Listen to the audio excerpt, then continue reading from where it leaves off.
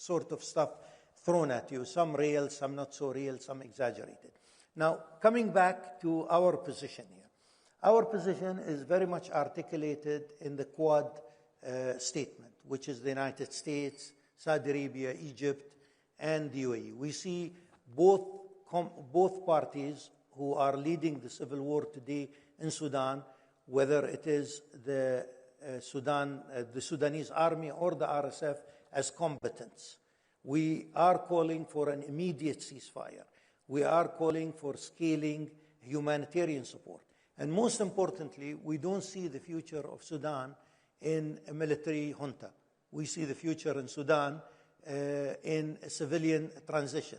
I mean, we were, to a certain extent, an odd voice in what we are saying. I mean, we had the support of the EU and we had the support of the African Union in the overall picture.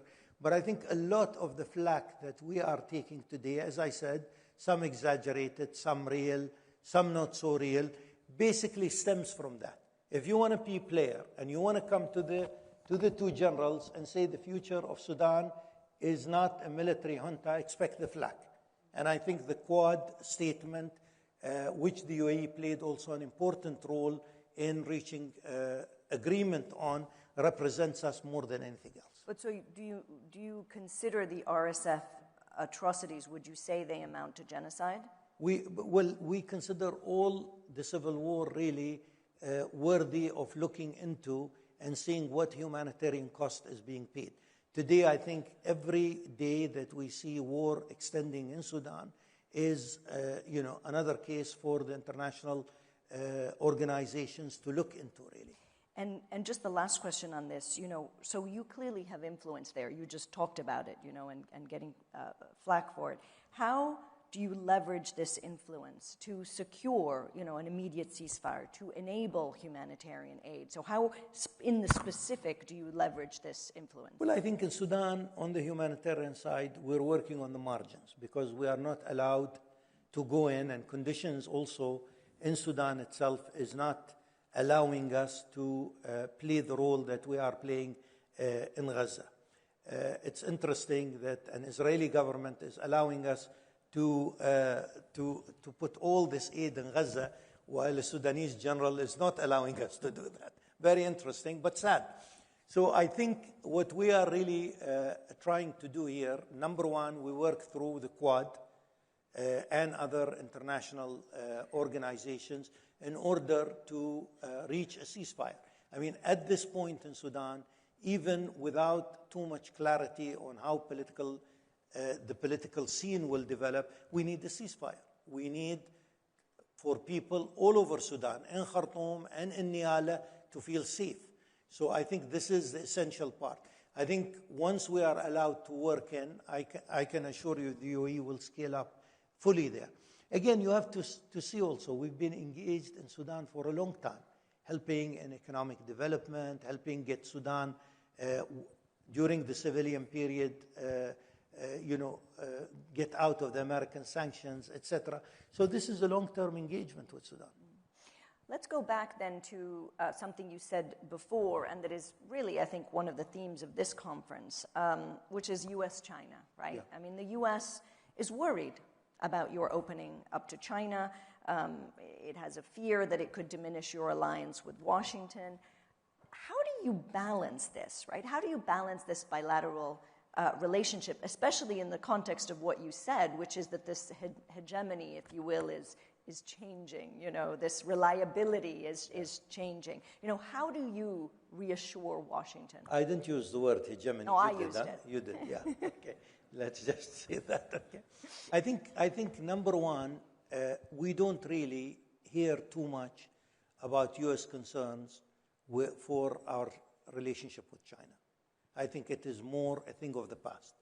I think on moving towards, a greater technological cooperation with the U.S., a lot of these ground rules are set. So I don't really see that so much as I would have said 4 years ago, 3 years ago. I think here you have a certain lag between, let's say, think tankers and between officials. So I think a lot of these things have been clarified. I mean, if you really look at the sort of technological cooperation that we are planning with the U.S., that technological cooperation would have not been possible except with a lot of clarity on a lot of issues that you alluded to. But again, other than that, I think the EU today has a great relation. EU countries today have a great relationship with the U.S. and have great relationships with China in terms of trade, in terms of investment, etc. So why not us? I think in many ways we are, and I think our president, Sheikh Mohammed bin Zayed, is very, very much interested, and I think a driver to understand his thinking is what I would call strategic autonomy. He understands how critical and what an anchor the U.S. relationship is to us. But at the same time, he also understands that any successful country, emerging country like the UAE, has to have an Asia strategy, has to have a China strategy, and has to also rejuvenate relations with Europe. And I think what the UAE has also done very successfully recently is taken the plunge in Africa. And I think for many countries that are still concerned about doing business in Africa, the UAE has done that methodically. And today, the numbers, I mean, if you think we have a trade interaction with Africa is about $100 billion. And that's a huge number. And if you think about it, the Sahara and south of Africa, of that is almost $60 billion. So that is another area here. So I think the driver here, to understand UAE policy, there are 3 drivers here. Number one is we are in a geoeconomic, geotechnological phase. Number 2 is we don't work without partners. We are not a solo flyer. We are not big enough to be a solo flyer. Number 3 is we value our traditional relationship, whether they are the United States, which is cardinal, or Europe, but we also think in terms of strategic autonomy. So last question. I mean, you are one of the most well-known figures in your government. You travel the world. You know, many people know you. Is it easier to conduct diplomacy in Washington or in Beijing? No, I think. And don't be diplomatic. No. I think we have 2 different schools. I think the American school is an open school. I mean, a lot of our decision makers have traveled often there. They speak the language. Have gone to universities there, like myself and others. So it's a different school. But I think we're learning with China. We're learning, but in both cases there are fundamentals. And I think that those fundamentals is trust. You need to tell people in closed-door sessions what they hear publicly. You can't come and say something in closed-door sessions, and then you lose that sort of trust. You lose that sort of relationship, etc. And I think these are fundamentals that you can't change. Wonderful. Well, on the word of trust, which is a word that is very dear to Reuters, I think we can end this session. Thank you very much for your time. Shukran. Really appreciate it. Thank you. Thank you.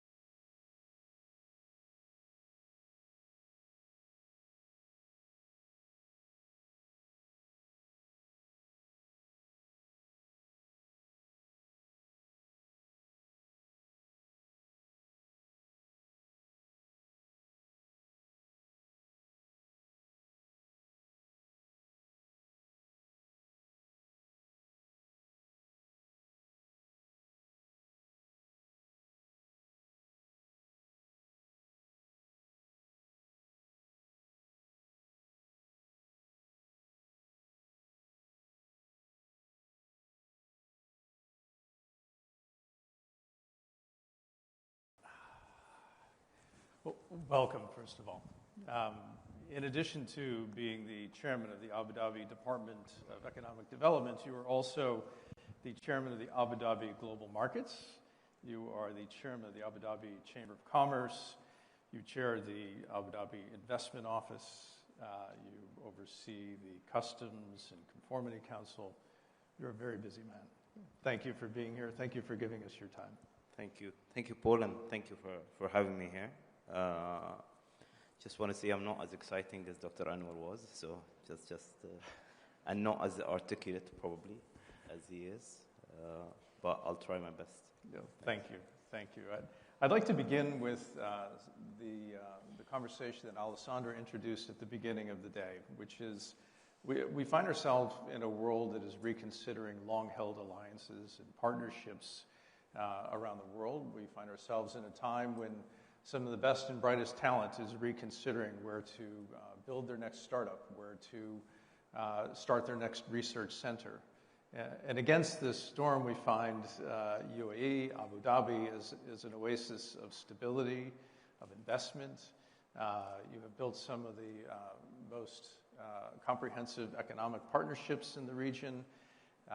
You have incubators, you have listed companies. It would seem that you're very fortunate to be in this point in time, but it's not an accident. It's the results of many years of planning. So maybe we could start by going back to the early 1970s and the long-term vision that was put in place at the time. And has it played out as you expected? What's been easier? What's been more difficult? Yeah, I think a lot of people, when they see the UAE or Abu Dhabi in specific, they assume that probably it came recently, but it started with a vision by the founding father, the late Sheikh Zayed, and in the 60s he had a vision of creating a country that was called the United Arab Emirates. There were 7 different emirates working in solo, and accordingly in the early 1970s or 1971, December 2nd, this is when he inaugurated the UAE with the other founding fathers. It took this one man to actually ensure that he brings 7 emirates together for one vision. At that point, where the UAE was and where the human capital in Abu Dhabi was very different. It was a dry sponge that wanted to actually suck any kind of knowledge and education to be where they want to be today. So they had a vision, they had a view of creating a country that is resilient, a country that is tolerant, a country that has a vision, that has ambitions, and a country that can be an economic hub and a financial hub globally. That vision was very successful, and years later, in around the mid-2000s, another vision came to fruition, which is basically how do we get out of that conundrum of being in an oil-based country to a more diversified country, and in the mid of the 2000s, that's when a new vision by His Highness Sheikh Mohammed bin Zayed Al Nahyan, the president of the UAE, we went about diversifying the economy. We need to remember that till the late 90s, the UAE and Abu Dhabi in specific was 20% non-oil and 80% oil. As we speak today, the last quarter, we have 57% of our GDP being non-oil and 43% being oil. And that's really turning the economic pyramid on its head. We're probably, hopefully in the future, we're heading to a more 80% non-oil, 20% oil, and that's for the future. So that's in the 2000s.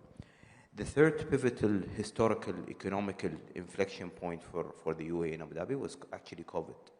During COVID is where everyone around the world got exposed in terms of where they are. No indices, no specific ratings. It was all out in the open. If the index says you're the best in human rights, if the index says you're the best in quality of life, if the index says you're the best in healthcare, it got exposed during COVID. And that's when the UAE realized we're actually on top of a lot of this. We are ahead of everyone. None of this indexed on disease that actually kind of covered a lot of the deficiencies in a lot of economies across the globe, but it actually exposed the best out there and actually zeroed in into actually where others have actually been maybe in a situation where those kind of matrices help them to actually be not as exposed as one would think. So at that point, we realized we're actually ahead. And that's when we actually thought we actually are at a point where we actually are able to lead, because we've got the human capital, we've got the ambition, and we've got the infrastructure. And we have a view on the world that is very different than a lot of other economies. So that's kind of the three major phases of the economy of the UAE and Abu Dhabi. Well, let's talk more about the 57% of the non-oil-based economic activity. Tell us a little bit about the investment focus and what investors and businesses in the region need to know about the opportunities in this region. The most important thing to know is that the UAE and Abu Dhabi is a place where we want to do business. However, the cornerstones of us doing business is always built on a very, very specific DNA within Abu Dhabi, which is partnerships. We believe in partnerships. If you look at the two major historical pillars, economic pillars of Abu Dhabi, when I talk about the juggernaut in ADNOC and the behemoth in ADIA, you really talk about two entities that were built on partnerships. So that's number one. And then we've added to that Mubadala, ADQ, and others, and of course the private sector players that we have currently. So all of that is based on partnerships. So one, if someone comes here, expect that we're going to be very open to actually partnering and doing business. Two, we're very open to new ideas. We're very open to actually dipping our toes into risky waters sometimes when it comes to financial services or businesses in general.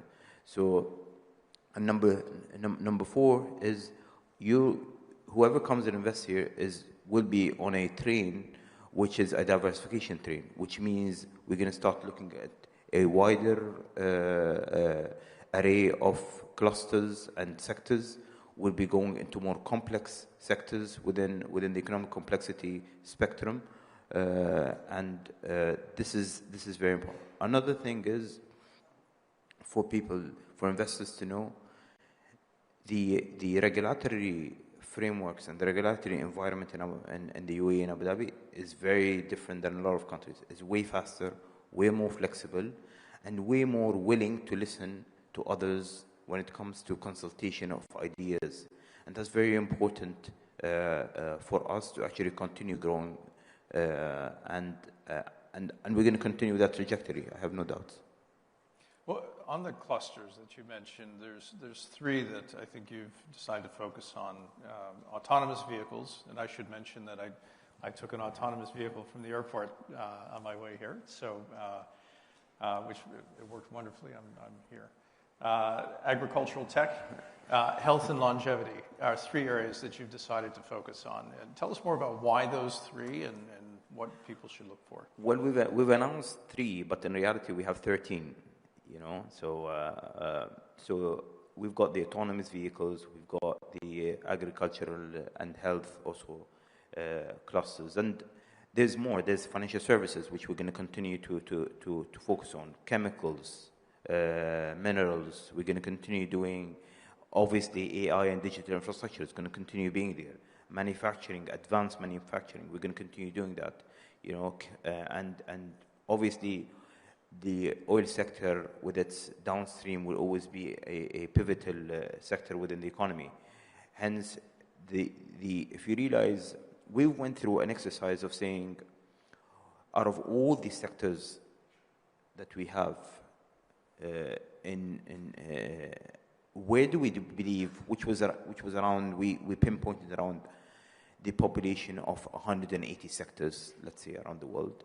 So out of the 180 sectors, where do we actually believe we have the right to play? This was the first question. And out of those, we went down to around 100. And then we said, out of the 100, where do we believe we have the right to win? And out of the 100, we went down to 13. And those 13 sectors or clusters are the clusters that we're going to continue focusing on. But they're also way more complex clusters and sectors than what we used to do. It's not an input-output. It's more of an input, and there's a lot of processing within that, and then there's an output. So if you look at autonomous vehicles, it's not only about the vehicle itself. It's about the technology that comes into it, the AI that comes to it, the recognition, the face recognitions, the object recognitions, the different technologies that comes, the programming that comes into it, the kind of talent that actually is going to pull just by that sector. If you look at the food sector, again, the same thing. It goes into supply chains and specifically looking at specific, for example, protein alternatives, alternative proteins, protein fermentation, for example, and looking at those things and what's the trajectory of that going forward. Health, for example, there's a lot of focus on life expectancy and a lot of focus on longevity and health and etc. We believe in the UAE and Abu Dhabi in specific, we're in a very strong position now to actually compete on that level. We have more than 1 million genomic data, okay? We have, and it's a very diversified genomic database, you know, and which means that you've got, because in the UAE, you've got around close to 200 nationalities, 180 plus. So the diversity in actually the genomic data. Another thing, the data sets that we have in terms of healthcare, and what the guys here in Abu Dhabi and the Department of Health has done is a brilliant job of actually putting that out there. And that data is not only knowledge, but it's also wealth.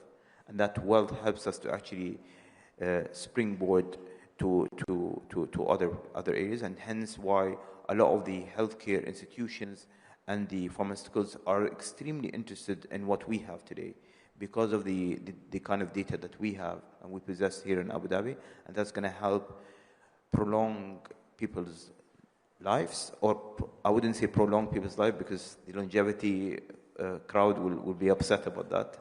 I would think better people's life during which they're on that earth. You know. Well, you know, part of this is attracting and developing the entrepreneurs of the future and the talents of the future.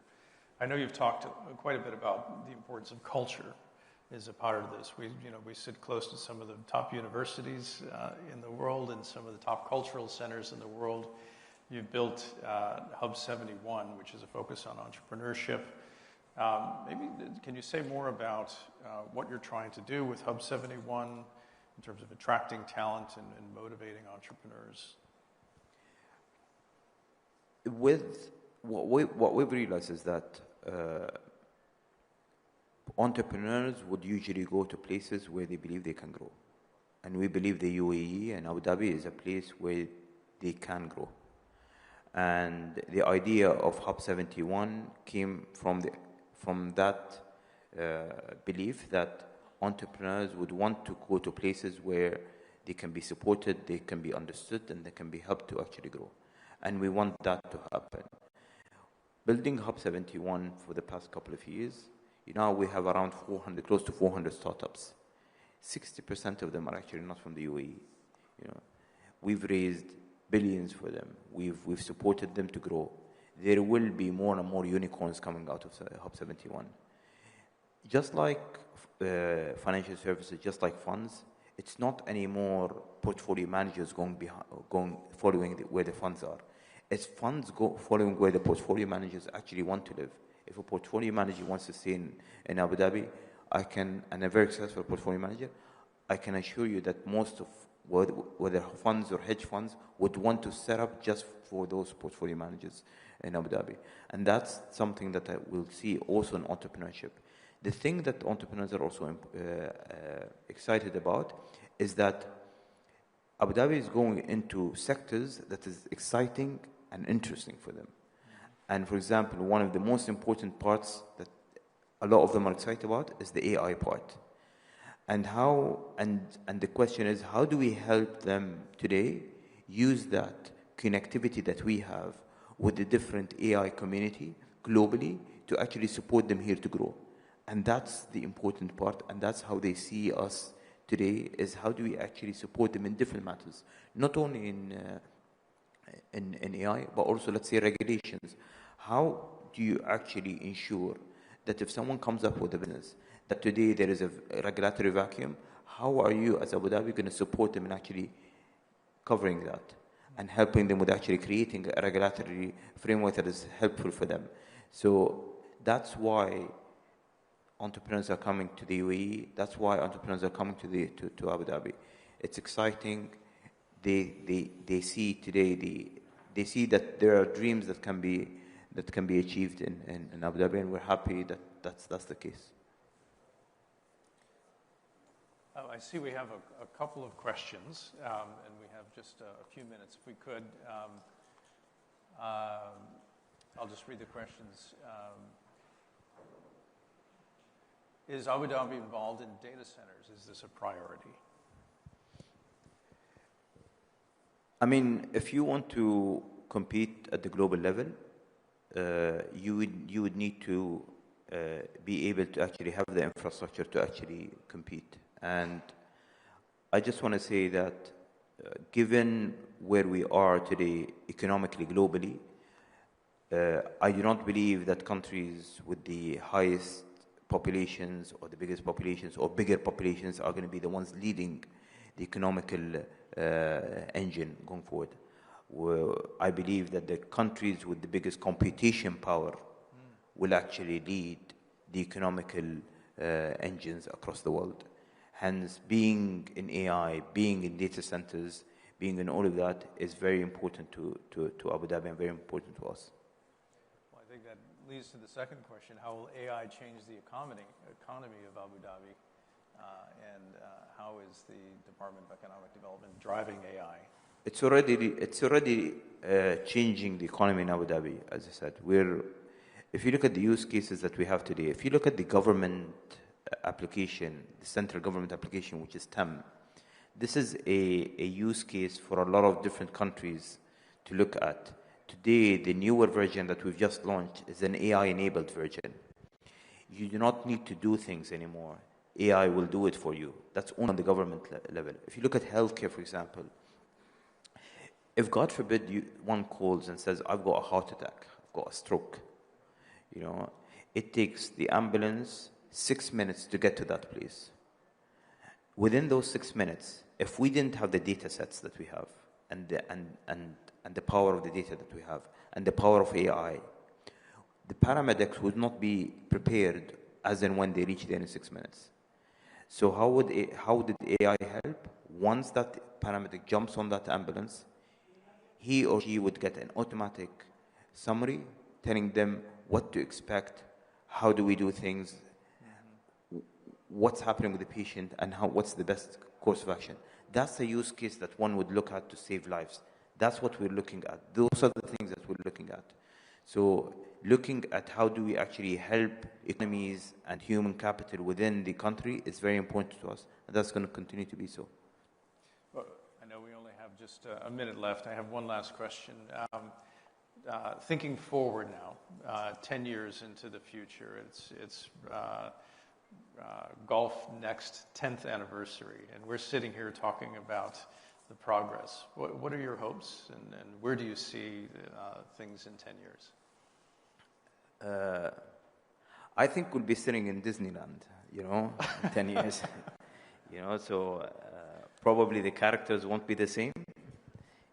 Probably you'll be dressed differently, I'm not sure, But I think in 10 years, I just want to picture something for people. In 10 years, we're going to have Disney up and running. We're going to have the Sphere up and running. We're going to have the museums, the cultural district up and running. our current plan for the aggressive infrastructure that we're building will be up and running. We'll have more universities, top universities. We'll have a stronger human capital in the UAE. You know, we'll have a very diversified economy, very exciting, different exciting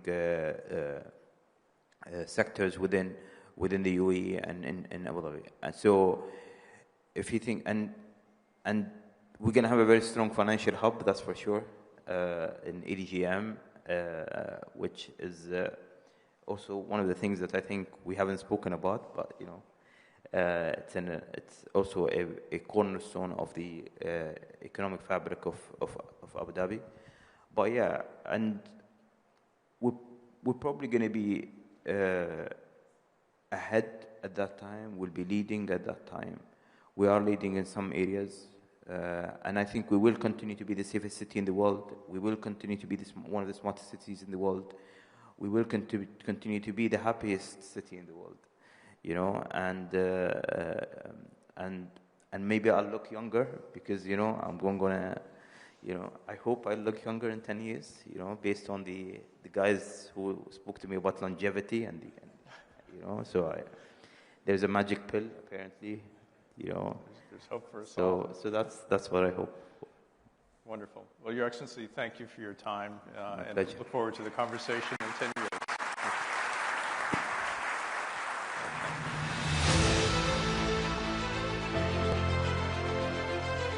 Your Excellency, thank you very much. Thank you very much to Paul as well. By the way, if you are registered for the Future of News session, which starts roundabout now, that happens on the Catalyst stage. It'll say FON at the bottom of your badges. We don't want you to leave this room, but if you are keen to go to that Future of News session, head over there now. Here on the world stage, our first panel of the day asks, what is the MENA region's role in a new world order? Who are the leaders shaping the region's future? I can think of no one better to lead this discussion than Samia Nakul, a well-known face and a well-known voice here in the region, and Reuters Global Foreign Policy Editor. Samia, come on up, and she will introduce her panel once they're all up here.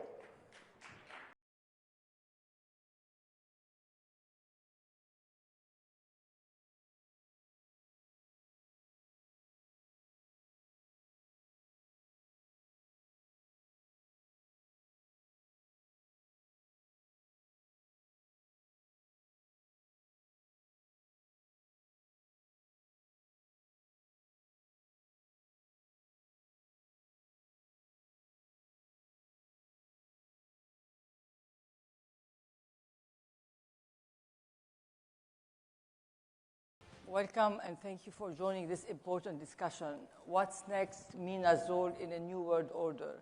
As you know, we're living in a world now, you know, with huge global change, from shifting power centers to the growing danger of climate change.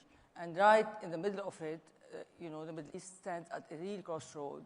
It's no longer just looking what's happening elsewhere in the world. It's about shaping what comes next. And I'm delighted to have here three distinguished voices. From the UAE, we have Her Excellency Minister of State Lana Nusaybi, who over the past 20 years has been the rising voice of the UAE on the global stage, shaping policy with conviction, vision, and ambition. First, through her role as UN ambassador, and now into her current role and special envoy to Pakistan and Afghanistan. And lately, she's been involved in negotiation to reach a peace deal on Gaza, which luckily we had a ceasefire.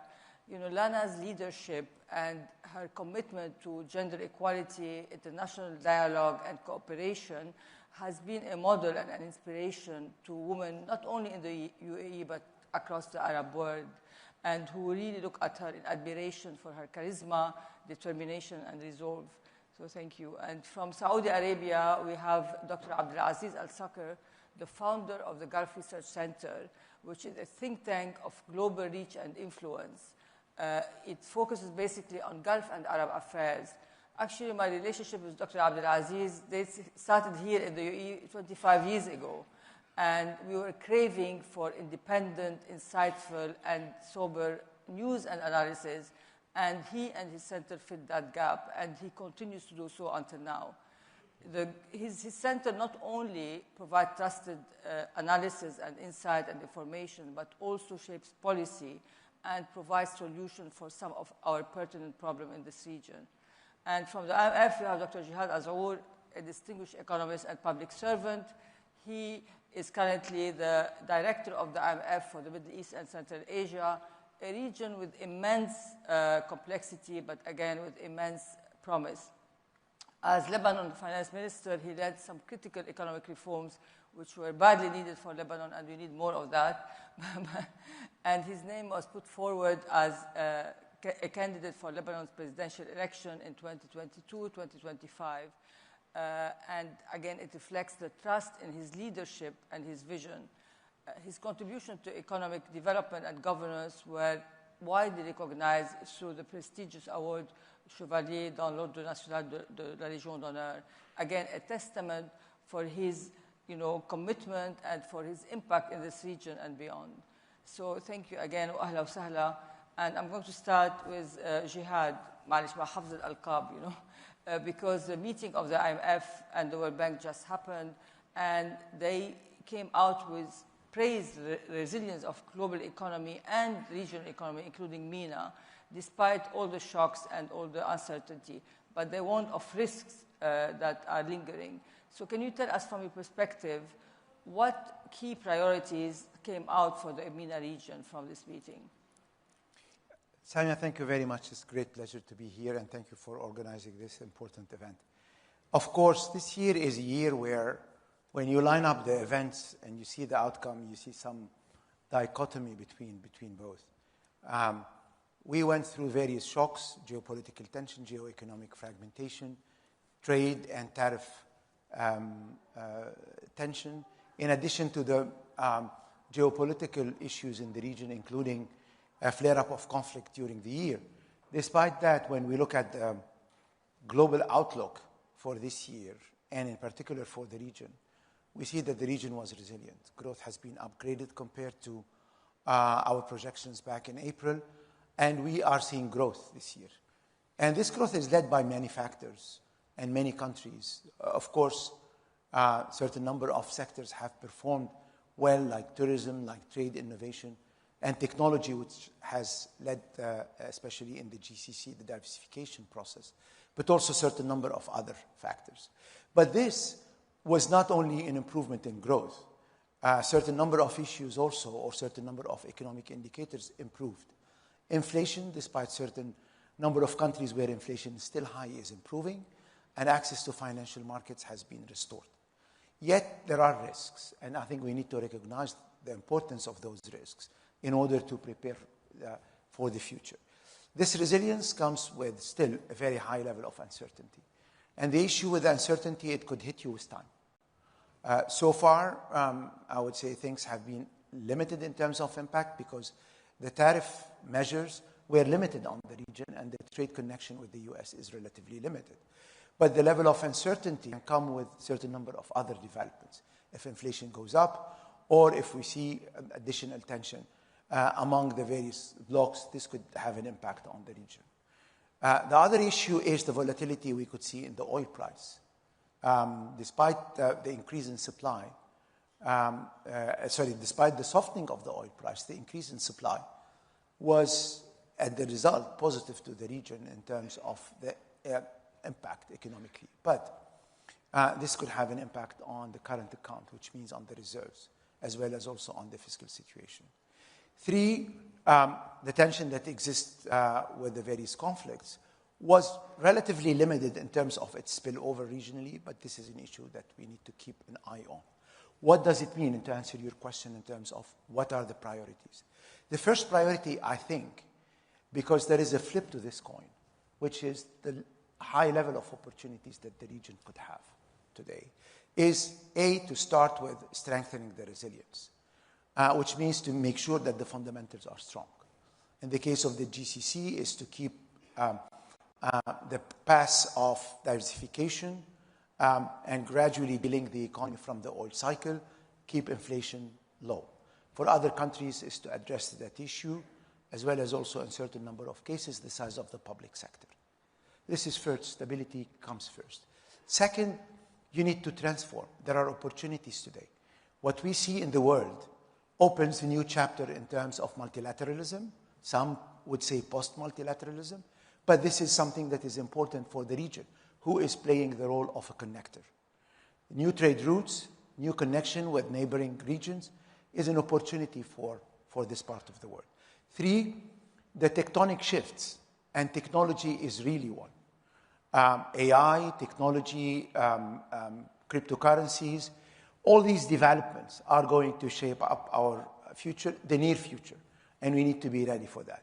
I'm happy to see that, for example, in terms of AI readiness, 3 countries in the region are among the top performers in the world: UAE, Saudi, and Qatar. We need more. Therefore, we need to get ready for all these transformation and benefit from them. And for that, we need to think about 2 important elements that I would like to add to this equation, is how to increase inclusion in the economy. We have a young generation that still, in terms of access to market, access to job market, still not faring very well. And we need to address that. Addressing that is by creating jobs, opening opportunities for startup SMEs. And this requires by increasing access to finance, improving business environment. We need also to increase women's participation in the economy. I think this is one of the big boosters that the region can have. We did a calculation that if you increase women's participation in the region to the average EMs, we can get $1 trillion of additional output. This is very important. And this also will help us increase productivity in the region. And 3, I think rising up from ashes is something that the region needs to focus on. The post-conflict strategy needs to be laid out. In our outlook this year, we dedicated a chapter to that. How you succeed emerging from conflicts or from instability. What are the lessons learned from successes and failure? And there are important milestones to be achieved very quickly in terms of stabilizing the economy, strengthening the process of rebuilding institutions, and scaling up support, both public and private sector. I would encourage everyone to read it because I think this is going to be one of the challenges of the region going forward, but also could be transformed into opportunities. My last point is we have to recognize that, especially here in the Gulf, we have one of the few bright spots in 2025. And we need to build on it. Building on it is doubling down on investment in technology, investing in people, doubling down on having this region playing the role of connector. And I think this is something that has huge potential. I cover a region where I see opportunities between, for example, GCC and Central Asia, a region that is growing at 6% despite the war between Russia and Ukraine. With Africa, I think Dr. Al-Gargash was mentioning that.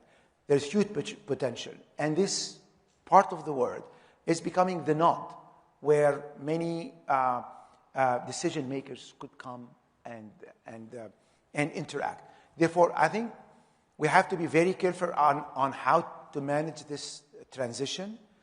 But I think we need to shift a bit our policy framework in order to succeed and benefit from that. Yeah, Lana, the IMF spoke about diversification and resilience. How is the UAE using diplomacy to navigate external shocks and regional conflicts, which are many in this part of the world? Thank you, Samia. And I'd like to actually pick up on a number of the data points that Jihad so brilliantly outlined in order to look at answering that question of how the UAE is weathering what looks like an accelerated fragmentation over the last 2 years.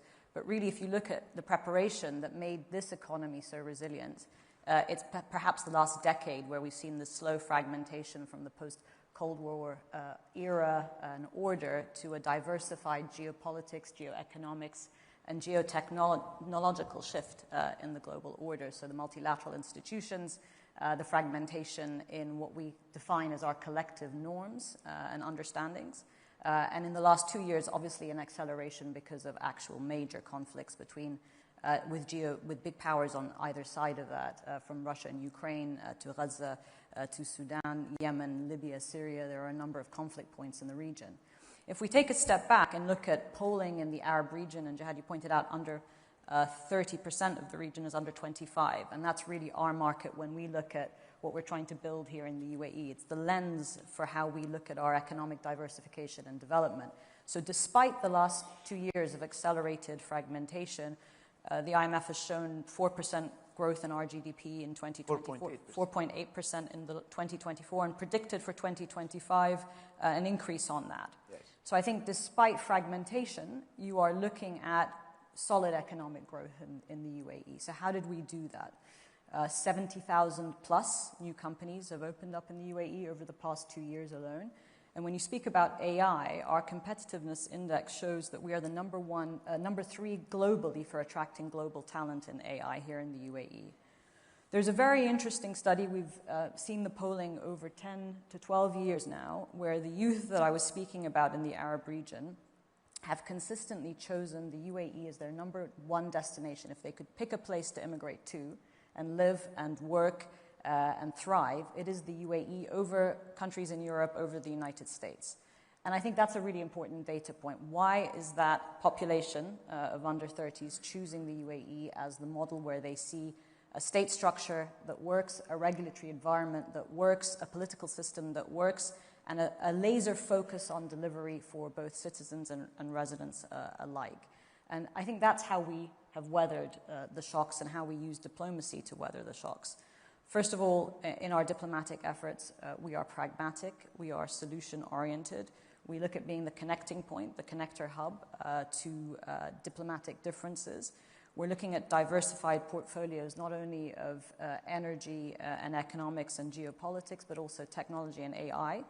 And we're looking to be a place of convening mediation efforts for these difficult conflicts, because we understand we cannot be an island. In order for us to thrive, we need other countries around us to be stable. So we have long taken the position, and this is something that I think in our part of the world is a benefit, a net benefit of being stable political systems.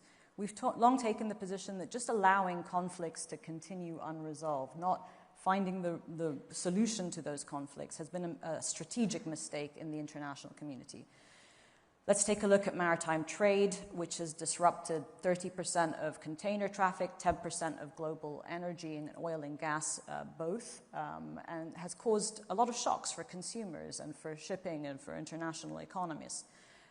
If we look at that, as Dr. Anwar Gargash outlined in the first session, we were immediately with Saudi Arabia outlining that the Houthis would be a problem in Yemen in 2015 and that we needed to deal with this because maritime shipping in the Red Sea was a strategic core interest, not only of our region, but for the international community. And I think now we see 10 years later what has come to pass as a result of not resolving that conflict. If we look at Gaza, October 7th, and the resulting horrific war in Gaza, again, you see root causes of not dealing with non-state actors in our region, not dealing with political instability in those countries. And I think I'll end with that for why we took the decision to sign the Abraham Accords 5 years ago. It was about trying to change mindsets in our region with radical change in thinking that looked to the future, that looked to speaking to that 30% of the region's population that are under 25 with a new vision of peace, coexistence, and tolerance anchored in economic stability. And I think building and providing those economic opportunities has been how we have built in the resilience, whether in our energy, in our economy, and also in our geopolitics, diversifying our relationships across the spectrum from Asia to Africa to the Americas, so between the US and China. We have excellent relations both economically but also strategically with India, where we signed a free trade agreement and saw our trade with that country improve by 30% year on year since its signing. And it was negotiated, by the way, in 81 days. And I will end with that point. In a state of the world where fragmentation is the norm, where you're seeing an erosion of one multilateral system that governs the international space, diplomatic agility and entrepreneurship is key in that space. And I think that's, I'm proud to have represented the foreign ministry for over 2 decades in this space, because I think where creative entrepreneurship in diplomacy is needed, the UAE has shown that, whether it's mediating over 5,000 prisoner exchanges between Russia and Ukraine, whether it's being, as Dr. Gargash has outlined, a key partner with the Arab region, but also with the United States and with Israel, using the Abraham Accords to help achieve this ceasefire in Gaza that was so desperately needed. And whether it's now in dealing for a comprehensive regional security architecture that stabilizes our region and allows us to build out to the next generation of economy and geopolitics. That's the space we see ourselves contributing to as one of many players. Thanks. Dr. Abdulaziz, talking about diversification, Saudi Arabia, from BRICS to IMEC, to widening its mediation role in the Middle East, and at the same time juggling relations with the US and China. Is this a rewriting of power politics, or is it a balancing act as a strategy for survival? Well, Sami, it's nice to be invited to Reuters conference. I'm so happy to be in Abu Dhabi, as always. Let me start by saying, yes, Saudi Arabia, one of its pillars in the new policies is diversification in the partnership. They have been invited to the BRICS, but they have not yet accepted to join the BRICS. And I think the reason for that is two. One, they do have an excellent relation to most of the BRICS members. At the same time, they wanted to see the real formalization of the BRICS and how they're going to function as an institutional and what sort of added value that will bring to them. But yes, they have accepted to go on the IMEC. They are part of the G20. And they do play their roles in terms of regional and international side. Yes, the relation with the U.S. is since 1930s, when the oil was explored and founded in Saudi Arabia. But at the same time, the relation with China, and I remember, I feel very proud that I was the first Saudi, 23rd of October 1981, visited Peking. And at that time, there was no direct flight to Peking, so I had to fly to Tokyo. And from Tokyo, I take the BIA, the Pakistan Airways, to Peking. So it was an interesting time, seeing. But the relation have developed after the 91. Today, we are almost $110 billion trade relation between Saudi Arabia and China, primarily because 22% of our oil export goes to China, so China is the largest buyer, and they're the biggest trading partner after, with Saudi Arabia and the rest of the Gulf countries. I think next to it, the EU comes into that. But the EU, the energy does not represent a very small percentage of the trade relations. So if you take out the energy from the Chinese, but still, our relation to China is a buyer and seller. China is not a key player when it comes to the regional security issue here. U.S. remain the most important player when it comes to that. The Gulf region have built up the regional security based on two things: building their own capacity, enhancing their forces, centralization of command, and decentralization of forces. So we have, through the GCC, we have a centralization of command, but decentralization of the forces. But yet, the U.S. remain, and the second pillar of that, of course, the strong relation that we have with the U.S. and some of the West countries like Britain, France, Italy, and they also support, presence in the region. But the U.S. remain to be the most important one when it comes to the security region. I think Saudi have adopted the sort of balanced, neutral relation, independency, but at the same time, and I think as Her Excellency Lana said, when it comes to Russia-Ukraine crisis, the Gulf countries have contributed. UAE alone contributed to the release of more than 4,600 prisoners. Qatar have contributed to also to the children issues there. Saudi did humanitarian part and also some of the exchange of prisoners on the beginning. But again, we wanted to maintain the balanced relation. We don't want to cut our relation with Russia, yet we have never accepted any aggression and we have always condemned the aggression against the Ukraine. And we supported humanitarian as much as we can and dealt as an honest, broker with both. So I think it's not a shifting, but at the same time, we hope the U.S. will understand, the value of the importance of the relation that we have with them, and they need to ensure the region of their commitment to the security of the region, since they have started in the 40s early. Thank you. Lana, I'm going to ask you, the UAE has also positioned itself as a bridge between, East and West. How sustainable is this role given the global polarization now?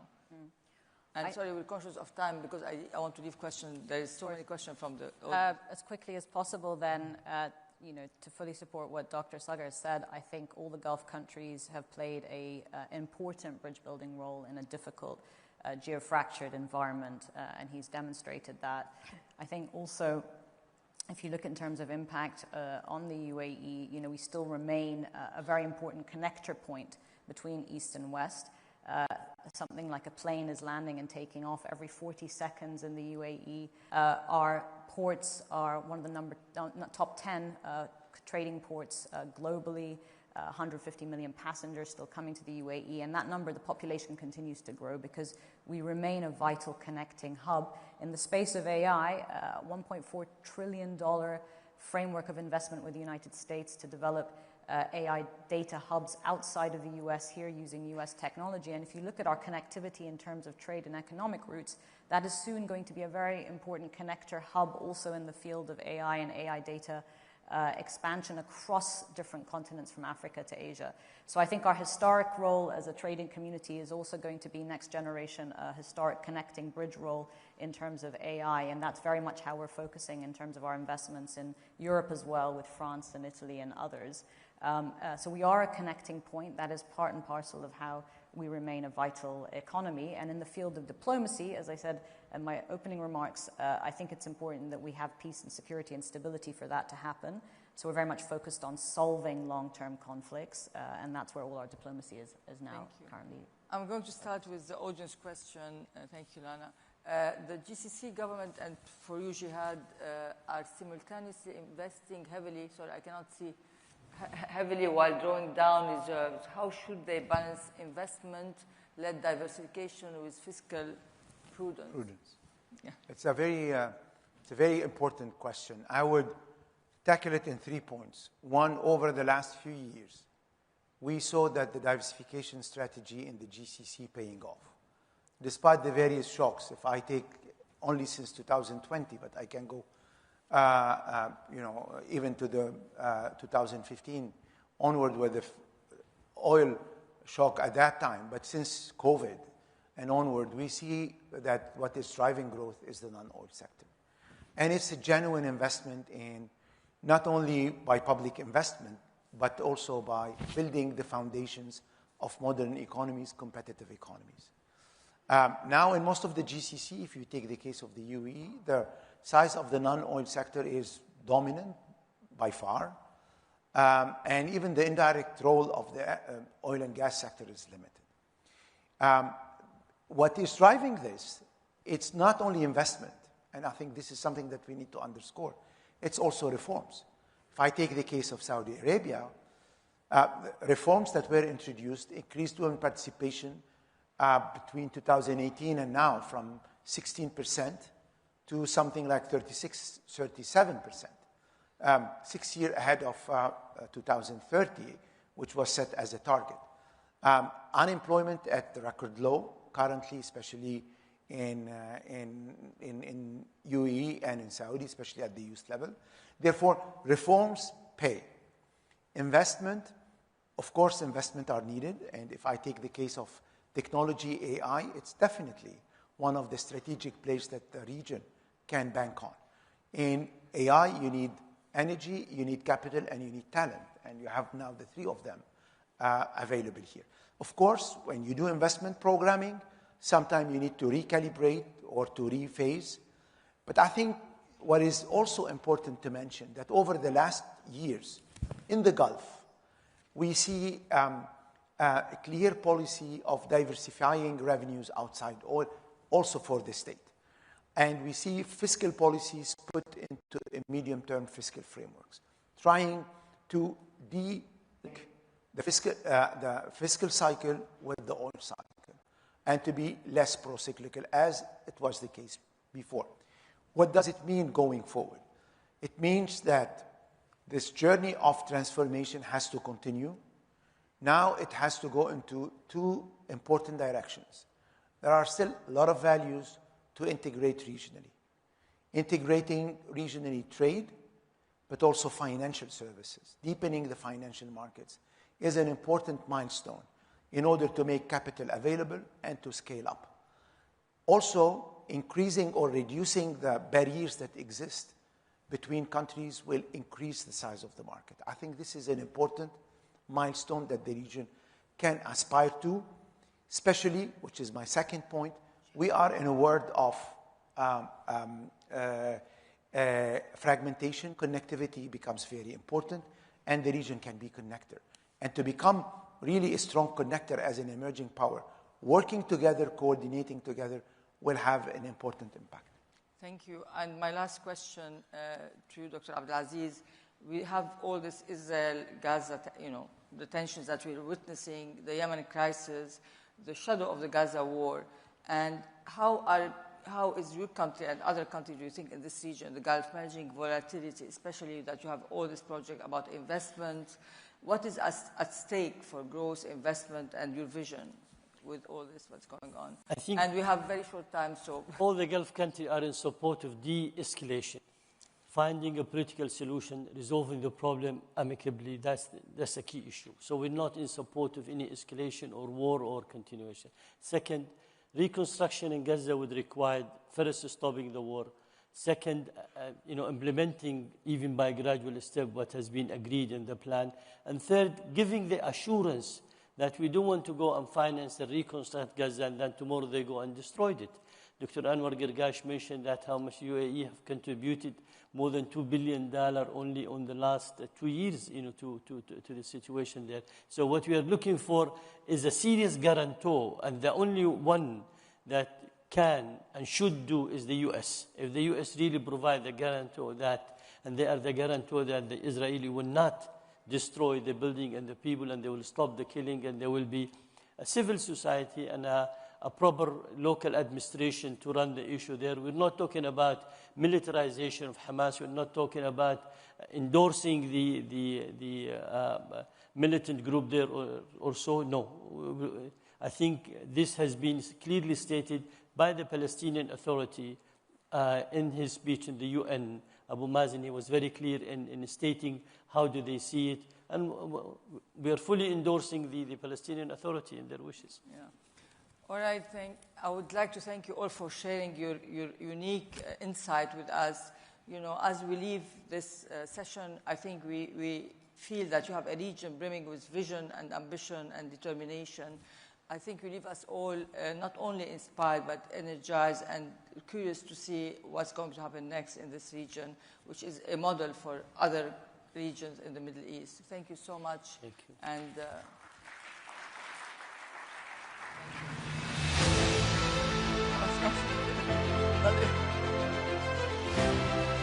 Thank you very much indeed, Samia, and the panel. And you'll see Samia back here, by the way, after lunch for the Reuters editorial panel. That is not one to miss. Let's take a break. Refreshments are going to be served just outside. This is going to be a 20-minute break, so please, we'll make a call, but we do want to be back here in about 20 minutes. Nigeria's Minister of Foreign Affairs will open proceedings then. We will see you back here in 20.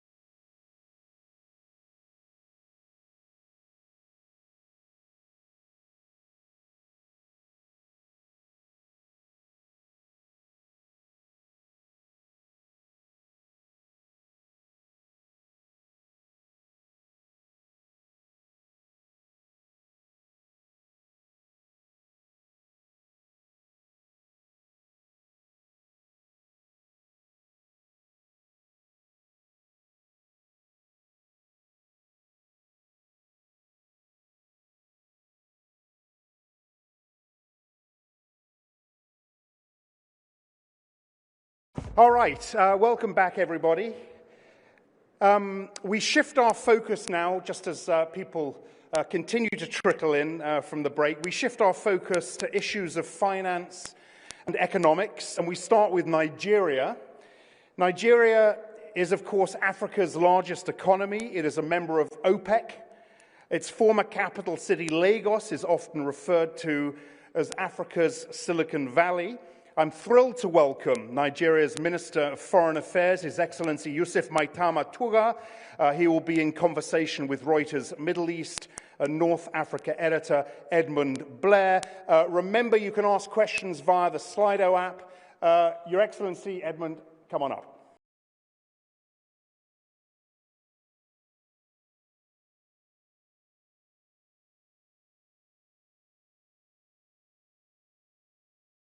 Very much for joining us, Your Excellency.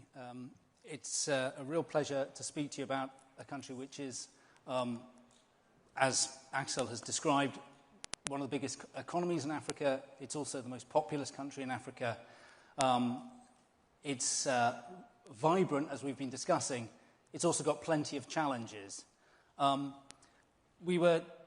At the beginning, we said we'd talk about, Alessandra said we would be talking about geopolitics and leadership. So maybe we can start the first question talking about President Trump and the US in Africa.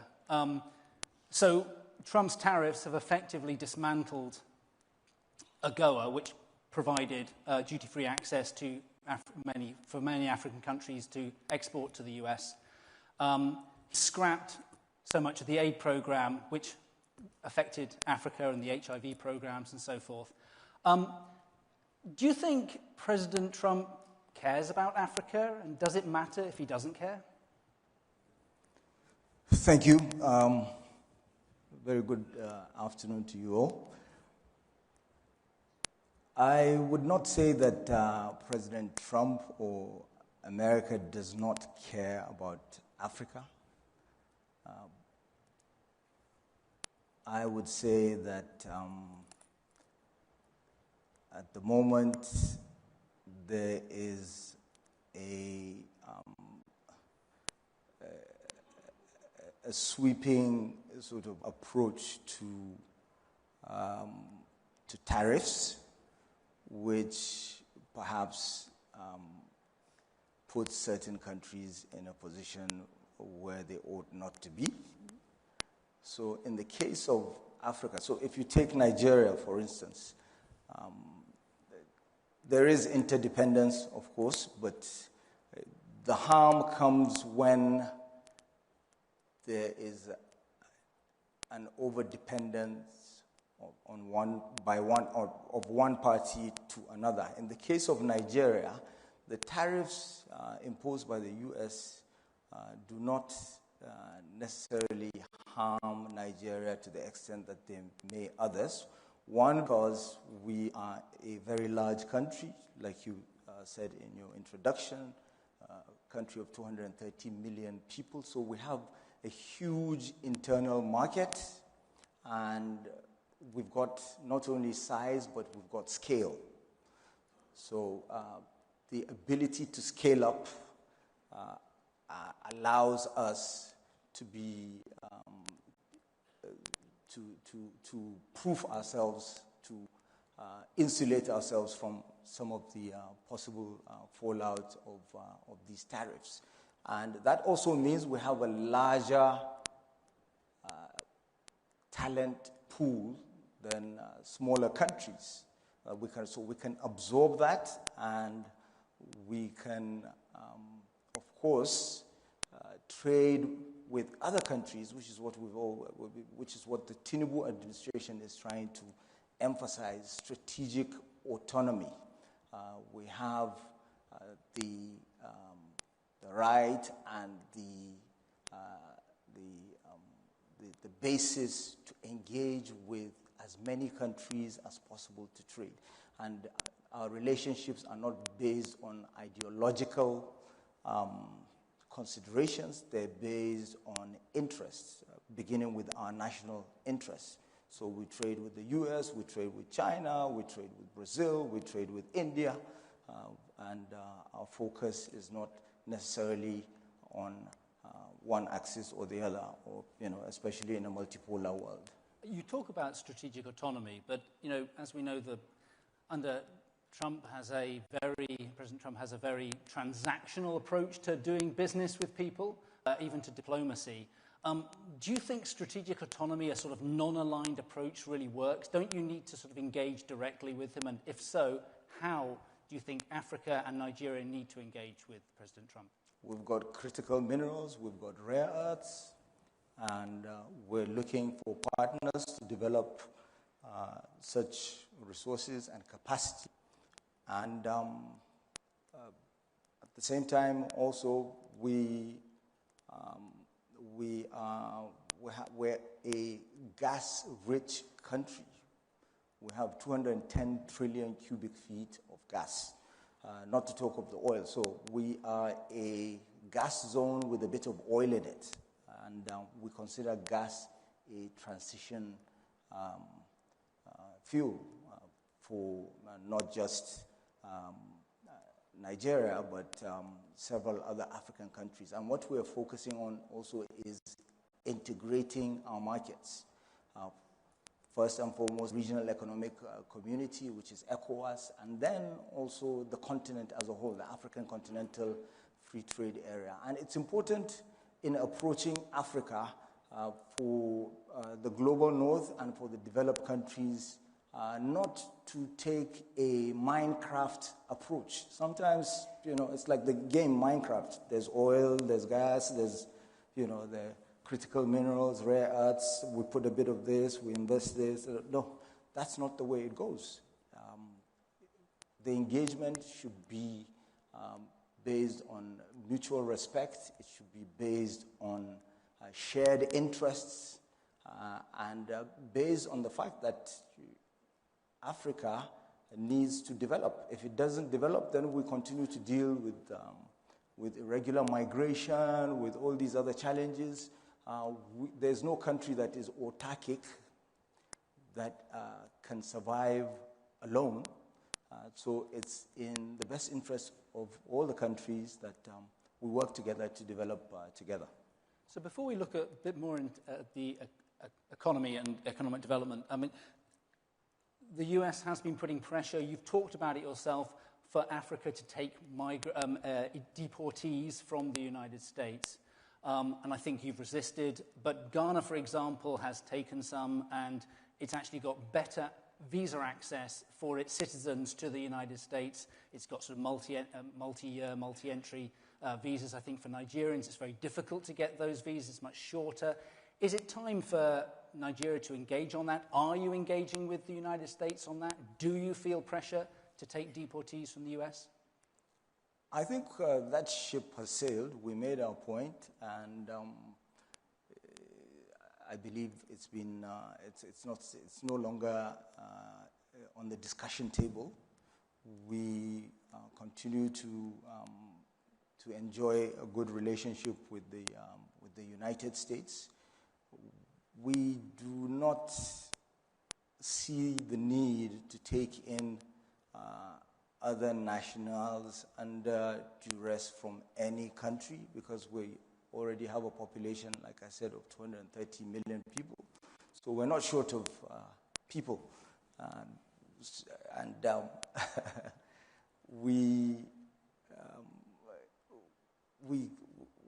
Our focus is, as we move closer to becoming 400 million, which we will be in the next 25 years, to train our workforce, to tackle the issue of poverty, of unemployment, so that we have the right dependency ratio that will be able to sustain us as we move into the future. So there are lots of opportunities.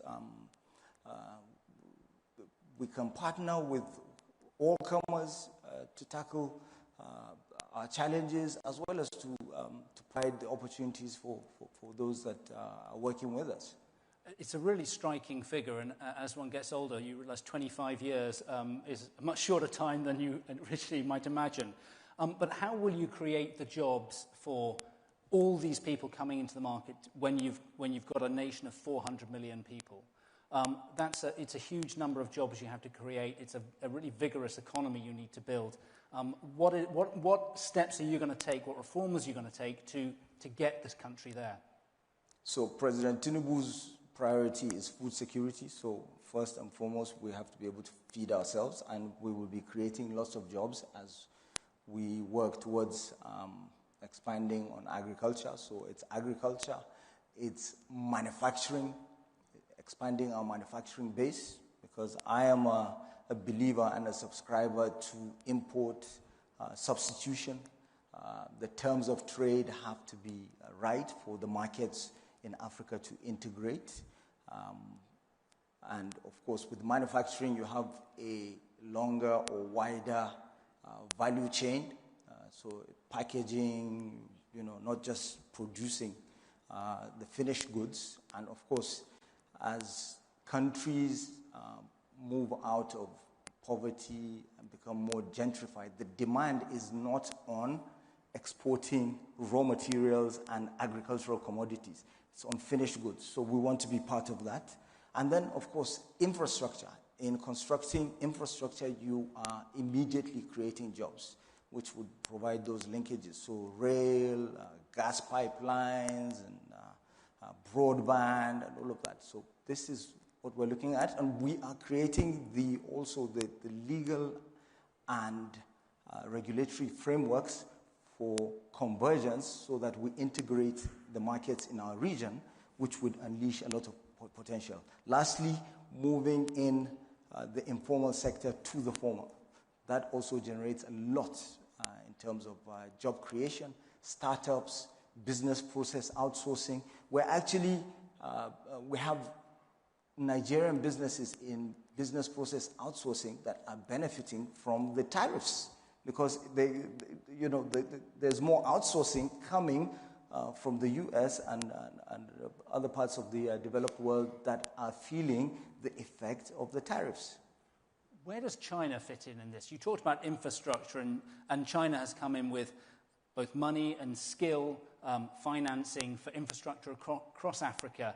Is there a bigger role for China in that area of the economy? Certainly the experience with other African countries has certainly been rather mixed in taking Chinese infrastructure projects and the financing that comes with it. As I said earlier, there's a tendency to take a Minecraft approach to Africa. It's not a game, and we are not infants. We know what is good for us, what's in our interest, so we don't need to be protected. We can protect ourselves when we're dealing with China. China's Belt and Road Initiative is good for Africa. It is something that is already benefiting countries like Nigeria, the linkages, and we are looking towards achieving similar results with Europe, with the Global Gateway Initiative, and of course other partners, the US, India, Brazil. We're doing a lot. We have a strategic partnership with Brazil as well. So, China is doing a lot, and we're partnering, and we have laws, we have regulatory frameworks in different sectors that.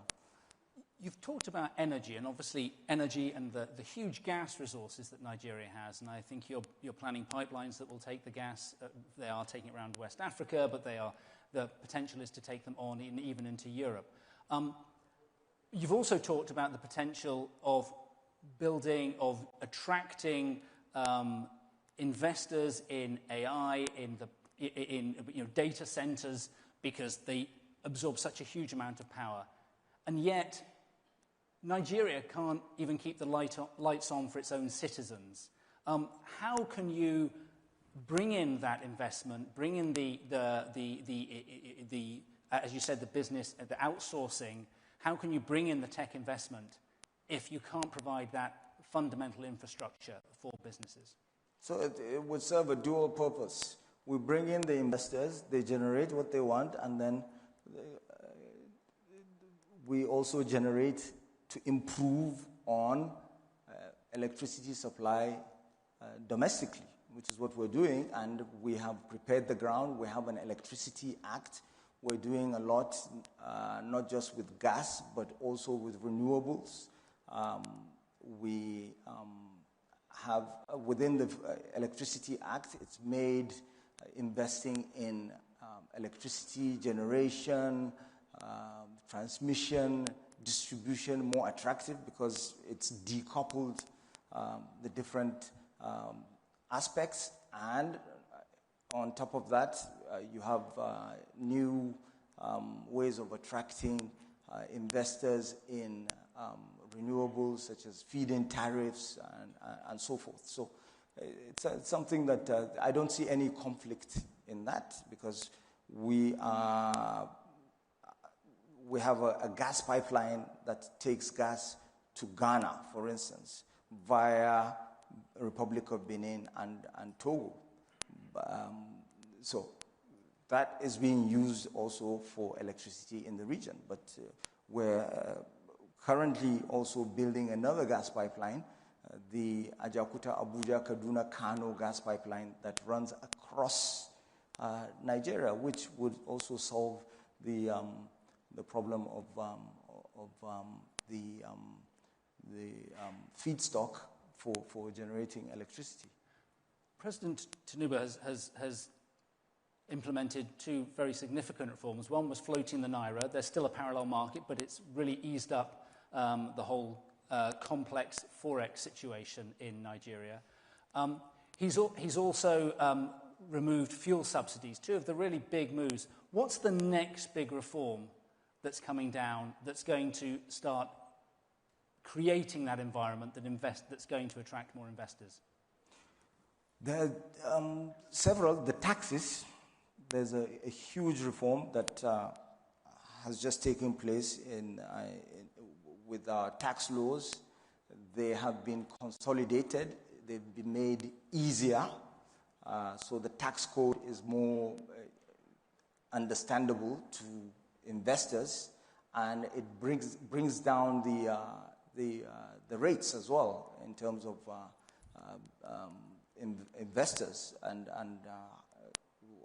how much taxes they have to pay, both locally in the states, because we have 36 states that they would be investing in, as well as the federal taxes. So that is really huge, and it's just a matter of the private sector comprehending the opportunities therein and taking advantage of them.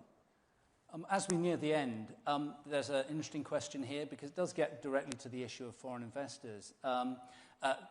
What steps, what assurances can the government give that foreign investors can repatriate their capital? We know that has been an issue, indeed, for Gulf investors here, for Gulf Airlines. Emirates and Etihad had a problem a couple of years ago. So what assurances can you give that there won't be a problem for foreign investors to repatriate their capital? Well, you can see it happening because, part of the problem was availability of foreign exchange.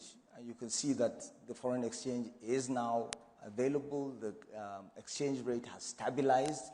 And even Nigerians are having access to foreign exchange, to dollars. You can actually deposit dollars in your DOM account and travel and use your credit card and spend dollars. So that is something that we should watch to see, which is indicative of the availability. But one of our major challenges at the moment is the false narratives that are being created about Nigeria. This issue of the religious persecution, Christians are being persecuted, which couldn't be further from the truth, and it's something that I think the investors need to come and see for themselves. And we have businesses that have been in Nigeria for decades. They've not left. And if indeed there was religious persecution or any other form of persecution, then they wouldn't be there. Well, thank you very much, Minister. Reuters is all about making sure we tell the right narrative, so let's hope that narrative gets out there. Thank you very much indeed. Thank you.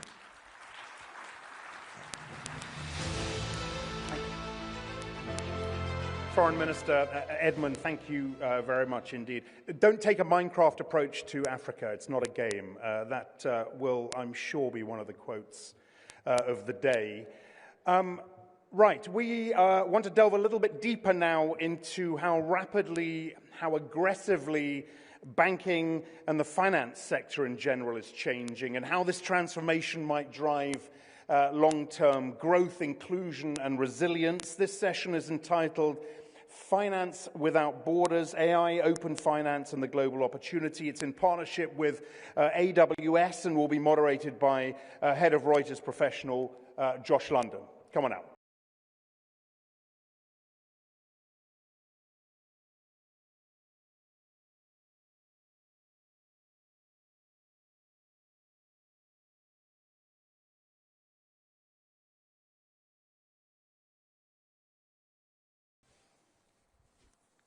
Good afternoon.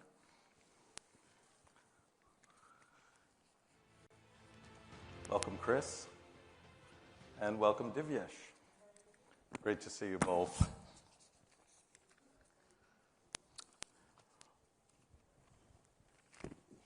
We're going to talk about AI and finance, but first let's start with how you see financial services in the Gulf evolving beyond traditional banking.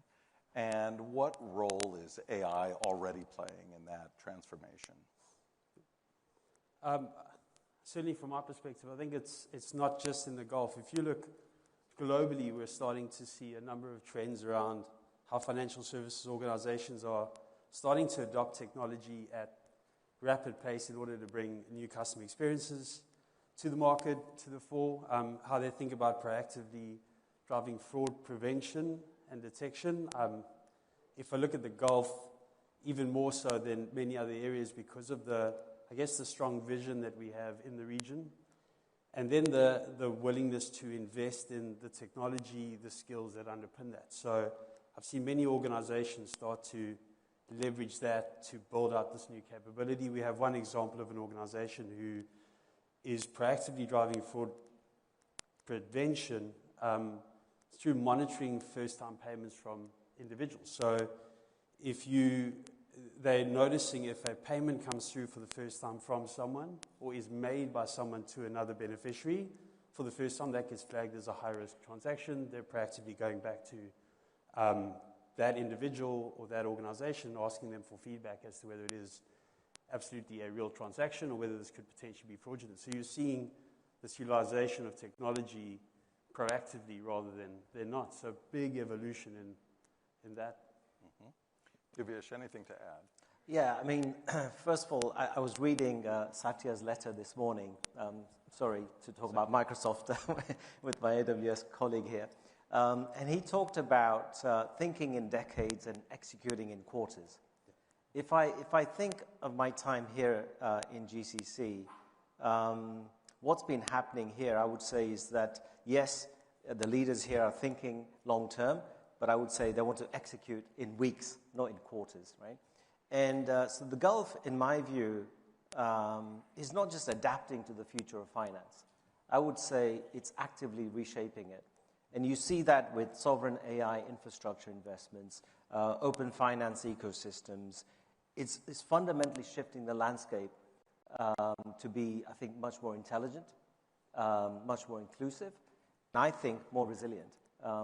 And some of the examples that Chris cited, allude to that. And you can talk about, endless data points in terms of 30 billion of investments in AI by 2030. You talk about AI is going to account for 14% of the GDP by around that time. But beyond the numbers, it's really how it's going to level the playing field, right, across different segments of society. And that truly is exciting. And we were talking earlier about how natural resources as the majority of GDP are being replaced. How is financial innovation fueling that long-term economic growth? So we see that literally in front of our eyes, right? With the announcement of Stargate, for instance, here in UAE. And you're starting to see this incredible convergence, right? So if you sort of listen to Sam Altman, he talks about his two passions, energy and AI, and how they've come together, right? And just in the same way that energy was the kind of all-time level setter over the past decades, access to energy, electricity, etc., AI, I think, could be the same driving force to level the playing field when it comes to intelligence. But that requires, to your point, the types of investments in AI infrastructures, which we're starting to see take shape. And that, for me, is what's really putting kind of words to action, right? It's an interesting time with sovereign data. And I'm curious, Chris, if you can tell us how banks and technology companies like AWS collaborate to build trust and resilience when meeting growing regulatory and sovereignty requirements. And I think, again, trust and resilience is a core part, a core piece of that, right? And if you look at some of the work that's being done in the Gulf, specifically in the UAE, around sovereign architecture, sovereign infrastructure, I know certainly for AWS, we've made an announcement around a $1 billion partnership with one of the national champions in EAN, where we are jointly deploying sovereign controls to allow organizations to build on top of that. So we understand that being able to provide access to the technology, the controls, is the first bit. The next bit is the absolute trust that once it is deployed, it's auditable, it's managed, you can continue to build on that. That's the one bit. So allowing organizations to build, develop, drive new innovation and capabilities for their customers in the country in a controlled environment that is sovereign is one bit. But then I think we've got to consider the flip side to that, which is if we're too closed off in an individual country, are we missing some of the benefit that can come from being part of a broader ecosystem as well? So the sovereignty is important. The trust and resilience is critically important, but some of that comes from partnerships in a broader scale. So we're looking at sovereignty as a key pillar for organizations to be able to build and provide these new services, but at the same time, think about the ability to harness what is the best of global at the same time. I know you have thoughts about this also, Divyesh. Look, I think to add to what Chris said, the bedrock of trust is resilience. Yes. Right? And I think that's number one, to make sure that any infrastructure that a bank of our size and shape is making or innovating, it has to be resilient. Our customers have to be able to sort of wake up in the morning, access their accounts, withdraw their money, do their normal daily activities without being impacted. To build that resilience, we also need to then sort of make sure that the systems and the architectures that we deploy are explainable, right? Especially when it comes to AI.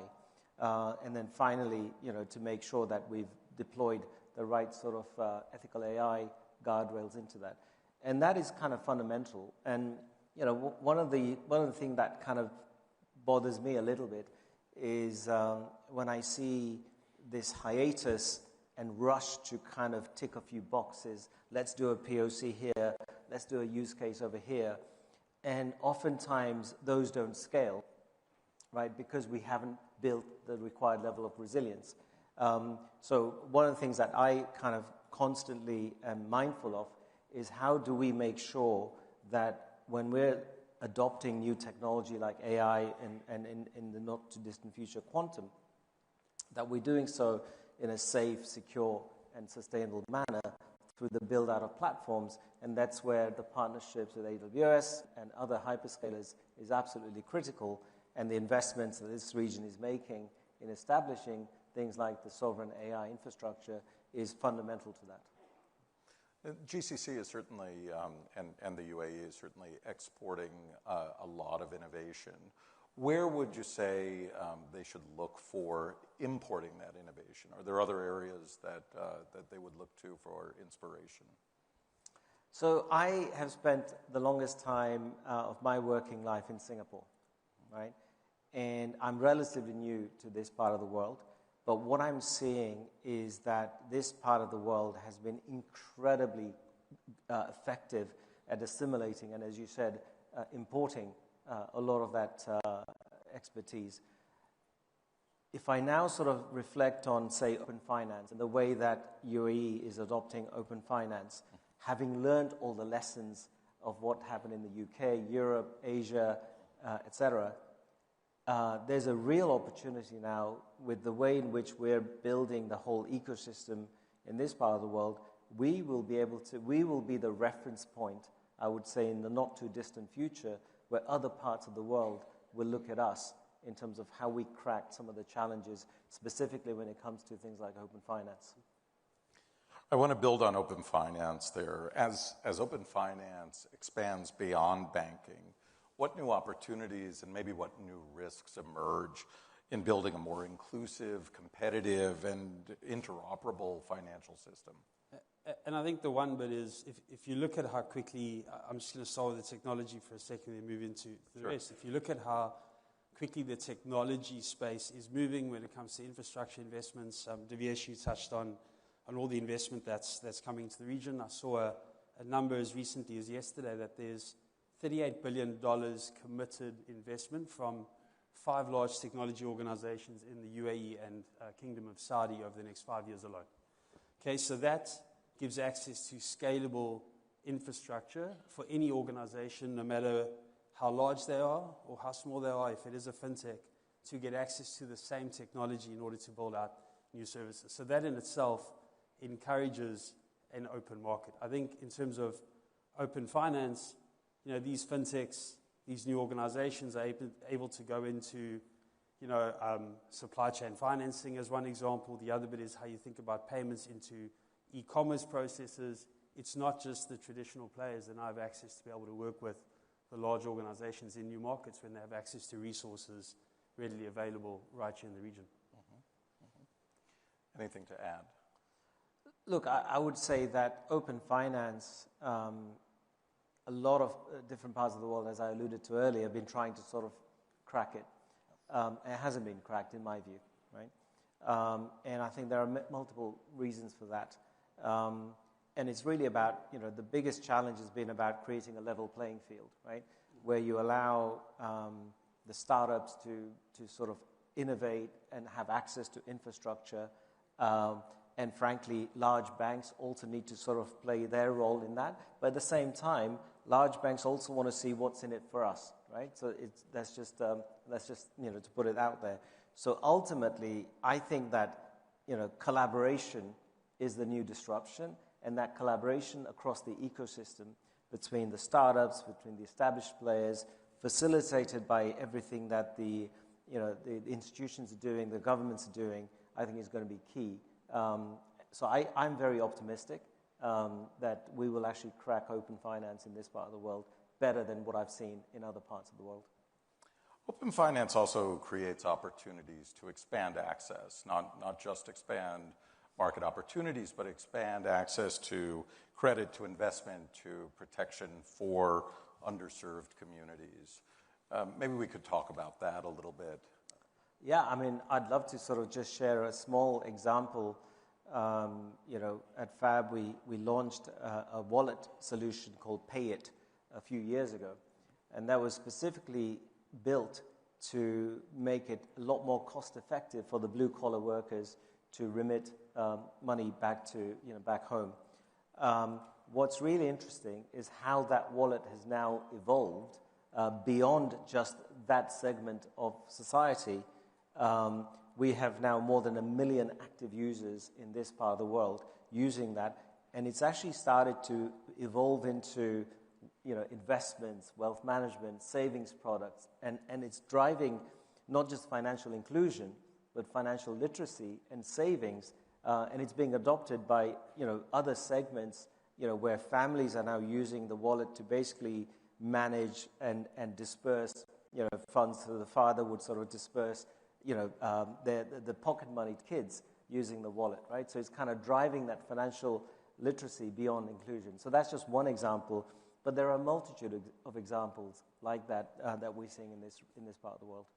I think we talked about fractional ownership, property ownership as well was one that you were excited about. Yeah, so if I may continue on that one, that again I think is testament to the kind of the vision and the innovation from the leadership, right, in this part of the world. So for instance, the regulation in Dubai with the Virtual Assets Regulatory Authority that allows for the establishment of digital real estate platforms will make it a lot more accessible for those individuals who may feel that they don't have the kinds of sums of money and capital to buy an entire apartment, to have a fractional ownership in an apartment. And that sort of is quite exciting.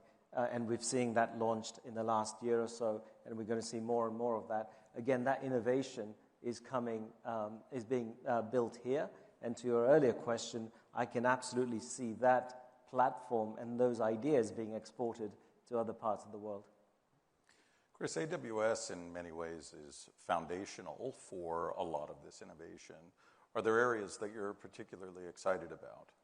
But I think we've touched very much on the AI subject right now, and I think if we look at the impact that generative AI and AI will have, not just on financial services, but on every conceivable industry, I think that is absolutely starting to pull many markets forward. But taking a step back from that, it's actually the data as the underlying platform that serves that for me is incredibly interesting, because ultimately that will drive the new capabilities, the new experiences, the new opportunities to go into markets that otherwise wasn't there. And I think for me, watching organizations focus on how they can securely share data, make data accessible to other organizations, to their partners, I think is something that will drive material benefit going forward. We speak about, again, some of the examples around open finance. I think using that to be able to bring the unbanked into the banking system as well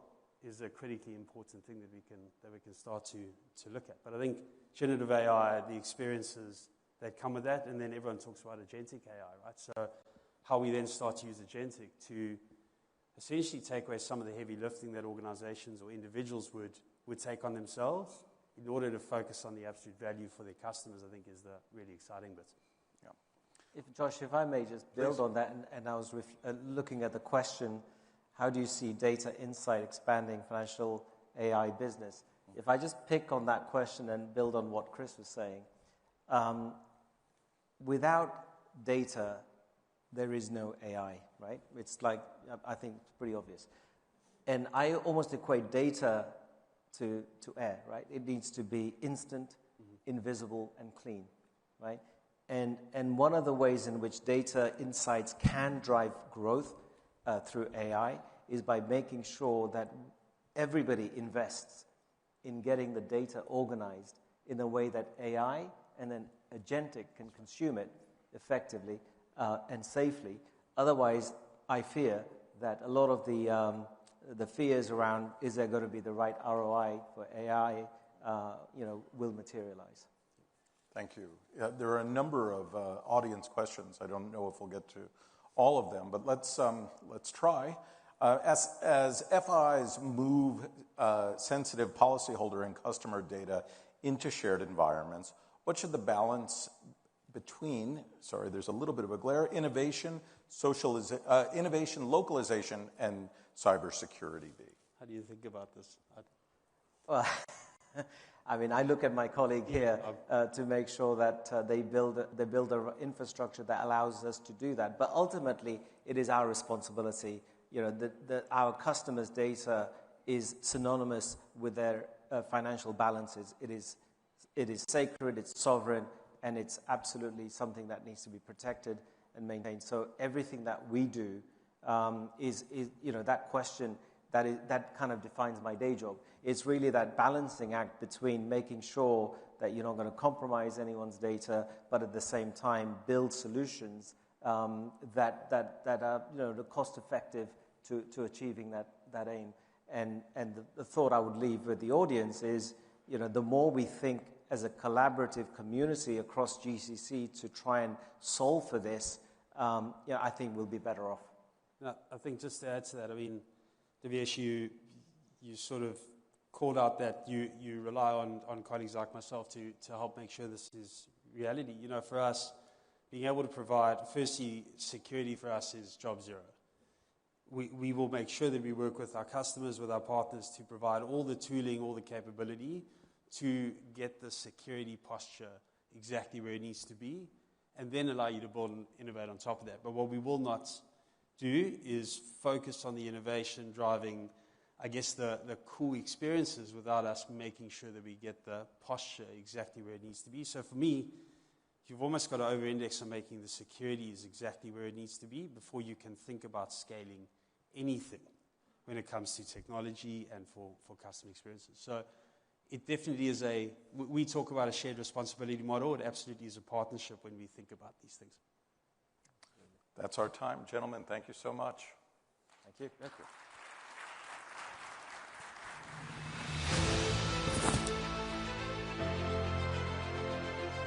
All right, Josh, thank you to you and to the panel.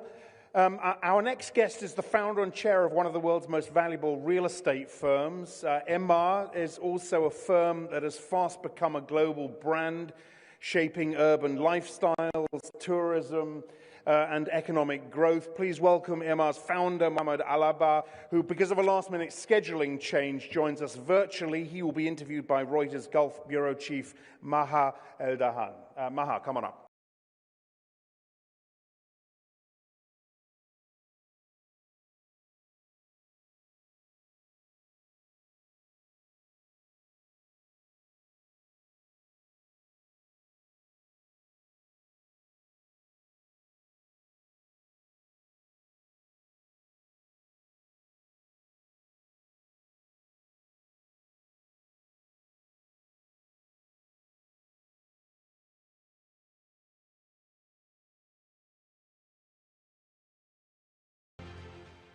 Good afternoon, ladies and gentlemen. Thank you very much for sticking with us thus far, because coming up, joining us virtually, is a man who is no less than a Dubai real estate legend. It is Mr. Mohamed Al-Abbar of Emaar, who is joining us all the way from Tbilisi, Georgia. Welcome, Mr. Abbar. Very happy to have you join us at Reuters Next. Thank you so much, Maha. Thank you. Let me start by asking you, Mr. Abbar, you've recently been quoted as saying that Emaar, which is synonymous really with Dubai's success, is outgrowing Dubai. You've set your sights on global expansion in markets like India, China, and the US. If you look at the US now, can you tell me a little bit about why you think Emaar can compete in the market there? Does having a president with a real estate background help? Well, it's simple. It's not really that. It's just after 30 years of mistakes, I think I learned a few tricks, which means that wherever you go, you have to do business with the local community. So my thinking about the U.S. is that you really have to gang up with some of the largest players. Because what I'm thinking about doing in the U.S., it's not a small thing. The U.S. suffers from about almost 5 million units of housing. And that gets, you add about 200,000 units every single year. And my thinking, and I want this message to be for Mr. Trump, is that if you continue, and I know he doesn't, because I think he's a very practical man, is that the U.S. will face disaster if it continues with the shortage of housing that they have. And I guess, you have problems in New York where people are moving to one side or another. I think there is shortage of housing everywhere, but New York, California, where affordability is breaking cities, right? Mm-hmm. And again, we're not going to say that you have huge problem in your hand, Mr. Trump, but listen, we have a solution for you. So to be honest with you, I've done the study just after he came to office, and I spoke to one of his people, and they said, Mohammed, the priority is not that at this stage. But in my mind, I said, you know what? I think Mr. Trump is a very realistic man. So they need about capital of about $400 billion capital. I think you should gang up with a lot of the big real estate companies in the U.S. And there's a lot of great states that have a lot of federal and local land. Now, the agony is that if you were to look at the real economic impact of solving the housing problem in America, you will eliminate 50% of the inflation index rate. So that's 50% down. You will be creating close to about 20 million jobs by solving that. But what's interesting is that in 10 years, the US government will collect 2.5 trillion in taxes while solving the housing shortage. Because you guys know very well that you can talk about AI, you can talk about technology, you can talk about autonomous cars, investment in data centers. Thank you so much. We want to have a house. You know how house is important for all of you? It's more important than AI, right? So I'm saying that this is my message to Mr. Trump. Mr. Trump, we can raise in 1 week $400 billion. We'll bring in all the local players. There's a lot of great states in America. We expand cities. The U.S. cannot continue having this housing shortage because we want the U.S. to be successful. We want China to be successful. We want Russia to be successful. We want Europe to be successful. And housing shortage globally is a disaster. And the increase of home prices in America of about 10% a year is not a good solution. Affordability is critical. And you look at the young people now with all the trouble that you see in Morocco or Madagascar or other countries. You will see that in these other cities because really, there are 90% of the young people in China, they own homes, but in America, only 50% they own homes. But we don't want that.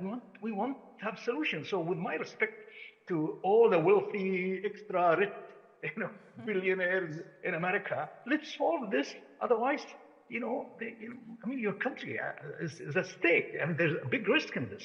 So, Mr. Abbar, you're talking about entering the U.S. market with acquisitions, with mergers across the board, not in the luxury market. Can you tell us a bit about how much firepower Ammar has at the moment for mergers and acquisitions? What kind of U.S. companies are you going to be looking at? Well, today our board is debating, and our investment committee is debating not only size but also markets. We look at India with great interest because the evolution of economic development in India is quite good. China is also still suffering with their housing problem, but that they'll come out of it. The US, of course, interesting. Europe, no doubt, even with its aging population, is interesting. So at this stage, we have not, but actually the firepower is because of our low debt and our cash position.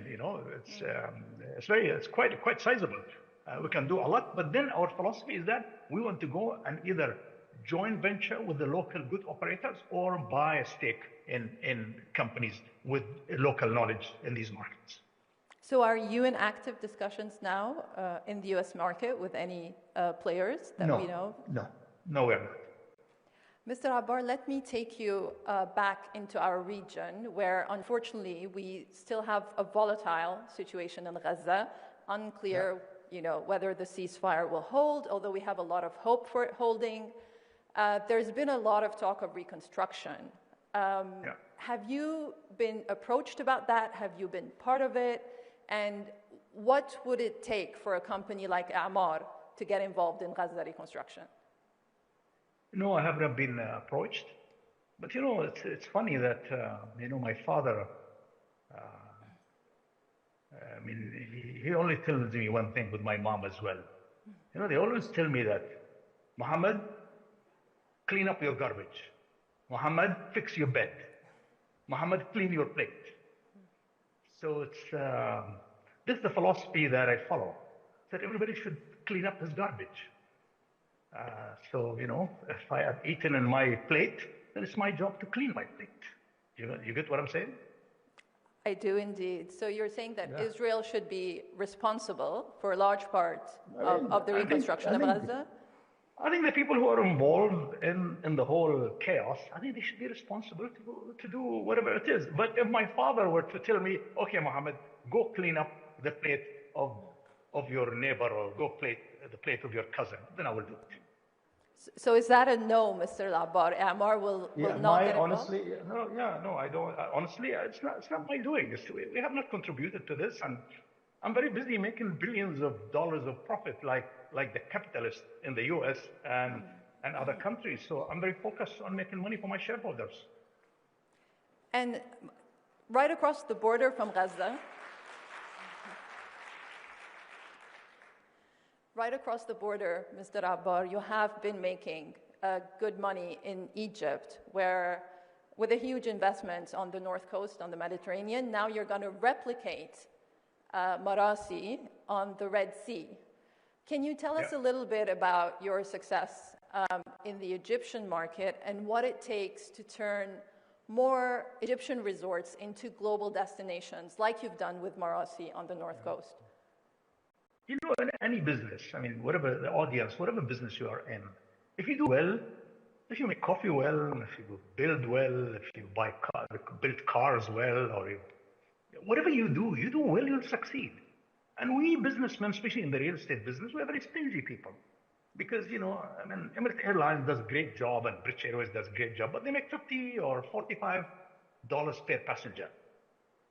I make $300,000 per passenger. You know what I mean? And so we have such profit that we should do a good job. We should design well. We should build well. We should be honest with our customers, right? So this formula have really worked well with us locally and globally. And Egypt is doing well. So our development in the Red Sea, we had an incredible success in our first launch that we had to stop the sale after 3 days. But the reason is that we really we do good work. We have good staff. We have good people. And we're genuine about what we do. And we like beautiful life. And we build quality. And Egypt is an incredible country, just incredible. How much money are you putting into Marasi Red? Marasi Red will cost us, total investment will be about 17 billion euros. Is that almost as much as you spent on the North Coast? Or are you upping that? No, of course, the North Coast, we built it when construction cost was much lower. So I think the numbers are different. Mr. Abbar, you did say the Chinese market has been facing a downturn. Why is it an attractive market for you at the moment? Are you seeing the downturn as a big opportunity for A'mar to increase its investments there? What's particularly attractive? Well, you know, I lived with the Chinese from the age of, 28, I think, for 7 years. I was trained by them. I know how they think. I know their DNA. And please, I want to tell the audience one thing. Do not think that China is powerful because they are 1.7 billion people. No. It's powerful because they are 1.7 or 1.6 billion people that has China DNA. And China DNA, you know, I know, is different. Look what they've done to the electric cars, right? They've done the same to every single industry. They have two problems. One problem, they don't speak English. Second problem, they don't have a CNN. And third problem, let's make three, they don't have Hollywood. Because Hollywood exports American propaganda about Starbucks, about Coca-Cola. So I'm a pure believer in the power of China and what China is cooking. So the same thing is that, you know, if they are having a bit of difficulty in, you know, oversupply of housing and so forth, they'll come out of it. I really want to participate in the future of China. And whatever problems they're having, you know, rivalry with America, even if it continues for 10 years, we'll get over it. So we have to plan way ahead. And China, United States, India, you know, these are very serious economies that you have to plan to deal with them and learn. I wish I was younger. I would have learned Mandarin before the English language. So you don't speak any Mandarin? You didn't pick up any Mandarin while you were by the way, when I was in Singapore, I took 3 months night classes. I failed miserably. That sounded very good to me. You mentioned India. India is a market where you've had successes, but you've also had some challenges. Going forward, what have you learned from these challenges in India? What will you be doing differently? Yes, our problem is that we made a mistake that some markets like India, you don't need to go and joint venture with the local players. They know the local politics, they know the local regulation, they know how to deal with bureaucracy. And that's what we're doing now. We're speaking to a few players where we merge our business with them because that's a great market. Mm-hmm. So you're still looking to expand there despite the challenges? Yes, absolutely. And you're still willing to put money in India? Yes, I think probably the board will review that, but most probably will be positive to put more money in India. Before I finish my real estate questions, there's one question I'm sure is on everyone's mind here. I have to ask it. What about the Dubai real estate market? What do you think? Where do you think it's going? Is there a bubble? Is there no bubble? Will we continue a trajectory upwards?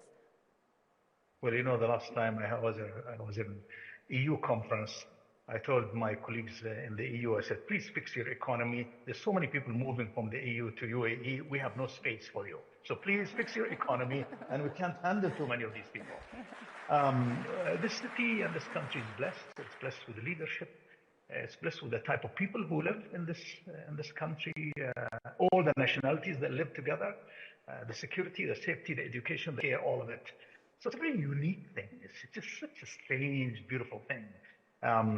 It's going well on many fronts, and it worries me that it's going so well. Government budget is going well, infrastructure is going well, the market's going well, credibility. Because see, remember, we are a young country. We created like 50 years ago. We're a baby. So we're just building our reputation. And I think that with all the economic issues that are going on globally, geopolitical situation, that really added value. My feeling about the market is that I'm so happy that there's so much supply coming end of 26, end of 27, that will balance prices in the country. I think it's time that the market balances. And good developers are in good financial condition. Not much borrowing is allowed anyway, so I'm confident. One final question, Mr. Abbar, on e-commerce and on Noon. Do you have the same global expansion ambitions for Noon that you have for real estate? Well, on the e-commerce, it's a tough market, right? I'm glad we've done what we've done, and you know, we gave all the Amazons of the world a run for their money, even though they started 12 years ago, and we started like 7 years ago. But we are fitter, we have much smarter people, and we love our country and we love our business, and we compete. We're doing extremely well. I'm focused on the Middle East, to be honest with you. We have 500 million people. Let's focus on them. They need to be served. Then if we go somewhere else, then we'll probably go buy, you know, a portion of somebody. But Middle East is our focus for now. Mr. Abbar, it was a pleasure having you with us today. Best of luck in Tbilisi, Georgia. One final thing. Thank you so much. Can you tell us a little bit about what you're doing there? Any interesting facts? Yeah, this is my country number 20. So I have a 6.5 development, half of it in Tbilisi, half of it on Batumi on the Black Sea. It's a gorgeous country, beautiful food, beautiful people, beautiful landscape. Their economic indicators last year, 9% growth, this year 7% growth. And I'm doing large projects. And I love the trees, I love the birds, I love the people. And the market is extremely good, and they're only 3 hours away from home. Thank you so much, Mr. Abbar. A real pleasure having you with us today. I do apologize that I'm not with you. I do apologize. Next year, you will be sitting with us. Thank you so much. Thank you. I wish all of you well. Thank you so much.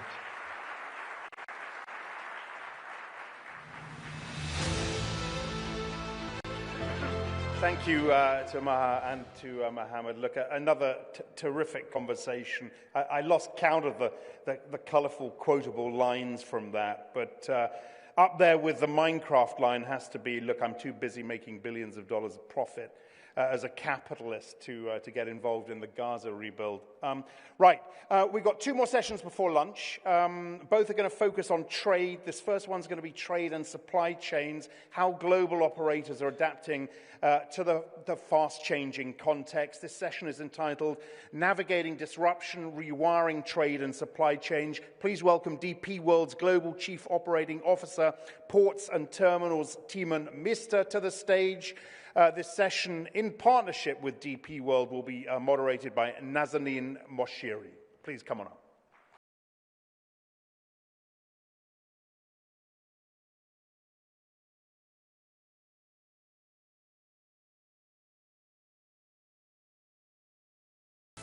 Thank Thank you so much. So we are going to have a little fireside chat with Tima Meister, who is DP World's Group Chief Operating Officer. Thank you so much for joining us. Thank you, Nazanin. Happy to be here. Thank you. And I'm Nazanin Mashiri, a senior advisor at Berkhoff Foundation, but also a journalist as well. Thank you so much. So we are going to, over the next 15 minutes or so, talk about supply chains. We're going to talk about how DP World is navigating everything from tariffs to regional stability and the geopolitics in the region as well. But let's just start talking about the trade flows. And everyone, I guess, in this room has felt the sort of tensions around the tariffs, talking about US, China in particular. And from your perspective at DP World, how has it impacted you and how have you managed to deal with these issues around the tariffs? Yes, great question, and it's on everybody's mind still today. The lens we look through is trade, and that means we don't look at it economically, we really look at, bluntly speaking, about, how are the trade volumes flowing and changing? Because we're in the business of shipping, we're in the business of ports and terminals and logistics, and so it affects our business. So that's how we look at it. And, we're well into this year. Actually, we're 2.5 months away from the new year. There is no doubt that if you look at the import volumes, specifically from the Far East into the United States, they're actually down compared to last year. So the trade flows into the United States are actually reducing. Partly because there was a lot of front-loading of volumes happening before the current administration late last year. There was uncertainty, as we all know in the news, as the year progressed. And so some companies front-loaded more volumes, but there's no doubt that in the second half of this year, those volumes are reducing and are actually behind last year. But what we also see is that it has a cost impact. First and foremost, there's now reciprocal tariffs on vessels calling the United States made in China, and similarly on U.S. ownership into vessels calling China. And so they're penalizing each other both ways, so there's cost happening that way. And then, our customers, the shipping lines who are in the middle of this fire, they will, or they had to readjust networks, they had to redeploy ships, they had to make operational decisions, and that has cost a lot of money to them to make sure that trade could keep flowing. And I think lastly, to answer this specific question, as a consequence of all that trade noise, we have seen a lot of volumes, as we call them, now move in terms of flowing into the United States, specifically more from Southeast Asia. So countries like Vietnam, Cambodia, Thailand, even India, Bangladesh have benefited from some of these woes. So we're already seeing countries sort of diversifying away. How interesting is that for you, and how are you sort of tapping into that as DP World? Well, we're a global operator, and I always say, the world doesn't ride on the business between China and the US alone. There's many more trades and markets that you can still play for. And to be honest, 2026 is a year of growth. Despite the tariff wars, we can still see very good growth, and in some markets, double-digit growth in terms of trade volumes. Right. And it is incredible. Yeah. And some of those examples are Far East into India, Middle East, Far East into Latin America. Those trades are doing very, very well. And the consequence for us is kind of two lines of thoughts. The first one is the role of the Gulf. The Gulf, as we all know, is on the trade route between East and West. And as trade flows into Europe, and if trade flows to Africa and to Latin America, we see an increased role for the Middle East to tap into it by providing superior infrastructure in ports, providing superior infrastructure in logistics, in warehousing, fantastic infrastructure in terms of the ease of doing business and making sure that the supply chain can thrive here and be a part of that. So I think that's the first thing that we see. It has a great economic knock-on effect to this region, ironically, where more is happening. And then the second thing is, we deploy more capital in the emerging markets as a consequence. So our investments into the port infrastructure in Asia, India, Middle East, actually sub-Saharan Africa and Latin America, has seen an increase, partly because of all of this, but also because those markets continue to grow well. And do you think there's enough confidence in those markets? I think you'll have to kind of cut it into pieces. I think in this region, confidence is very high. As we all know, one example is that the UAE has entered into a number of, we call them CEPA agreements, so economic cooperation agreements. I think they already have something like close to 30 enforced. And these agreements are really there to make trade between countries more easy. It removes barriers, it removes tariffs, it introduces digital exchange of information. And as a consequence of all of that, what we can see as one example, we run quite a well-known port in our industry called Jebel Ali, just south of Dubai. Today, we have more than 11,000 companies operating their logistics and their needs out of Jebel Ali's free zone. And you can see that within the free zone, a number of things are happening. We see the role of construction materials, the role of machinery, roll-on, roll-off vehicles, the food sector. We see those growing quicker than the growth of the UAE. And that means that Jebel Ali is seen as an increased distribution hub for the wider region and the wider world. And so it has quite some impact. And if you then see which companies are coming, we see more entrants from the Far East, we see more entrants from India, even European companies are entering, so it's quite well spread. We're going to talk about sort of resilience of the geopolitics in a minute, but I just want to remind the audience, you can ask questions. You can go on the app Slido. Also, hopefully, we'll bring up a code for you to scan from your phones, and we'll try to bring in some of your questions. This is your opportunity to interview the CEO of DP World. I'm sure you're going to have some interesting questions. We'll come to those in a second. But I just wanted to move on and talk to you. I guess what's on everyone's mind at this conference is the geopolitics in the region. And, of course, what I'm talking about is, from sort of conflict in the Red Sea, obviously, and all of the issues we've had over the last couple of years. How does DP World stay resilient and safeguard when you have such sort of important shipping corridors that have basically been closed for a while now? Yes. The irony of everything is everybody's watching this Red Sea situation and the fact that the ships can't enter from the south in, only from the north in. But all the disruption is already a year and a half behind us. So where it really happened, the big change was November, December 23, and then the first half of 24. Then shipping lines suddenly had to see we can't go in from the south, and that means if you have to go to the Mediterranean or to Europe, you'll have to go around the Cape. And all that change was executed by the shipping lines, I tell you, in a period of 3 to 4 months, quite exceptionally so.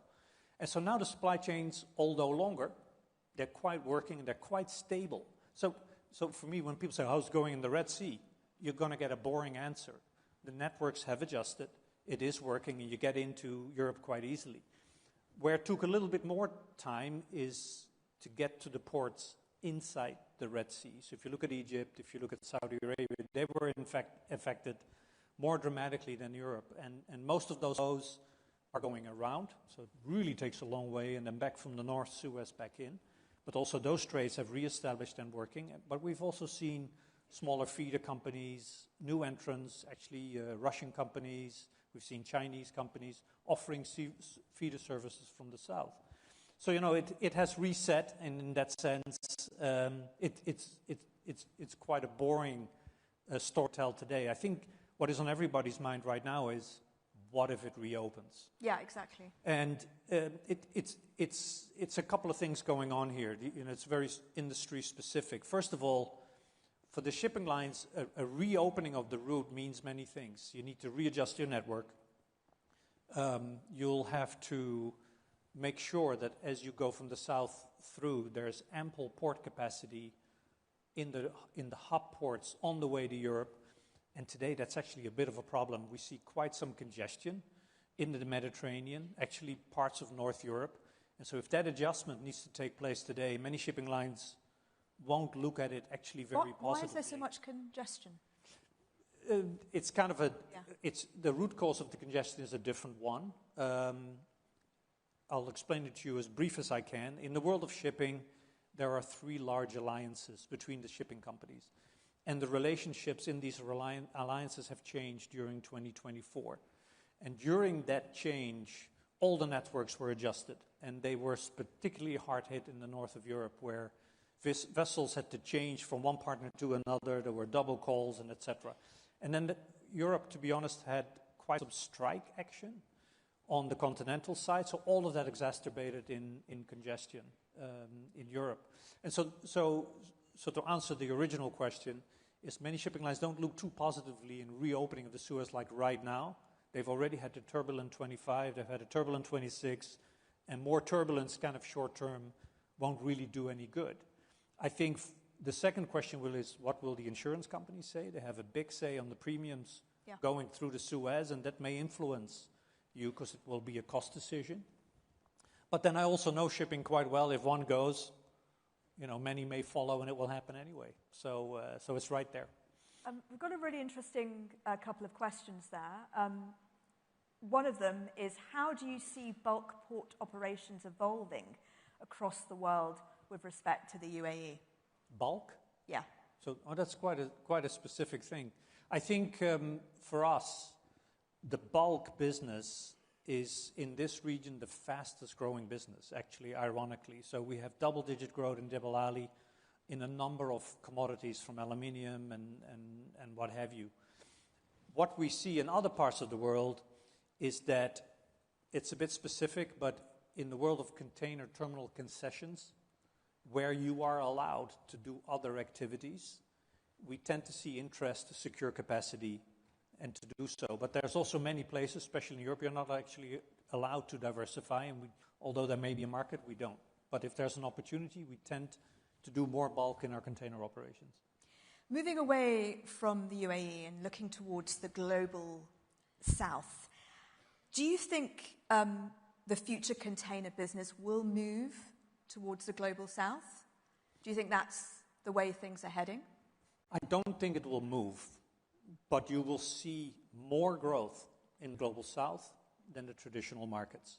And what that specifically means is the need for port capacity in Southeast Asia, for more privatizations, let's say Philippines, Indonesia, more opportunities, as we talked about, Vietnam. More capacity is needed more quickly.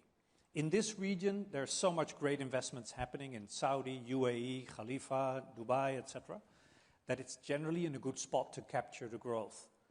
But for us, another example is Sub-Saharan Africa. There is not a single one of our ports in Sub-Saharan Africa, and we run 5, where we're not investing already for the next 5 years ahead because we see that growth coming.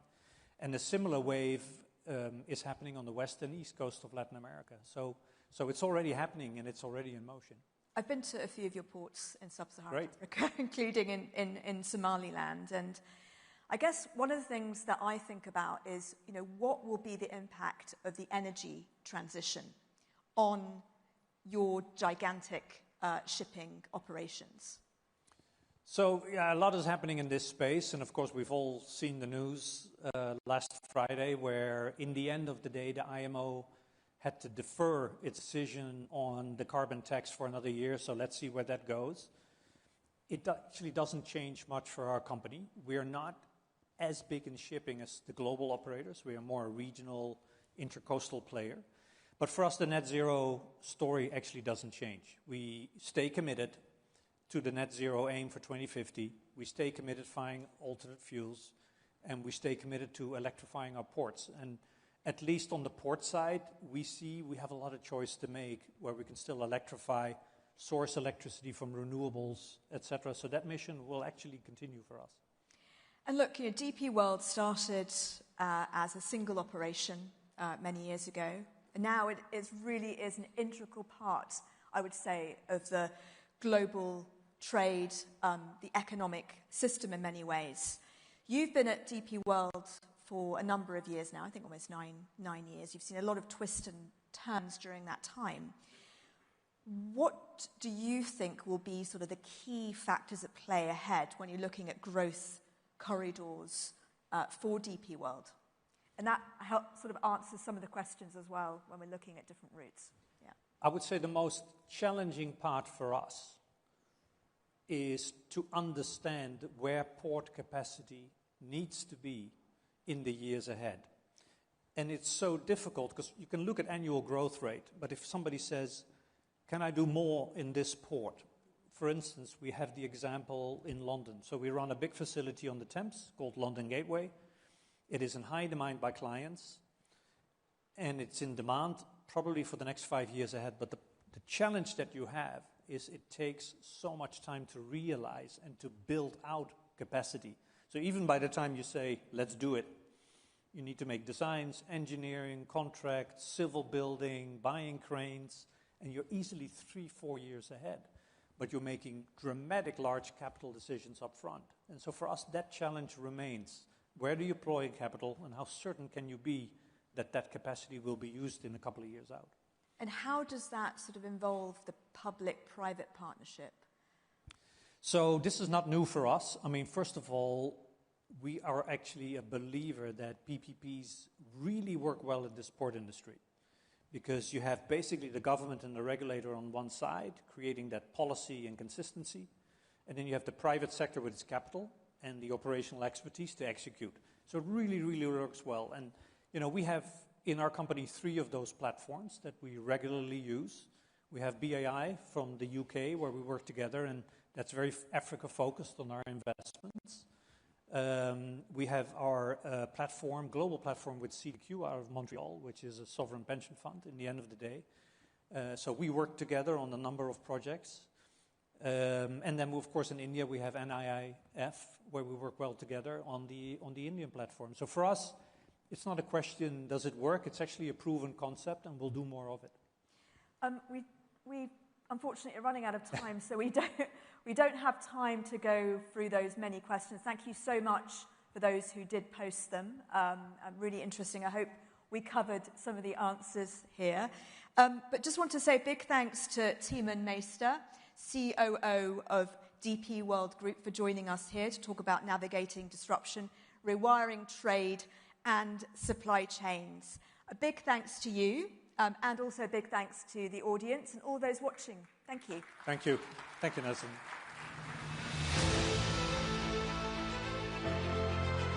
Good.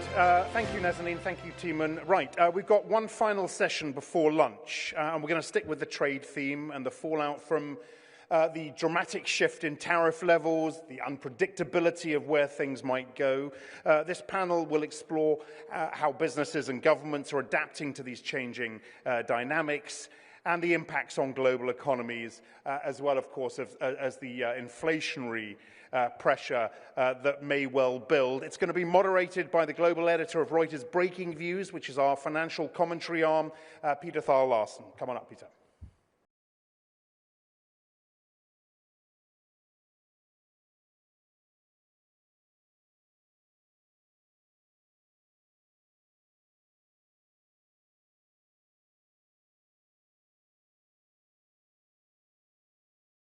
Good. Thank you very much, Axel, for that introduction.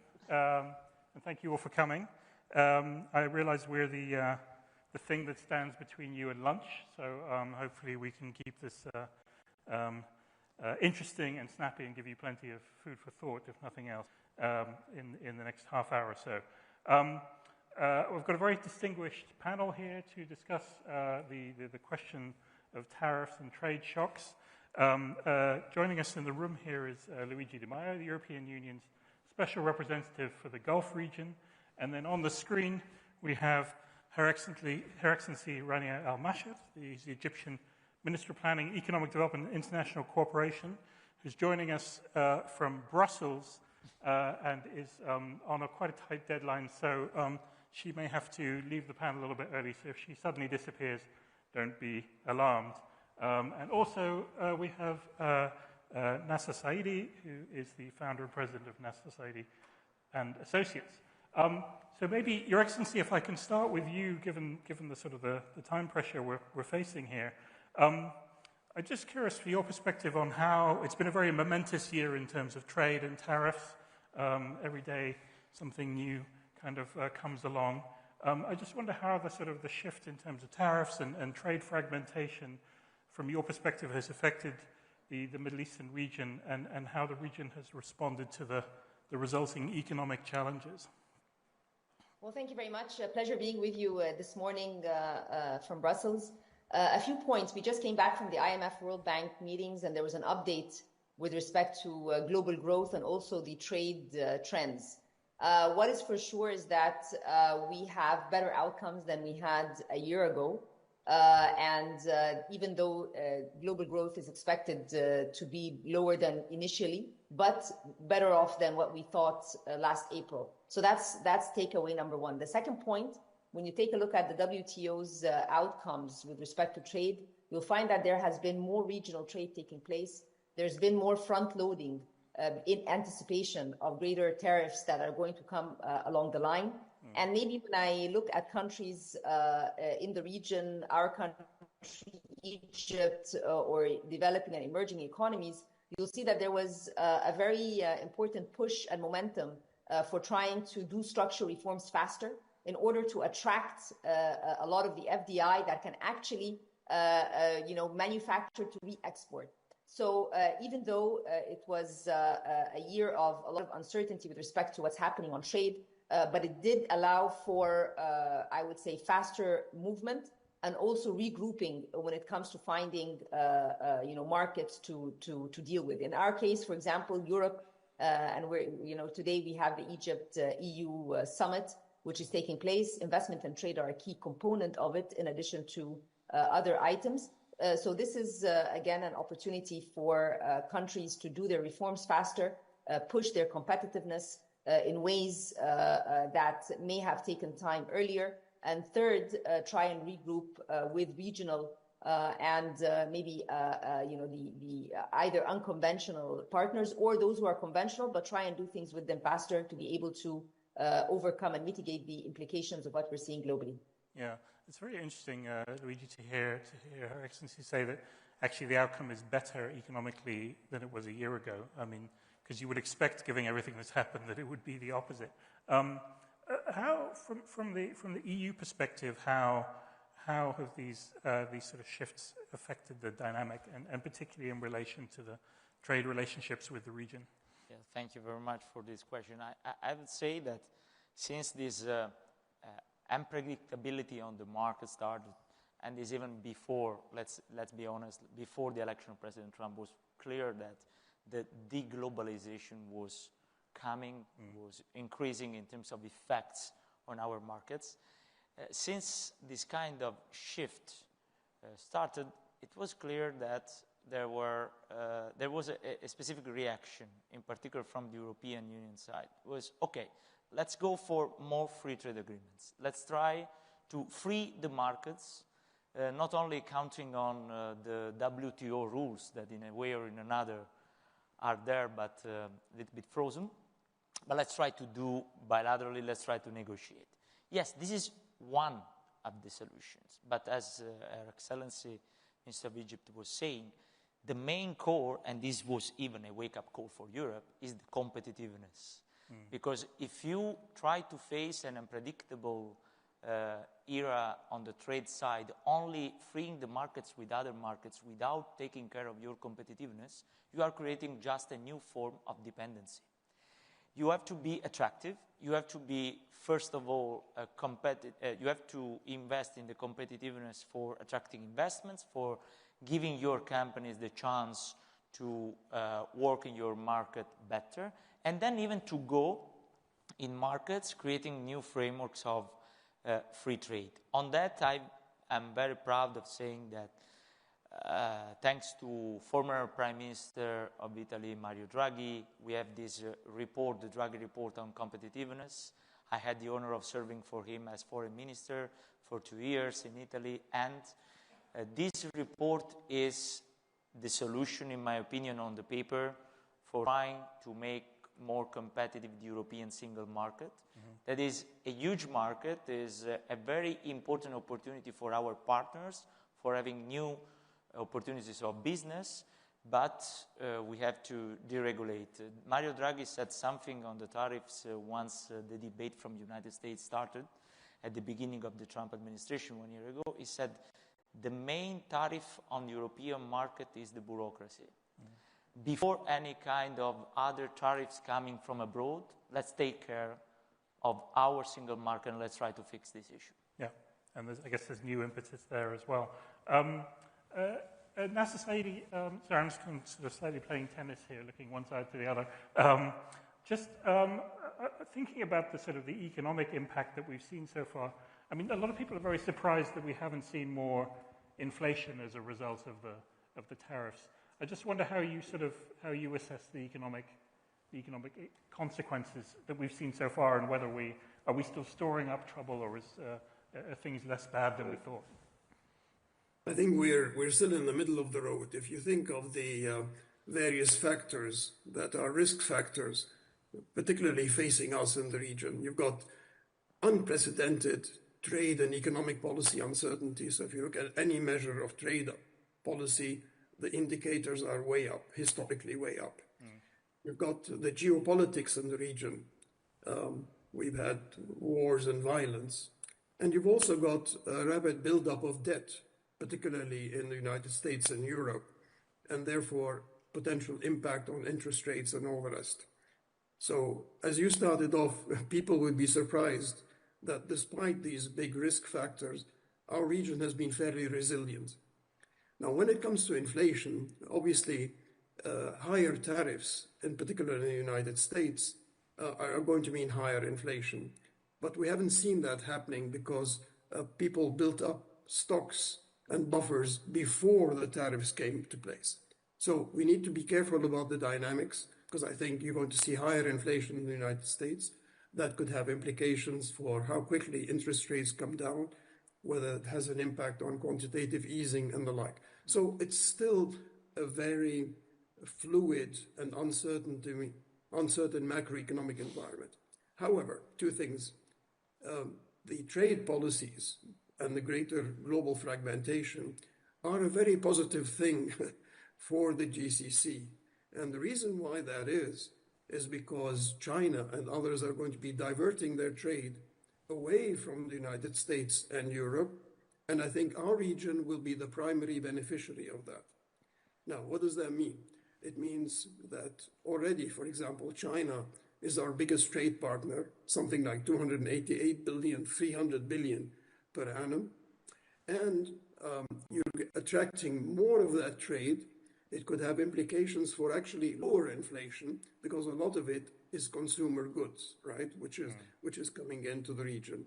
China has every incentive to open up new markets in Asia, Africa, Latin America, and of course in the Middle East. So we are likely to benefit. Now, you also have to be careful to put in safeguards, because some manufacturing and industry could be negatively affected by Chinese, let's call it potential dumping. So we have to put in some safeguards there. But by and large, I think it'll be very positive for us, because it is in our interest in the Middle East to grow our links with Africa and Asia. So I think what we're going to be seeing is an increasing pivot to the East, to China, Asian markets, and the rest, and greater integration in our region. You've already seen the GCC countries, for example, investing very heavily. Look at Egypt. So I think you're going to see more regional integration. The question I would have is that, particularly to be a little bit provocative, Europe has not really engaged. The concern has been really with the United States, and perhaps we have been a bit on the sideline. So that's a question I would ask. Okay, we'll pick up on that. But just while we have Her Excellency for a few more minutes, I just wanted to follow up on that point, the prospects for deeper regional integration as a result of what's happening, creating more of a bloc. How do you see that evolving? It's definitely an outcome of trying to find alternatives. And as was mentioned, what is key is that countries need to work very much on their macroeconomic policies, on their trying to push productivity in ways that make it a win-win situation for more, joint trade and investment between them. The point on safeguards that Dr. Nasser mentioned is a very important one. In our case, we're putting together a new trade policy, also focusing on the different regional agreements that are going to be taking place in the period ahead, so that the areas of the cost, the price of imports that come from different regions are also taken into account. So there is that move of moving towards more regionalism, but also we have to be mindful that in some instances there are agreements that already exist. So if you are going to move forward with new agreements or reshape the existing ones, what are the policy reforms that will be taken into account in that case? And one key element that is mentioned in addition to tariff are the non-tariff barriers. So there are so many non-tariff barriers that can be tackled so that at the end of the day, you make these regional trade agreements ones that provide more prosperity in terms of lower cost, lower price for citizens. Great, thank you. Luigi, just coming back to this, to the point that was made about the EU. I mean, you alluded earlier to some of the challenges the EU faces internally in terms of increasing competition and competitiveness.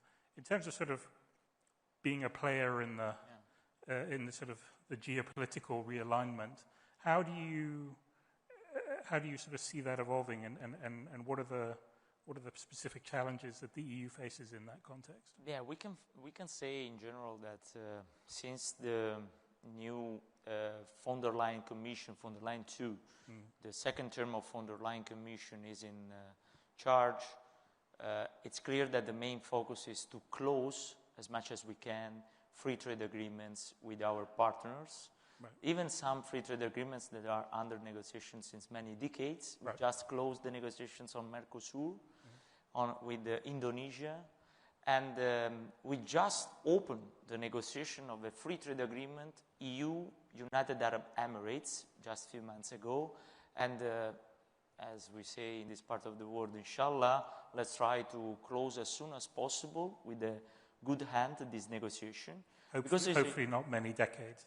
No, I hope that it's a matter of common and mutual interest to close as soon as possible, in order to free more and more these markets, because the potential is very high, but we are not expressing all the potential we have.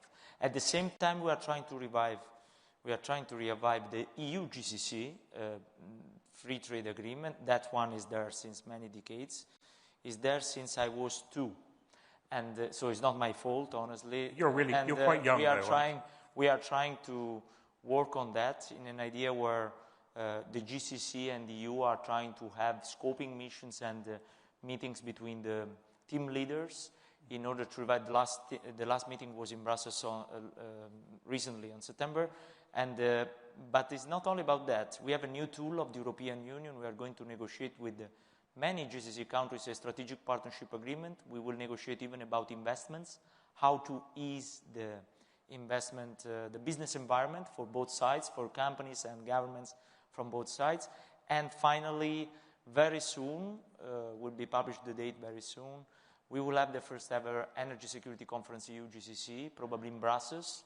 And it will be the first time that our energy ministers will meet all together for even projecting the initiatives in view of the future on renewables, and even renewables, our cooperation on renewables, it goes even to data centers and even green aluminum and steel produced via green hydrogen. So there are many projects ongoing. We are trying to fill the gap.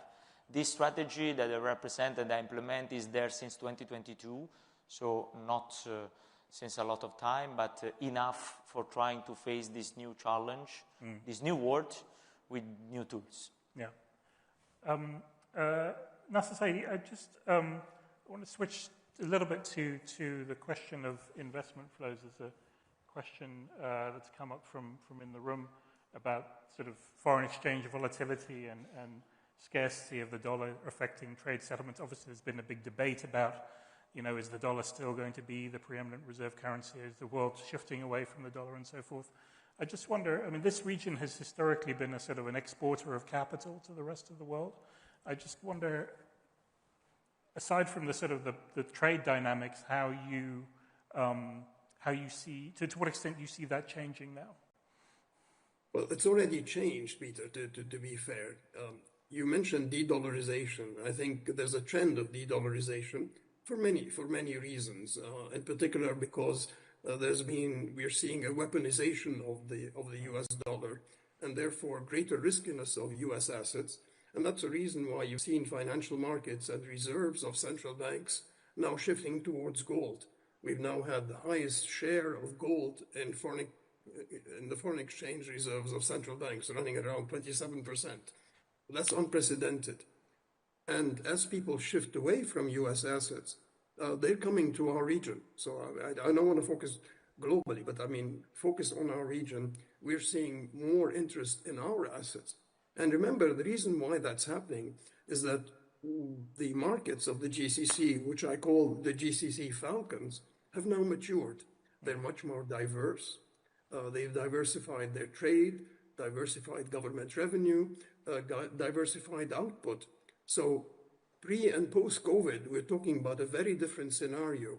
So when we talk about trade agreements, whether it's with the EU or elsewhere, we have to look at a new set of trade and investment agreements that take into account the new strategy that has developed for many of the GCC countries post-COVID, where they've also taken the direction through their sovereign wealth funds of directing more capital internally, for domestic economic development. Now that you're focusing much more on non-oil and non-oil trade, you can do that.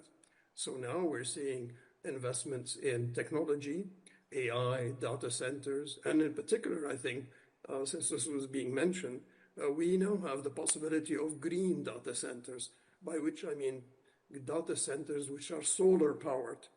And that means that the GCC, in particular Saudi, UAE, are at the forefront globally in terms of having very competitive data centers that can become a global service. This is unprecedented. So let me put it this way. Non-oil trade has been growing, but at the same time, the GCC are a global hub for traditional energy, oil and gas. That's one part. We already know that, we have that.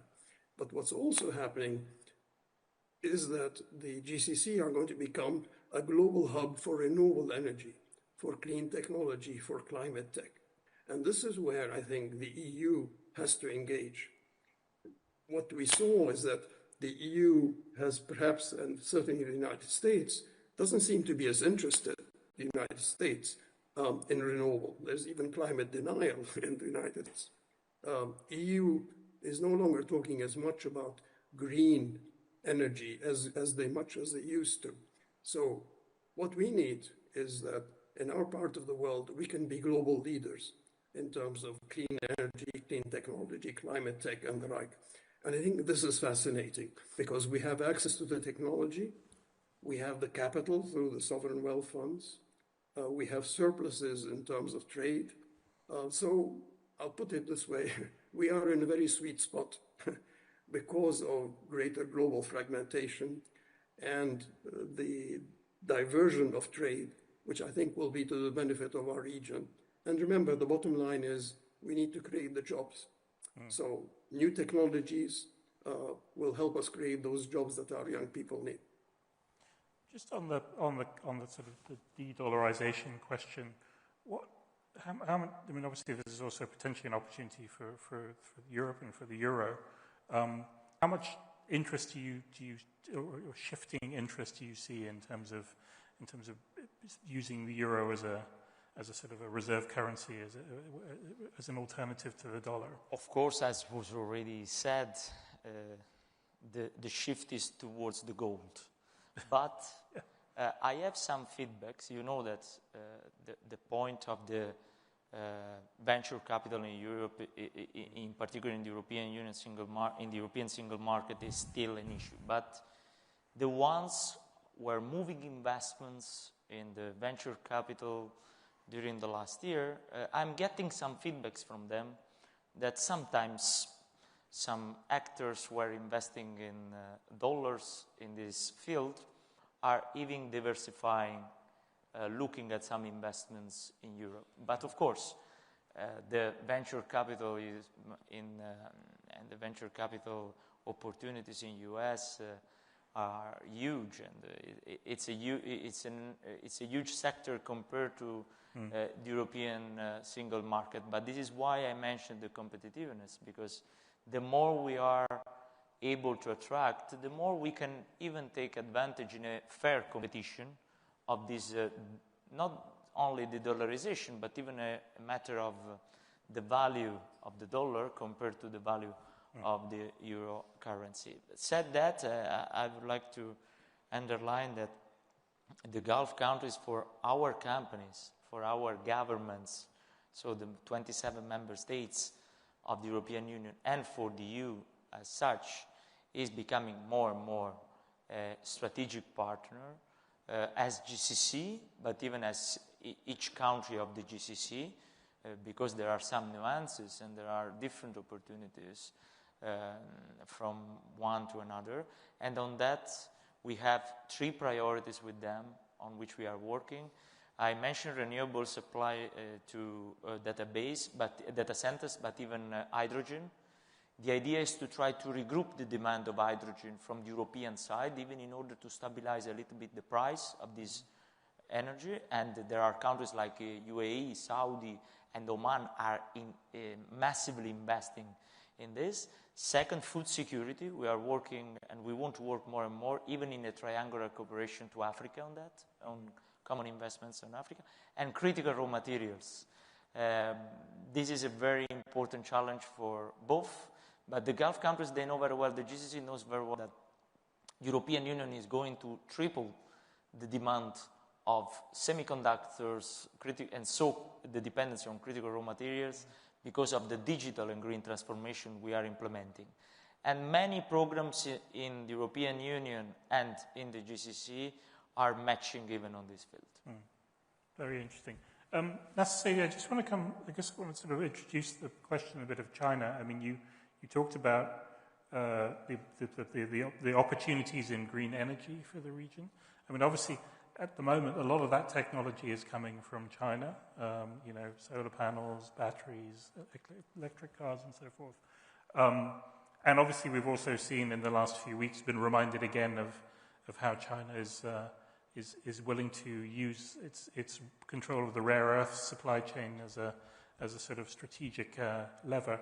I just wonder, from the region's point of view, how do the countries in the region navigate the trade-off between access to these technologies but not becoming completely dependent on one supplier? Well, if you look at it over the past few years, particularly when we're talking about AI, digitalization, EVs, and the rest, it's been a very, very balanced and neutral approach. So you're a bit agnostic insofar as technology is concerned, right? You talk with OpenAI, but you also talk with DeepSeek and other Chinese companies. And I think that is most likely the trend moving forward. I think one important factor is that China seems willing to share the technology. It's one thing to have access, Peter, but we don't want to remain consumers.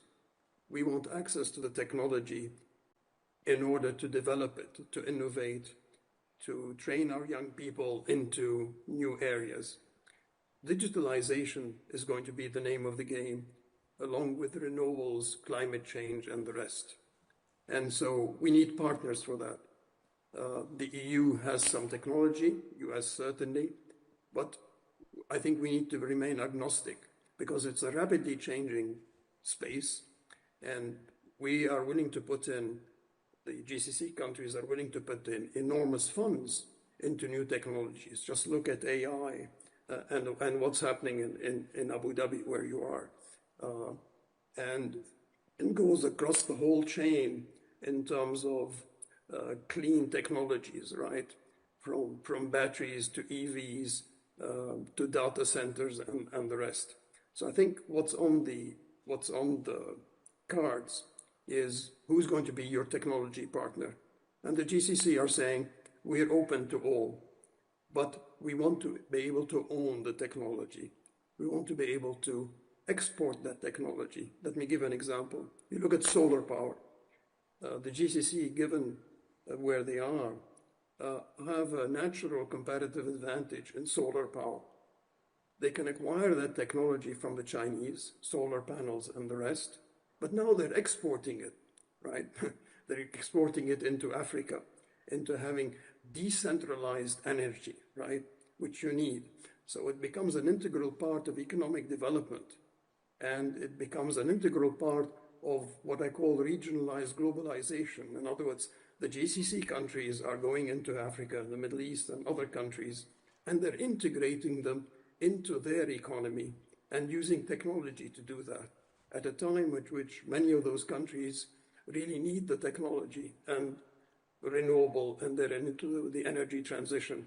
So I think what you're looking at is a very different economic partnership than what we had or what we were looking for pre-COVID. It's changed. Right. We're almost out of time, but Luigi, as the representative in the room, we'll give you the final word. There's a question that's come up, which we were talking about AI there, about the EU's position in AI development and policy and investment, particularly compared to the other players, and I guess given the sort of the competition playing out there. It's a big question. We have a short amount of time, but can you give us a nutshell of the EU's approach there? Yeah, we are approaching many partners on that because AI is at the core of every kind of investment program now at this stage of our economy. As you know, we have this AI Act that eliminates the unacceptable risks in terms of AI.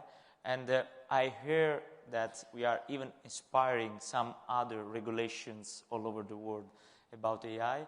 But the point is to attract capitals, to co-invest, and to develop technologies together. I totally agree on that. The point is to try to partner with the GCC in each sector, developing technologies together. And why not in a day?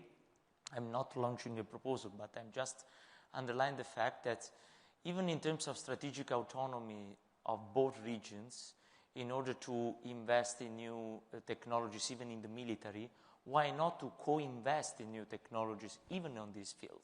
It's, of course, renewables, AI, data center, but then there is the security, the defense, and we can do a lot together, even because our markets together represent almost the 20% of the world economy, GCC and the European single market, and if we add even UK is even more. So I think we can work a lot in many fields, and AI is the challenge. There are some concerns, but there are more opportunities than concerns, and we have to take this momentum together as strategic partners, as EU, GCC want to be. Okay. We have to leave it there. Lunch awaits. But before you rush off, I just want to say thank you to our panel. So Her Excellency Rani Al-Mashhad, who had to leave us a little bit early. To Nasser Saidi, thank you for joining us. And to Luigi Di Maio, pleasure to see you. Thank you very much. Thank you.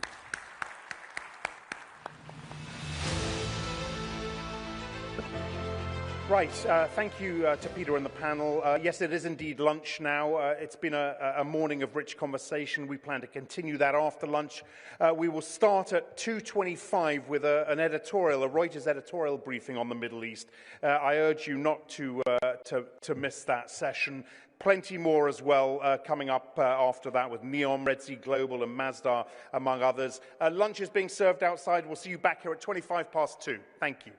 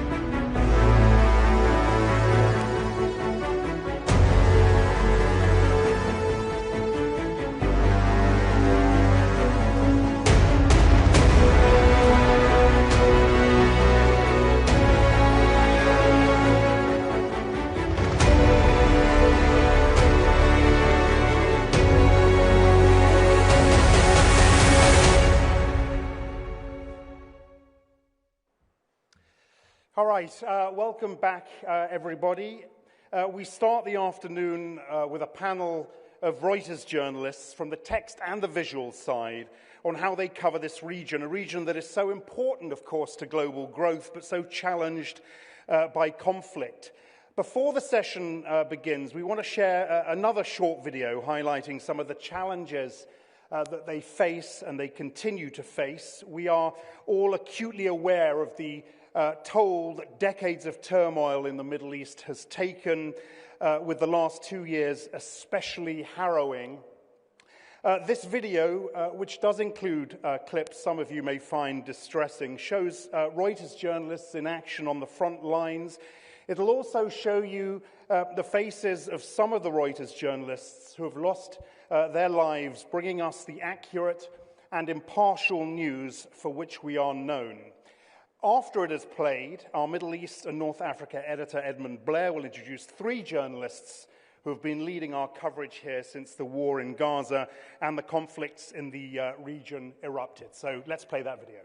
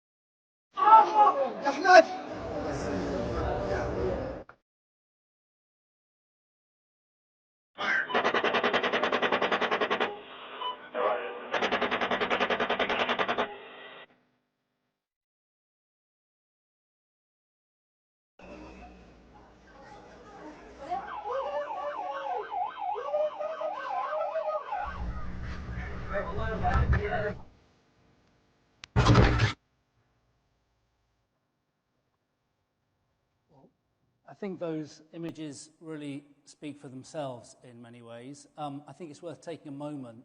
That last shot you saw is the last shot that Fadl Shana, one of our cameramen, ever shot.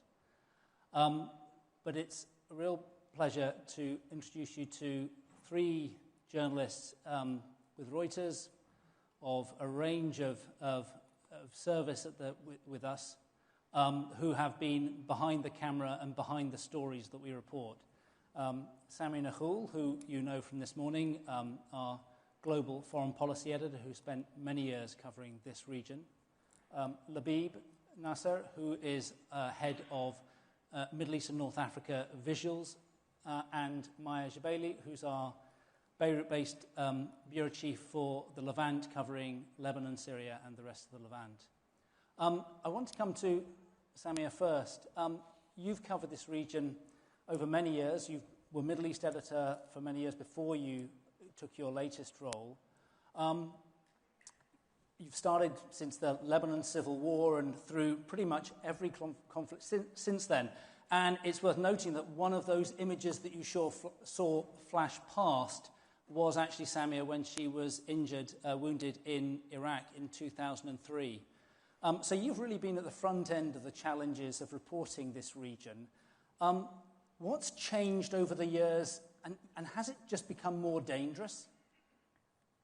I I think the mission hasn't, sorry, can you hear me? The mission hasn't changed, it's basically to bear witness, to uncover the story, to tell the truth, but the terrain has become much more treacherous, Journalism in this part of the world has always been risky and hard, but really now the battlefield is full of minefields, Journalists have been targeted directly. I mean, we consider to the enemies.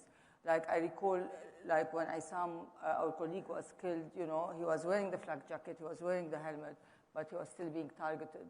And at the same time, our Hussam al-Masri at the hospital, he was among 5 people killed in August. So again, what has been targeted is the live footage. Every time you have live footage, because it's exposing atrocities, it's exposing crimes and killing, they're being targeted. Although they said it was a Hamas, but our investigation showed it wasn't Hamas. So what has changed in the past, the challenge was access to information, access to the source, access to the story. That was the main challenge. But right now, there are so many challenges, including, the risk is higher because technology is helping them also, Whoever wants to target a journalist, your iPhone has become your enemy. They can trace you, they can hack you. In the past, we covered story, we're not hacked. Now, hacking continues. They monitor you, your movement. Through AI, they can target you. So technology has been, it's an advantage for us because, we can transmit stories from the feed. We can, but again, technology has become something that they can use against us. And, in the conflict, like in this conflict, since the Gaza war, 235 journalists have been killed and media, fixers. In Iraq, we had 285 were killed, among them 7 of our journalists, and, 3 of us were seriously wounded. So the risk is bigger, and we are being treated as really the enemy of the truth because we are exposing so many. If it weren't for us, so many stories would not be told, so many atrocities would not be uncovered. So we are the lens, we keep the checks basically on them. Thank you. And it's interesting you point to technology on obviously Labib. This is where you've done a remarkable job with the team continuing to show what's happening on the ground. I think it was notable when the last situation where the hostages and Palestinian prisoners were released and the hostages were handed over. You were running 3 live streams from Gaza despite the hardships of delivering that to the world. It really was remarkable to see it across global channels.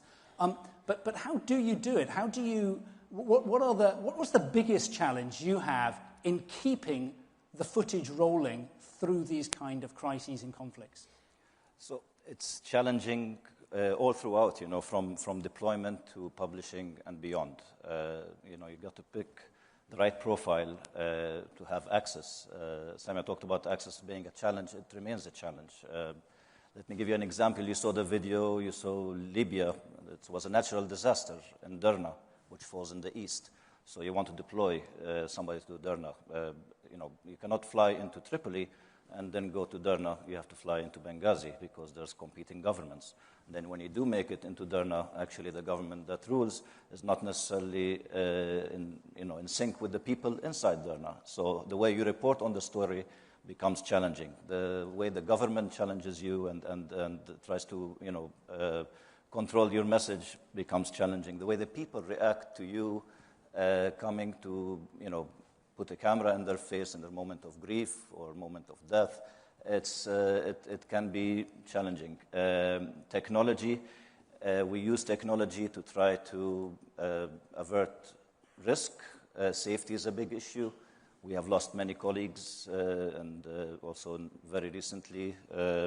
So wherever we can, we're deploying remote-controlled cameras to avoid human cost. And what you referred to with the 3 lives out of Gaza, it was actually a sad reality because the line of sight in Gaza now, with no buildings, gives you a better connectivity than you ever imagined you could get, and you're getting it from the other side. So we were able to have very high-quality lives using smartphones and other equipment. So the challenge is in every aspect of the work, including when I said publishing and beyond. You're competing against deadlines.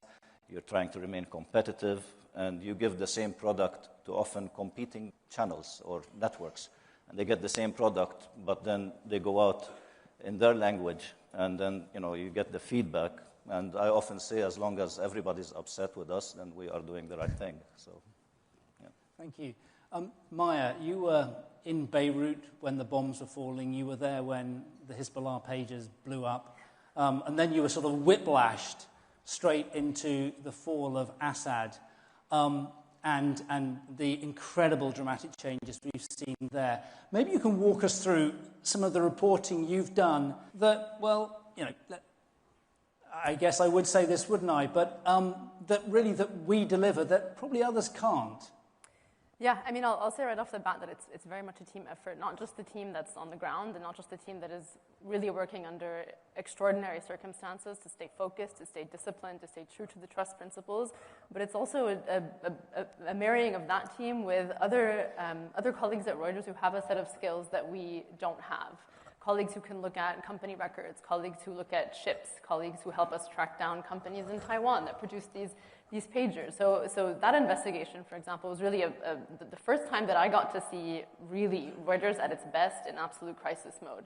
And we had to put that investigation together with the threat of Israeli tanks rolling across the border into Lebanon. So we had a very, very active news file that was still very hot. And we had to figure out how we were going to tell the story of how these pagers were rigged and how they blew up, and who they hurt in the process. And so it was a lot of traditional reporting in the sense that there was a source that I would call every single day and say, show me a pager, show me a pager, show me a pager. And he was telling me, there's a ground invasion underway. What do you mean, show me the pager? And it was just about convincing that source through a lot of persistence. But then what happened on the other side of the world was trying to track down these Taiwanese pager makers and figure out how they were connected, whether they weren't, and that took a lot of investigating and sleuthing online, and it took a lot of also really gumshoe journalism halfway around the world. And so it was being able to marry those different skill sets. And I think I really would encourage everybody, if they haven't done so yet, to read the mass graves investigation that Reuters just published last week. Again, as you said, it was very much whiplash. I mean, we had to go from one devastating war in Lebanon to really a historic event in Syria, where a 50-year regime fell essentially overnight. And that involved input from Samia, it involved input from visuals. It really could not have been possible if it wasn't everybody working together in sync over the course of the last 10 months. But the story that was published last week, I think, is a really important one because it shows, really, I think it was a masterclass for the team putting it together in putting together the sourcing on the ground of people that were actually involved in the mass grave movements in Syria, moving bodies from one mass grave to another. It took hours and hours of individually shot drone images stitched together to produce higher quality images than satellite imagery can do. So really, I mean, now we're thinking about satellite imagery as kind of a regular thing that we can incorporate into our stories. So that investigation took it to the next level. So I think what we're always trying to do is trying to bring all the different skill sets at Reuters together. Everyone is learning from one another, and I think what that produces is a product that really kind of sets the bar very high. Thank you. And so really what you've painted is a picture of both the technology we need to use and, frankly, the just wearing out your shoe leather in trying to beat down the doors to get the information. Which leads into another question, Samia. Sourcing. This is one of the biggest challenges is getting the sources, but building the trust, building the confidence, and those can be in officials, companies, wherever. But on the other hand, we're often delivering stories that people, perhaps even those sources themselves, aren't that comfortable with, aren't happy with. How do you navigate that very difficult path with making sure we continue to deliver hard-hitting news that is going to challenge the authorities, that is going to challenge what the information they want to deliver, and yet keeping those sources on side and willing to talk to us? How do you build those contacts? I mean, the most important thing for me is always the reporting from the field. This is where you trust, you see, you witness, you report, you check, you talk to people, you have witness account. So, whatever government think, with all our respect to government, but, the reporting starts from the base. So when you build the story from the base and you have it bulletproof, then you can go to the government or sources. They might deny it, but you keep on using multiple sources to check that your account is right. And if they don't want to comment, they don't comment. If they want to deny the story, I always tell them, okay, deny the story, if you want. And normally they don't put denial. They know that your story is right. But at the same time, they kind of respect you. Deep down, they know that, every time there is a story, like I remember an official who complained about a story that I wrote calling my editor-in-chief at 11 o'clock in London, that we have a campaign against Lebanon then. Anyway, once before he was calling me, there was a story that you had from Pakistan, and he wanted the Reuters story because he said, I trust Reuters. What did you say? Can you say it? Do you have more on the story? And when I confronted him, I said, why do you trust us on the Pakistan story? And, you don't. And he knew that the story, but he said, oh, you're the daughter of this country, you have to help us. I said, I work for Reuters. but then they respect you when they know the facts are right, But sometimes also, you are threatened, because I remember once I had a massacre. I went to a morgue. I saw that there was a massacre. I reported it. I called the TV. They came and they filmed. And the French got an investigation. And then it was the Syrian regime, and they called a leader, and they called me. They said, you reported about 21. They're going to be 22. So in this case, you have to leave the country. You have, there are always risks, but you don't. I never not publish a story because I'm scared of the circumstances. The truth is more important. But we don't take, it's not taking being irrational. It's just the story has to be published, basically. But it gets to an interesting point, an important point. I mean, this balance that we're constantly striving for, this making sure that we're seeking comment, and we really are seeking comment. And I guess it's worth really emphasizing that with what doesn't always get seen, what obviously doesn't get seen, is the stories that don't get published or the stories that get changed, precisely because we've sought that comment and listened and fed it in and fed it into our reporting. Yeah, we wait on the story. We don't publish immediately. We give them 1 day, 2 days, it depends. But then we say we're publishing. Tomorrow at 5 o'clock we're publishing. If you want to put your comment, we're ready. So at least we feel we do our due diligence, basically. And Labib, a lot of points raised there. I mean, part of it is, people on the ground in Gaza in particularly in this conflict, but all around the region that you have to manage. But one of the all these images that we see, so many of them are on social media. You can almost see them. You just scroll through TikTok, through X, through whatever. You're going to see these. What is it that we provide that's different in the images? Aren't just images? No, in this day and age, it's very dangerous to assume that all images are images. In social media, we have actually a video verification team that uses social media as one of their sources, and we verify and we source the video before we can put our stamp on it and say it's good to go.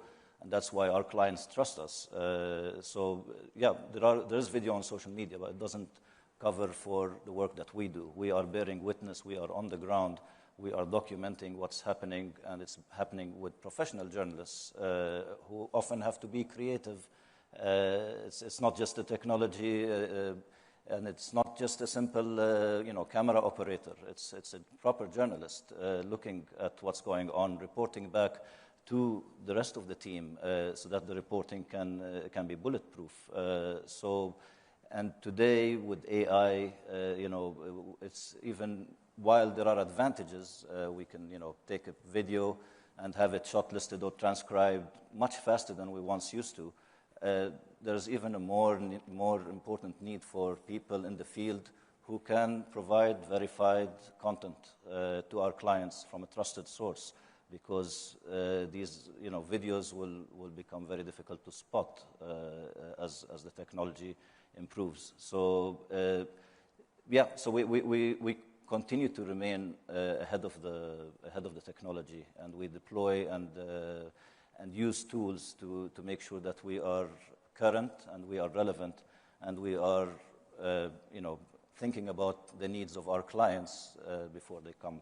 Can I add here on the verification team? I mean, they're doing an amazing job, because recently in June, there was a footage which was on social media that was picked up by international organization about the attack, when Israel attacked Iran. It was about the Evin prison. And they said they attacked the prison, and it turned to be an old footage of the prison. But our team verified that it was in June, and they saw that the tree was bare, and it shows that it was in autumn. It was the previous year in a different situation, and there were no debris. And the same when Yemeniya Airways plane also. So two videos, like they were fake fabricated, but they were used by outlets. And it's an interesting point, this whole, verifying the visuals, using the visuals for our reporting. Maya, you were deeply involved, obviously, in the really tragic event of Issam Abdallah, who was killed at the very beginning of the conflict. And one of the issues there was, while it seemed obvious, we needed to prove what we all believed to be the case in terms of who fired the shot. Just walk us through some of the reporting efforts that went into basically pinning it down that it was an Israeli fire. Yeah, I mean, I think obviously Reuters was heavily criticized in Lebanon for not immediately publishing or kind of pointing the finger at Israel. And I think what we set out to do, even though they were extraordinarily difficult circumstances for the Bureau, who had lost not just a colleague, but a friend and somebody who we considered a family member, really, what we set out to do with again, the help of Reuters colleagues elsewhere as well, was to establish answers to questions that hadn't even been asked yet, which were, what exactly was fired at the group of 7 journalists that were on this hilltop? It was 3 international agencies that were there. Where was it fired from? Why were there 2 tank strikes? What happened afterwards? So we really were trying to ask ourselves questions and set the bar quite high in terms of the answers, but also the way that we were going to pursue those answers. So we actually went on the ground and picked up fragments of the shells ourselves, took them to a lab in The Hague to be tested. That lab had also tested and examined all of the visual and sound elements that we had brought them as well. So there was physical evidence in terms of the actual physical fragments, shell fragments that we had picked up, and then there was the digital evidence that we had brought them, every camera footage and sound recording that had been filmed that day in that area. And again, and this is why people often see this kind of this wording in Reuters stories. Reuters stitched together these reporting accounts to find this, because it's true. We really do stitch together all of these different reporting methodologies to provide as complete of a picture as we could. And that picture, ultimately, that emerged by the end of 2023, we published in December 2023, was that Israel had fired 2 tank rounds at a group of 7 journalists, followed up with more than a minute of gunfire from the same location within Israel. And that obviously killed Issam, left an AFP journalist, Christina Asi, without the use of her legs. It was an extraordinarily traumatic experience so early on in this war that unfortunately then produced more and more and more similar cases. We obviously, unfortunately, had to do the same thing with the Nasser Hospital investigation just 2 months ago. And so I think one of the things that has been so heavy for journalists across the region is the fact that we're kind of, we want to be able to say never again, and unfortunately we're not able to say that because we're continually seeing these attacks on journalists. So I think, again, that publication, that report came out nearly 2 years ago now, investigating Issam's killing. We still have not received a response from the Israeli military. And this is what we do. We put out the maximum amount of evidence, the strongest reporting possible on the table, and then now we wait for the response, which should come. Thank you. So our universe is big, and what keeps us ahead of everybody is we have our checks and balances. So, it's easy to get caught up with emotions when your colleague that you are seeing and living with every day is killed. But then you have the bigger Reuters family that contributes to the reporting, and there comes the checks and balances and the approach and how to move about things. And the same thing happens with safety when we deploy safety.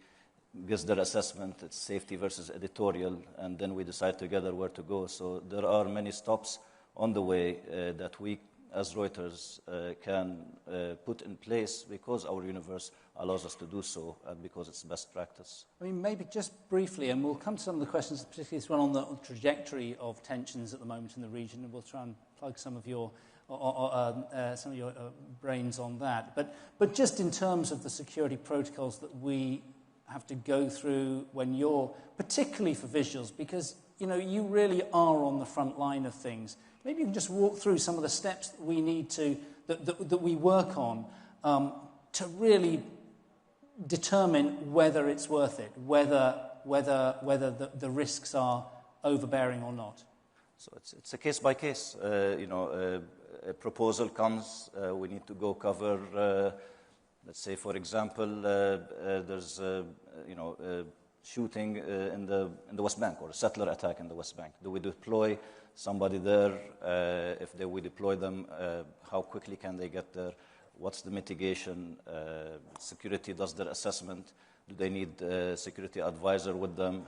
Are they the right profile? You don't want to send the wrong profile to the wrong place and then have your own problem as well to deal with on top of the coverage. So you would write the pitch, put the proposal out, hear back from security. They do the mitigation, and they classify it, amber, red, or green. And based on how risky it is, you have to get an editor's approval before you can proceed. And then every step of the way, we are, geolocating everybody. We are following step by step. We are flexible, ready to make a second plan if need be, ready to abandon plan if must. It works well because, the safety has nothing to do with editorial, and editorial has nothing to do with safety. So it's a proper checks and balance system that we have in place. That's great. Well, let's take a slight change of trajectory, about trajectory. We have a question here. How do you assess the trajectory of geopolitical tensions in the Middle East over the next 12 months, particularly the implications of the Israel-Iran conflict? So a really, really simple question, Samia. We have to ask Netanyahu and Khamenei, actually. So, I think it's going to be probably the year of Iran, over the next 12 months, whether a nuclear deal is going to be brokered or not. And if not, then again, I think Iran is going to be under a tight spot. Israel will unleash maybe not a war, but attacks, surgical attack, different kind of attacks, spy attacks will continue. And how Trump is going to deal with an Iran that is not going to accept a deal will be also a big question. I think Iran is going to be a big story. Plus, Gaza hasn't been solved yet. We have a ceasefire, we have hostages released, but then all the other loopholes are still there. Will Hamas disarm? If Hamas doesn't disarm, will the war continue? So there are so many things, that are still unresolved. But again, Hezbollah in Lebanon, which is refusing to disarm, and the war it's simmering. The conflict is simmering now. It hasn't ended yet. A big chunk, they weakened Hezbollah. They weakened, They told Iran that they can attack, that Iran knows that it will be attacked again, but they're still there. They still have capacity. So that is the year to watch, basically. We're going to be busy. You're going to be very busy for the next year. Yeah, I think we're going to be very busy. Maya, interesting question here about the Syria, how you're sort of navigating the Syria conflict. It was a fascinating, incredibly dramatic moment where suddenly these non-state actors, which you had been talking to for many years, suddenly they were in a position of authority.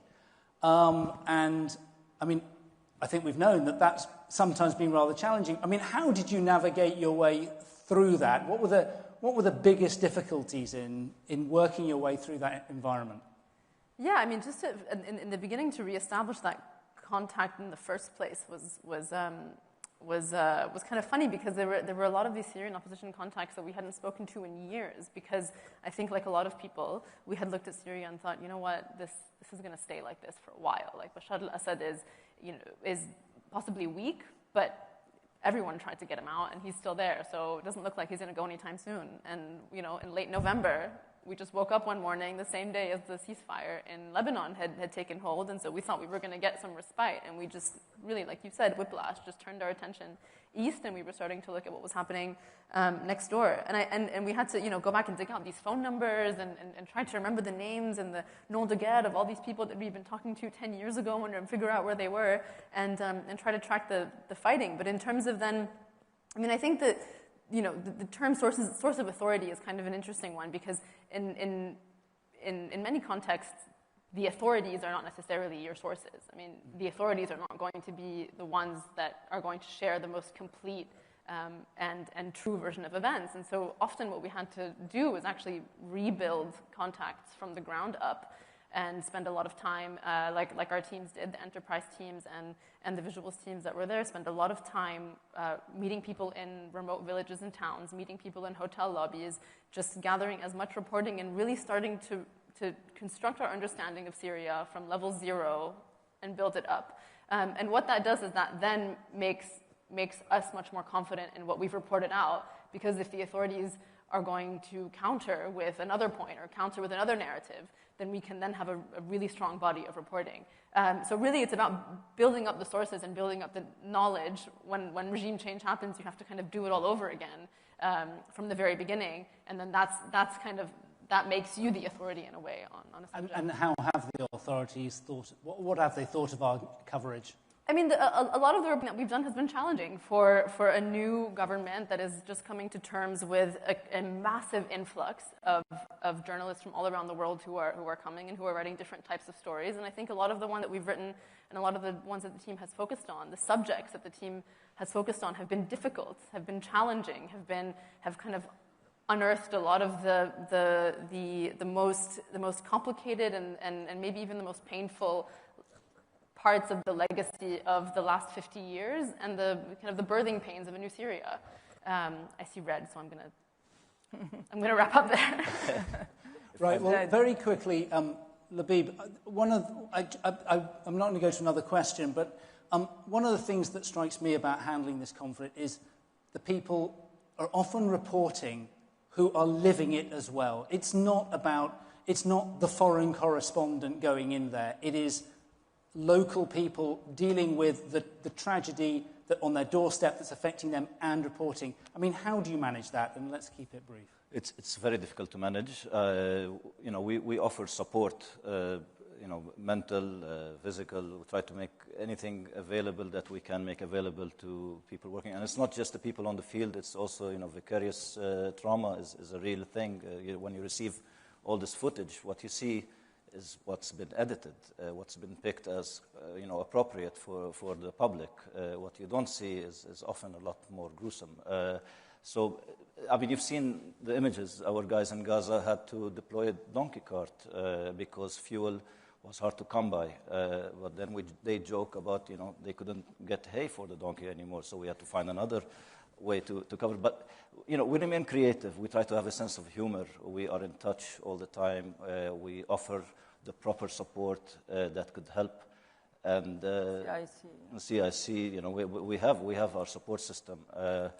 But it helps. It helps. It's a community and it's a village, and that's how we function. Well, I guess with we'll continue working like community and continue to have to be very inventive in reporting this region. But thank you very much, and thank you very much for listening. Thank you. Thank you. On time. Thank you, Edmund.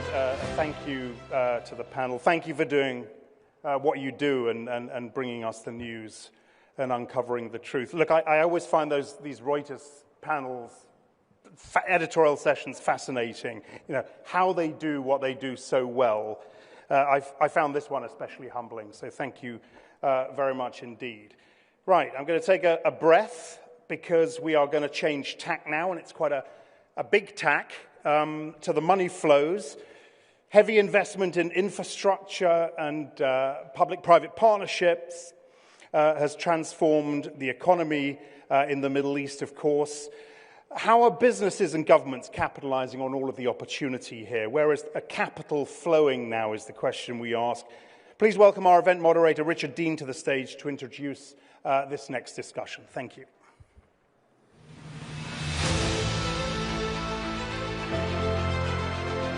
Thank you very much indeed. Good afternoon. So the question is, where is capital flowing now? And I can think of I can struggle to think of two people better qualified to answer that question than our guests today. First up, we have, to my direct left, the Chief Investment Officer at NEOM, responsible for developing and implementing NEOM's investment strategy, previously with GE as the President and Chief Executive Officer at GE Renewable Energy for the Middle East, North Africa, and Turkey. Please join me in welcoming Dr. Manar Al-Manif. Dr. Manar, good to have you with us. Thank you so much. And we also have joining us also from the Kingdom of Saudi Arabia, the founder and CEO of Saudi Technology Ventures, or STV. It's described as the largest technology investment firm in this region, $1.5 billion plus. Some of its high-profile investments you will have heard of include Kareem, Abbey as well. Previously, he held executive leadership roles at Google's headquarters. Please join me in welcoming Abdurrahman Talabzuni. Abdurrahman, good to have you with us. Known affectionately in the industry as AIT. Ahlan wa sahlan. Good to have you with us. Yes. Dr. Manar, can I start with you first of all? NEOM in Saudi Arabia. Those of us who are fans of Reuters will know that journalists write a story. Barely a day goes by without a headline. So cut through the noise. What is, in your view, the reason for being at NEOM? Just refresh our minds on that, and then give us the latest progress report if you can. Absolutely. Well, first of all, thank you so much for having me here with you today. Let me just go a bit back to bring why NEOM is. If you all remember, everyone was talking in the last decade about carbon dioxide emission increasing on a daily basis. They're speaking about water shortage. They're speaking about the fact that we consume food faster than the time it takes us to grow it. But yet, no one around the globe was able to come and put a solution. What are we going to do to address these challenges? What is the future looking like? What do we need to do? And that's where the idea of NEOM came from in the beginning. It is simply a place where to present for you the future. It's a place that represents for you a global opportunity, a greenfield development that will enable you to do three things. First one is to reimagine sustainability. So sustainability is very important. It measures the day-to-day operation and how do we work. And what is the future of sustainability, future of industries, and so on. The second one represents a global opportunity to reimagine businesses. What are the different ecosystems that you need to create in the future to create jobs? What kind of industries do you need to build to actually meet what is the future going to look like in 30 and 50 years?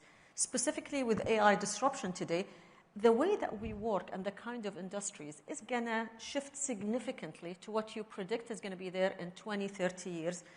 And NEOM will provide for you an opportunity where you will be able to test some of these new concepts, validate them, see what kind of infrastructure is required to build them and take them forward. And the third thing NEOM will be able to do is simply a global opportunity to redefine livability, which is today specifically when you focus on the youth, livability is a very big component that everyone is looking at. And when you add all of these three things together, it's actually at the cornerstone of Vision 2030, which simply focuses on two things. Vision 2030, transforming the economy and diversifying the economy, as well as improving the quality of life. And NEOM is at the heart of doing that. So that's why NEOM and what we're doing. And if you think about it and just, if you think of the vision of NEOM, which is quite interesting, many people do not really focus on the vision of NEOM.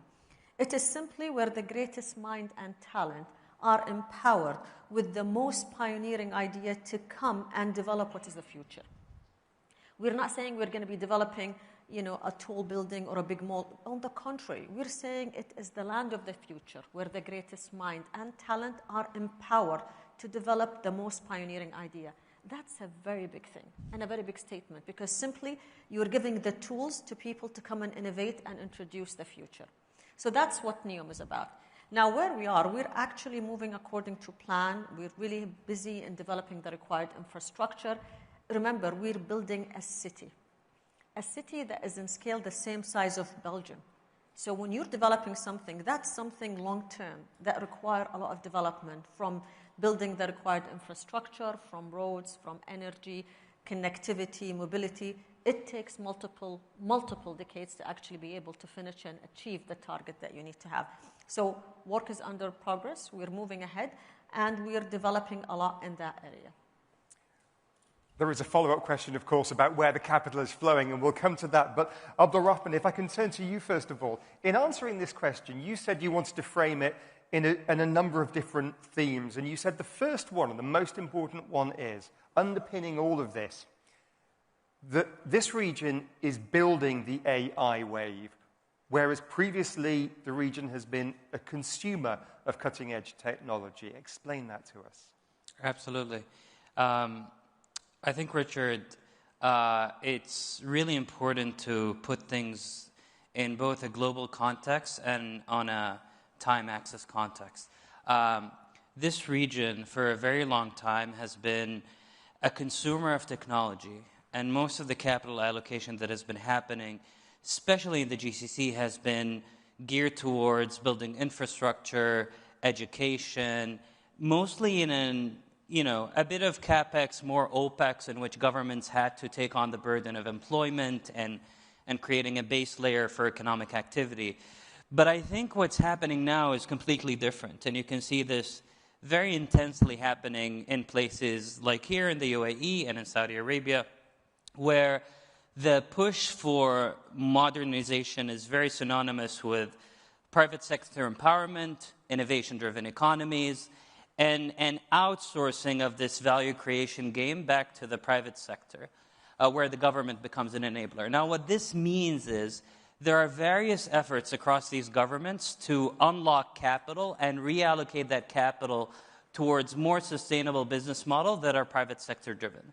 Now, where this is happening extremely intensely is in the technology sphere. And we're seeing this probably, if you look at the last few decades of the GCC, there was never a time in which two very large, extremely sizable economies are explicitly saying, this is my bet on the future. I want AI and the next wave of technologies to be not only consumed here and pioneered here from a use case point of view, but also to be built here and localized here. And this is a completely new narrative. Now, for us as investors, when we look at this, we get really excited because what this means is more of this capital is going to be localized and hopefully compounded within our own geographies. Gone are the days in which governments of the 90s and the 80s used to look at whatever we called technology in the day, whether it was the World Wide Web or later the mobile internet or now AI. Those governments did not look at this or these technology flows as sovereign and critical questions to deal with and understand and localize. The governments of today in the GCC are seeing these as essential, as existential, as sovereign. And I think that's one big piece of what's going on. Now, when we look at the landscape, technology investment and venture capital investment in the GCC has been growing exponentially. Value creation in the space has been proven. $30 billion of technology venture-backed companies were created in the Middle East in the last 5 years. So it's happening, right? But now looking at the quantum, we're very, very far from where we need to be. If you normalize tech and VC investments by GDP of our markets in the GCC, we're among the lowest in the world still. Surprisingly, right? Despite all the momentum you see. We need to not only 2x or 3x or 5x the quantum of VC and tech investment in our regions in the GCC to get to global benchmarks. We're probably looking at a minimum of 10x the size for us to be globally relevant on a healthy benchmark. So I'll leave it at that, and happy to dig deeper later. Okay, good stuff. We've got about 10 minutes left. Thank you very much indeed to everyone who sent in questions via Slido. We will get to those, but a couple of brief follow-up questions from me, if I may. Dr. Manna, in terms of capital flowing into NEOM, you gave me a number earlier, 60 billion Saudi riyals. Briefly, where is that money going? Simply to develop a lot of private sector opportunities that we're looking at. So NEOM, as you today in the current stage that we're in today, there is a lot of infrastructure development. And 60 billion is the number that we were able to attract from the private sector. That's primarily on a number of projects. The first one is the NEOM Green Hydrogen project that was announced a few years ago, and it is going to start operating in 2027, producing at least 600 tons of hydrogen on a daily basis. The second one is the NEOM Logistic Company, which is a joint venture with DSV, which is one of the global logistic providers globally. That's around 39 billion Saudi riyal. And then there is a couple of infrastructure related to hotels and data centers and so on. So the private sector is very interested. The private sector is very hungry and want to play a major role in the development of NEOM. Previously, when you used to look at infrastructure, it used to be primarily a government-led. They used to do it. And private sector used to shy away from participating in infrastructure development or some project related to it. And that was primarily due to many reasons. They were not very visible. We didn't have maturity of the entire infrastructure project. But today you have developed a platform where the system is more mature. Public-private partnership became a major area of focus for both the private sector and the government to partner together and to move forward. This was enabled by creating more visibility about the opportunities, having flexibility around the structures that you're developing, creating the right regulatory framework, the flow of capital, and more importantly, the maturity and the growth of the local investors in our part of the world. They're really today among the top players globally in the sophistication and the capability that you're able to deliver. And when we think of the growth of where are we heading, the growth is not going to be limited to one sector. Like, it's going to be energy, it's going to be real estate, it's going to be hospitality. It is going to be across the board in every sector. It's going to grow in different parameters. But what's interesting is actually the intersection between each of these sectors and how AI will play a role to actually make sure we present what is the future of this industry going forward. Well, if we look at capital flowing into this region, you say there's not enough VC, and I take your point, but Google has recently invested in an AI fund. In your AI fund, of course, you spent many years working at Google. Very briefly, talk to me essentially why they wanted to. What was their motivation? So we're privileged to have Google as an anchor investor in our AI fund, and we look forward to working with them very deeply on creating value and synergies across the portfolio. I think what will drive many technology companies, especially global techs, to look at this region very seriously and compound their investments here is the fact that the region is actually already taking very bold steps and very significant commitments toward building an infrastructure layer for AI, towards building models that are sovereign and proprietary, and are opening up these assets in a way where they want entrepreneurs and the right partners to come and build on top of these layers of infra, use cases and applications that are very region-specific. And that's the thesis we're driving in our fund. We believe that these double-digit billions and billions of dollars that are going in data centers, infrastructure, energy, and all the adjacent industries around infra, and over and above the models that come on these infrastructure technologies are going to unlock $18 to $20 billion of value in the Middle East over the next 5 years in AI applications. So the thesis is very simple. These regions, our part of the world, is going to invest heavily in these hard layers, and the private sector and entrepreneurs are going to look at sectors and use case by use case of how to monetize and how to go to the market with very clear value propositions. Now, the scarce resource in a lot of these plays, and I think people tend to underestimate in AI, because we hear the hype and the buzzwords, but our view is the scarce resource is really data. A lot of these models, a lot of these applications are going to utilize proprietary data to become better and closer to the user. And the unfair advantage we have here in the GCC is that these data repositories are consolidated, centralized, top-down driven by government agencies. And these government agencies are extremely agile and open enough to allow that centralization and consolidation to be access to these private agents who are going to create value on top of it. So that's the thesis. And I think you're going to see more and more top-down reimagination exercises happening in sectors like education, healthcare, defense, et cetera, and so on and so forth, that actually map to the biggest budget items on any of these national budgets in each of these geographies being tackled by AI. We've got lots of questions. Thank you very much indeed for those coming in on Slido. Here's one. Dr. Manar, your perspective on this. What differentiates Saudi Arabia and the wider GCC in attracting long-term foreign investment versus short-term opportunistic capital? And as you and I were chatting earlier, it's very long-term capital that you're looking for at NEOM, isn't it? Indeed, indeed. And that's a great question. Simply when you look at our region, we're really differentiated by two main factors.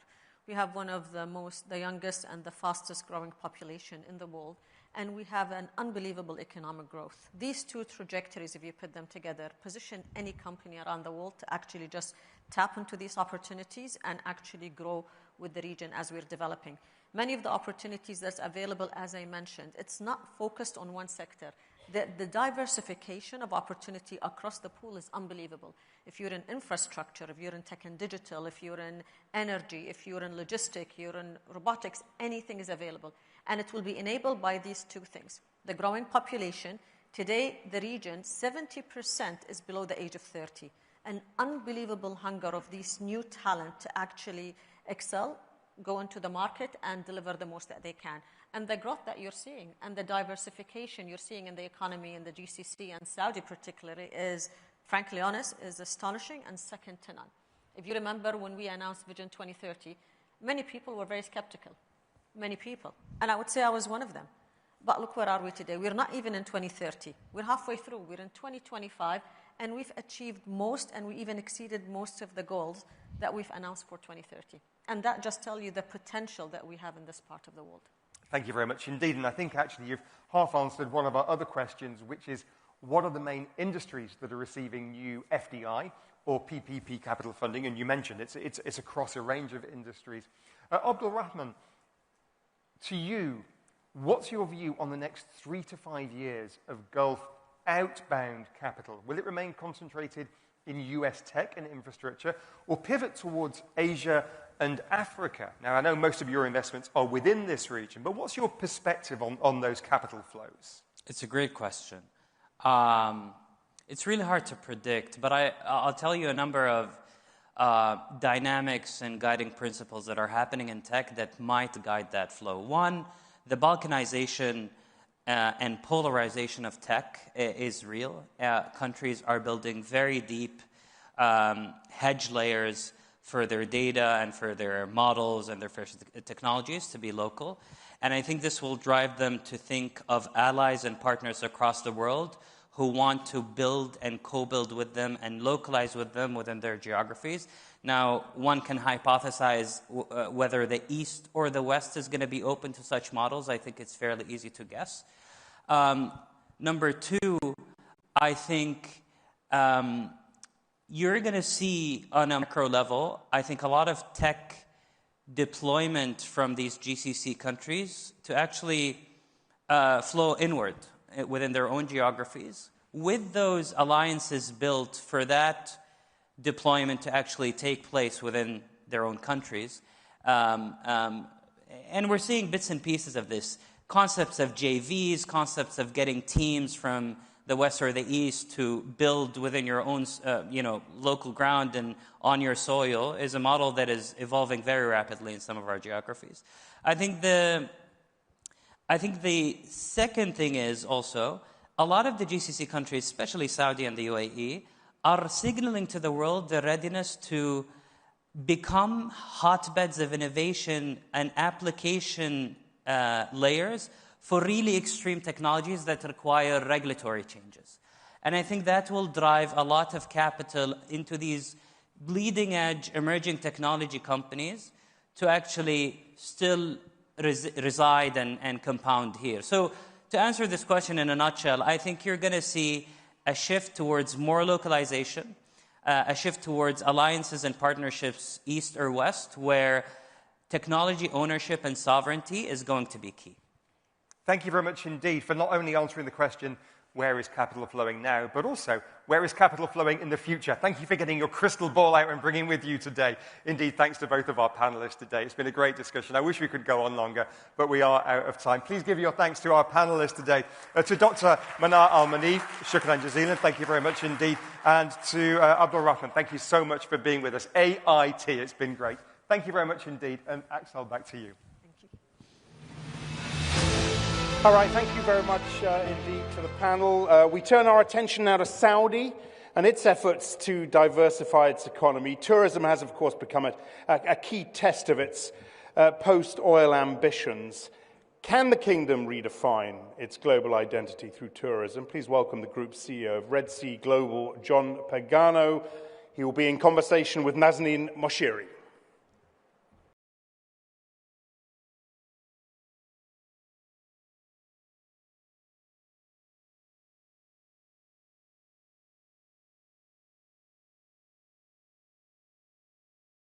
Excited about this chat because I get to talk about tourism and hotels. Great. And I Me love too. it. So we're talking about beyond oil in Saudi Arabia and redefining global tourism. I'm really pleased to have Red Sea Global Group CEO John Pagano here on the stage with me. And we were just chatting actually behind the scenes about what does it actually mean? What is beyond oil for Saudi Arabia? How fast is tourism actually growing? And how is it reshaping the kingdom's identity? Well, thank you for having me, and it's my pleasure to be here.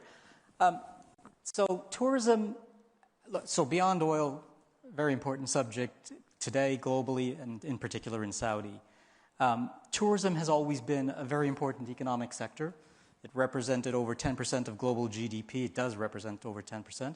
And when I first arrived in Saudi Arabia at the beginning of 2018, it represented around 3.4%. I think we've doubled the contribution tourism makes towards the economy. It's up around 7% today.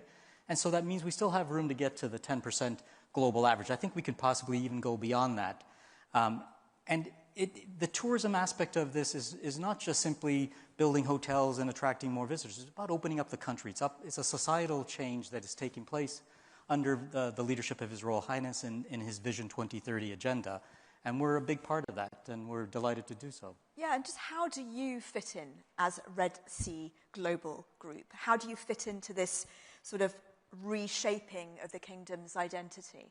Well, I'm proud to say we were born out of Vision 2030. We were one of the first of the 3 giga projects that were announced. We had NEOM, we had Qiddiya, and then Red Sea.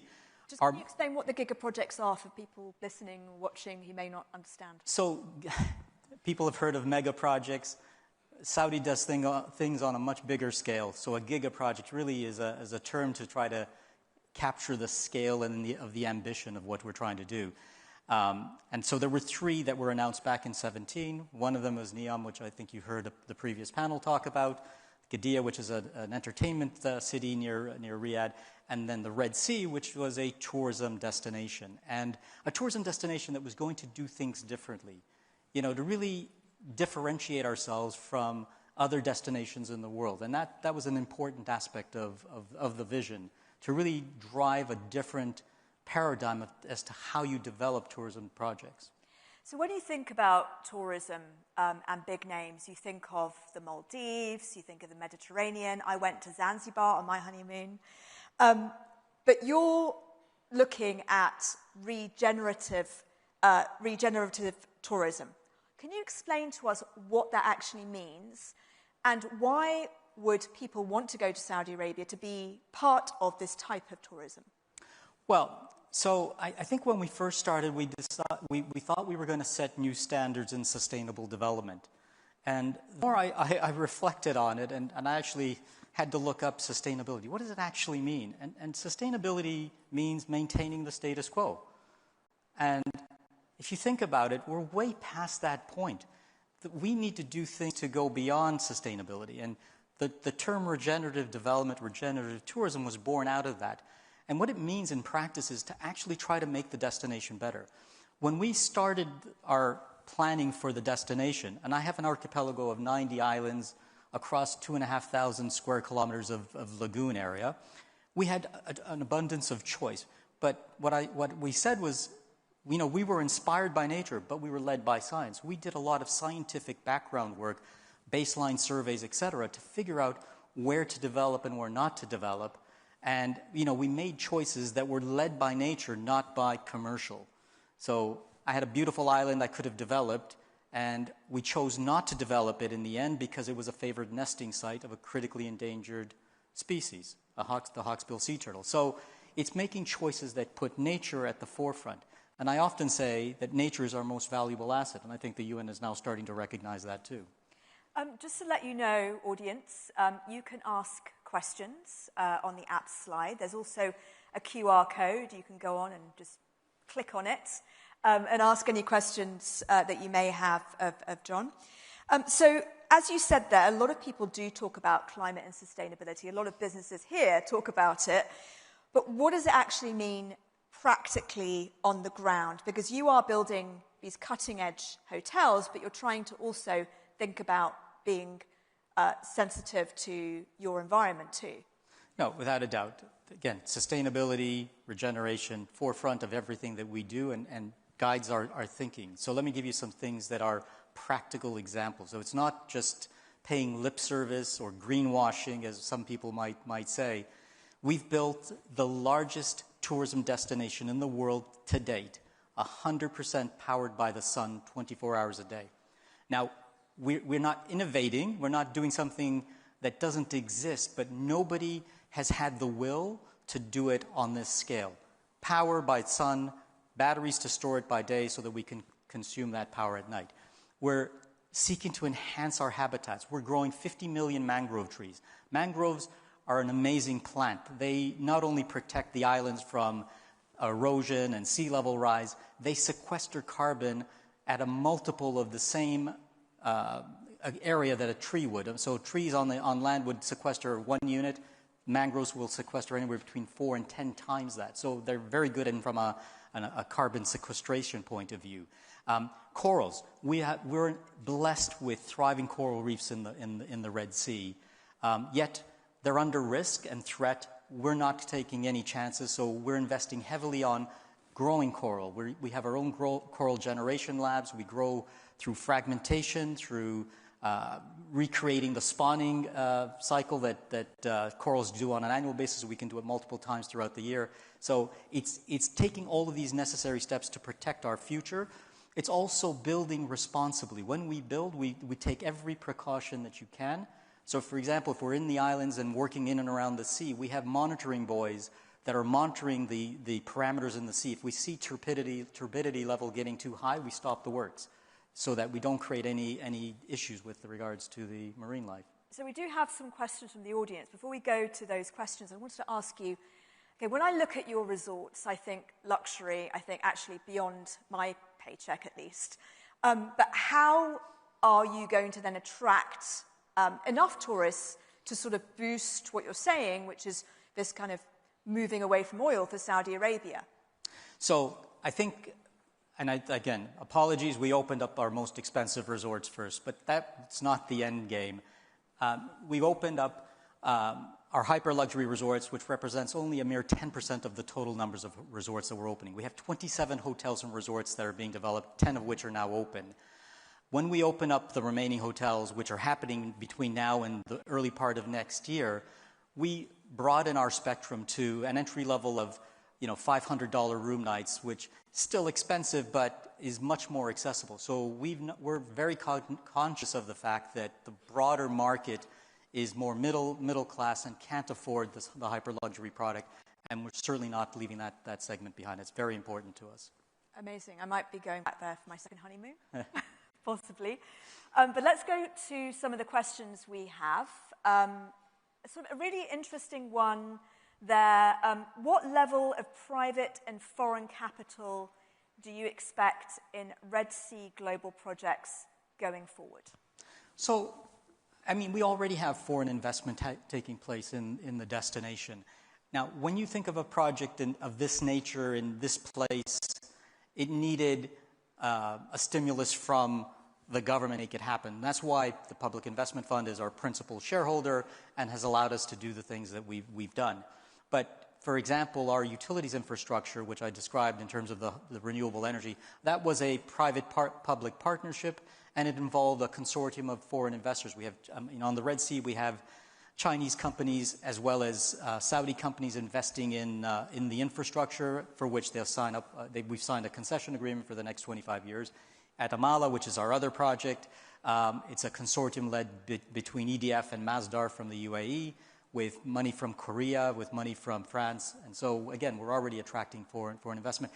And now, as we've developed and have effectively got a proof of concept, it's much easier for investors now to think seriously about the opportunities that exist in Saudi Arabia. It's a huge growth area for Saudi Arabia because of the limited infrastructure, if you will, in that tourism and leisure hospitality space, and there's great opportunities for investors from all over. And let's quickly talk about the infrastructure. Do you have the infrastructure to move beyond oil and create this great tourism hub that you're talking about? Well, the Saudi Arabia is committed to spend, I think, $800 billion between now and 2030 on developing hospitality infrastructure. So the infrastructure is being built. By this middle of next year latest, we will have 4,500 hotel rooms at the Red Sea and Amala projects alone. And there's more coming. We've got Riyadh is developing hospitality offers. So the infrastructure is now gathering pace. It's been several years in the making, so we're now at the end state where we're actually delivering it, and we'll be able to accommodate. And that's going to mean more flights. Then how can you be more sustainable then? Of course, flights is very important, and that's the conundrum from a sustainability point of view, but I'm proud to say we were the first airport in Saudi Arabia to actually bring sustainable aviation fuel. It's an important way to mitigate some of the effects of travel. We need more government support, not just domestically, but globally, to encourage more people to develop capacity in sustainable aviation fuels. And it ultimately is going to come down to subsidies until such time as the capacity brings the unit price down so that it is comparable to conventional jet aviation fuel. There's another question there, which I guess sort of leads us into sort of looking ahead. And I know I'm asking you to look inside a crystal ball, and it's not easy to do that. But what would you say are the risks that could potentially derail the tourism's trajectory, and how are you mitigating those risks? There are some risks in the question, but it'd be good to hear from you. Potentially, where could you see some challenges ahead? Well, look, any business is subject to risks that are beyond their control. Geopolitical risks obviously is foremost in everybody's mind, but I think the region is changing, and it's changing dramatically, and it's changing for the good. Notwithstanding the recent troubles in Gaza, and we all hope that is finally settling and will be the end of it.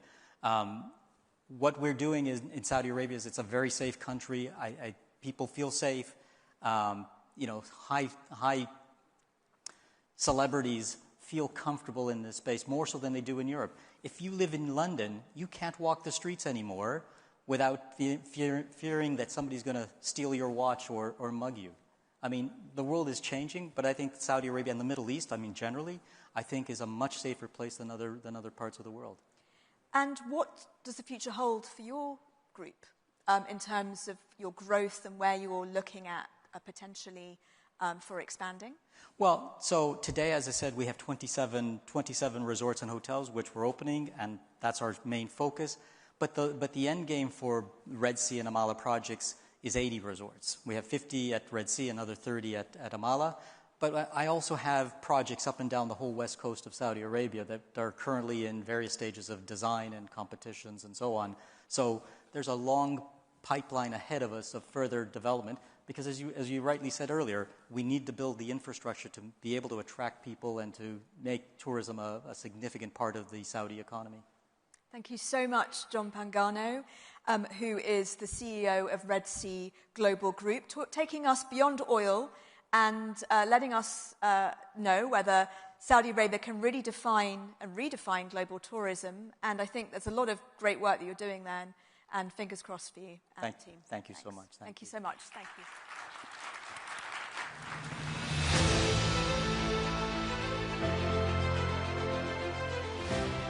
Thank you to John and to Nazanin. Look, one more session before we take a coffee break, a much-needed coffee break, I'm sure. We haven't really talked about the consumer, about how quickly consumer behavior is changing with trends like wellness, instant delivery, and AI reshaping industries, and how, of course, companies need to adapt to and position themselves for this fast-changing consumer context. Please welcome again Richard Dean, who's going to host this next panel in partnership with Al Ula. Richard will introduce his panel once they've set up the chairs, and I think we're done. Come on up.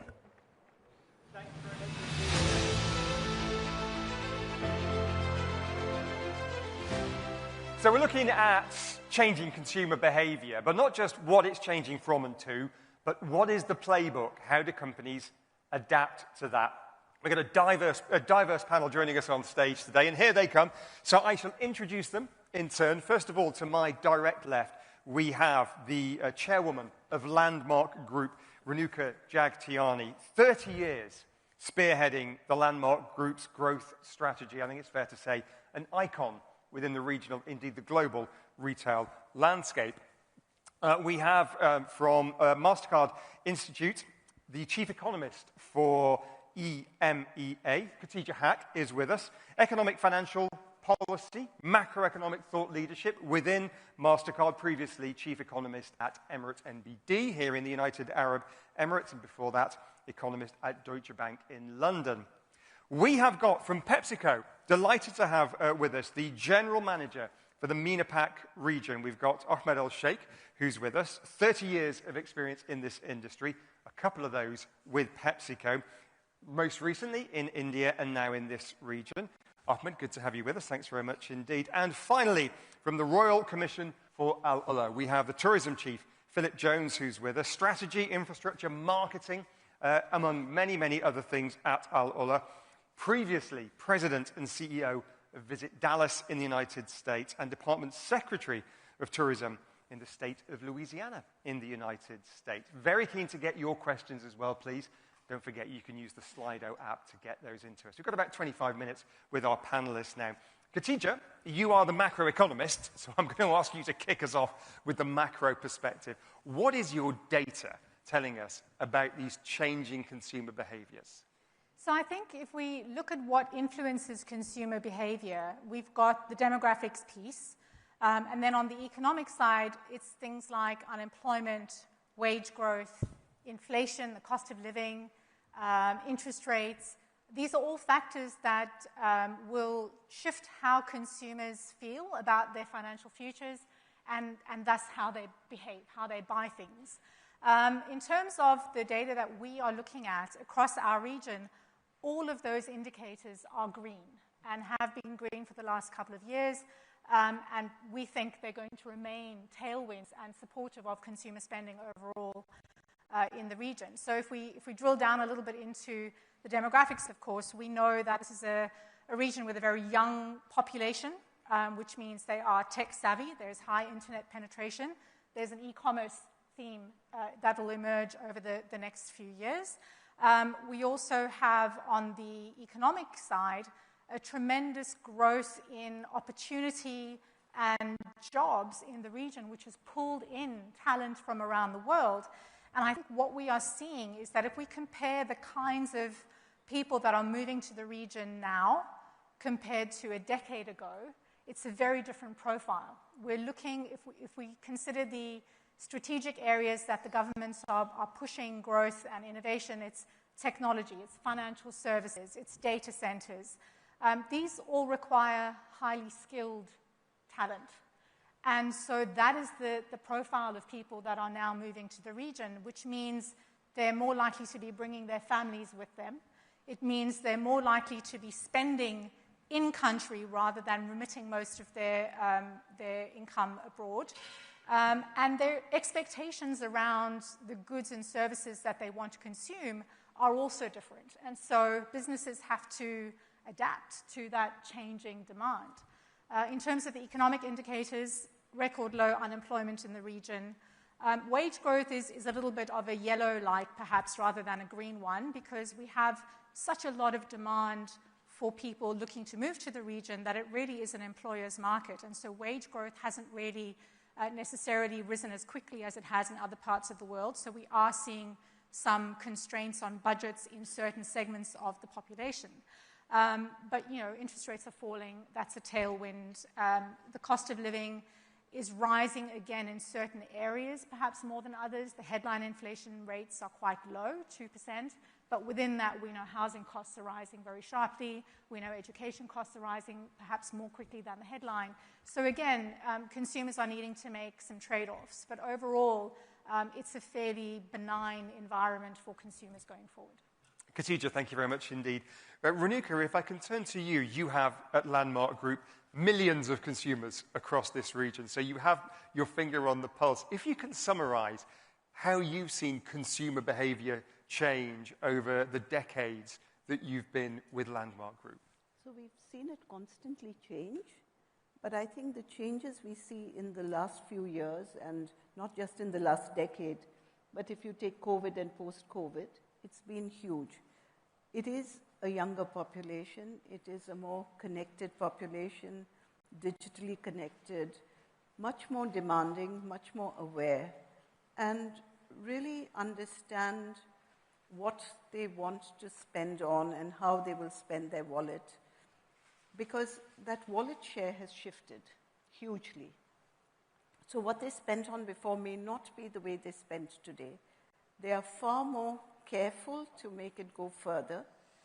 In certain things, they want a brand. In certain things, they want more value. But the definition of value for them has changed because of various things. There's inflation, there is global pressures, there is, economic conditions. Though they're great, there is uncertainty. And people today are feeling that, so they're careful how they spend. And when they spend it, they see that they get much more than just a good price. They get value in the way of it should be good quality, it should be trendy, it should be relevant to them in every way, and it should be a great price. And they have so many options today that makes a huge difference. Well, we'll talk about what the playbook is for satisfying those demands shortly. If I can get the perspective from PepsiCo, again, from your perspective, the changing consumer behavior globally, and I'm sure in many ways consumers in this region are the same, but also some of the subtleties and nuances. Because you've only been here a year in this job. This is not your first rodeo in the Middle East, is it? Very good question, Richard. Let me build on what Khadija just said. The macros are all green. The landscape are amazing. We are bullish about the future, bullish about the growth, and we believe that there is huge opportunity for growth. Consumer living in this environment as we speak right now, he used to have something or something. Now they are talking about and. I want global brand and I want high value. I want global brand and I want local relevance and local flavor. I'm proud of my heritage. I'm proud of the taste of the country which I'm coming from. So how to balance the corporate strategy in order to deliver in the expectation of the consumer right now is based on 3 dimensions. Localizing R&D, localizing talent, and local sourcing and supply chain. So, thank you very much indeed. Very keen to get the perspective from Al Ula. Philip Jones, a slightly different proposition to the Landmark Group and to Pepsi, millions of customers. You're not targeting millions of customers, more niche, but you've done a lot of research on changing attitudes and behaviors. So give us your perspective on this.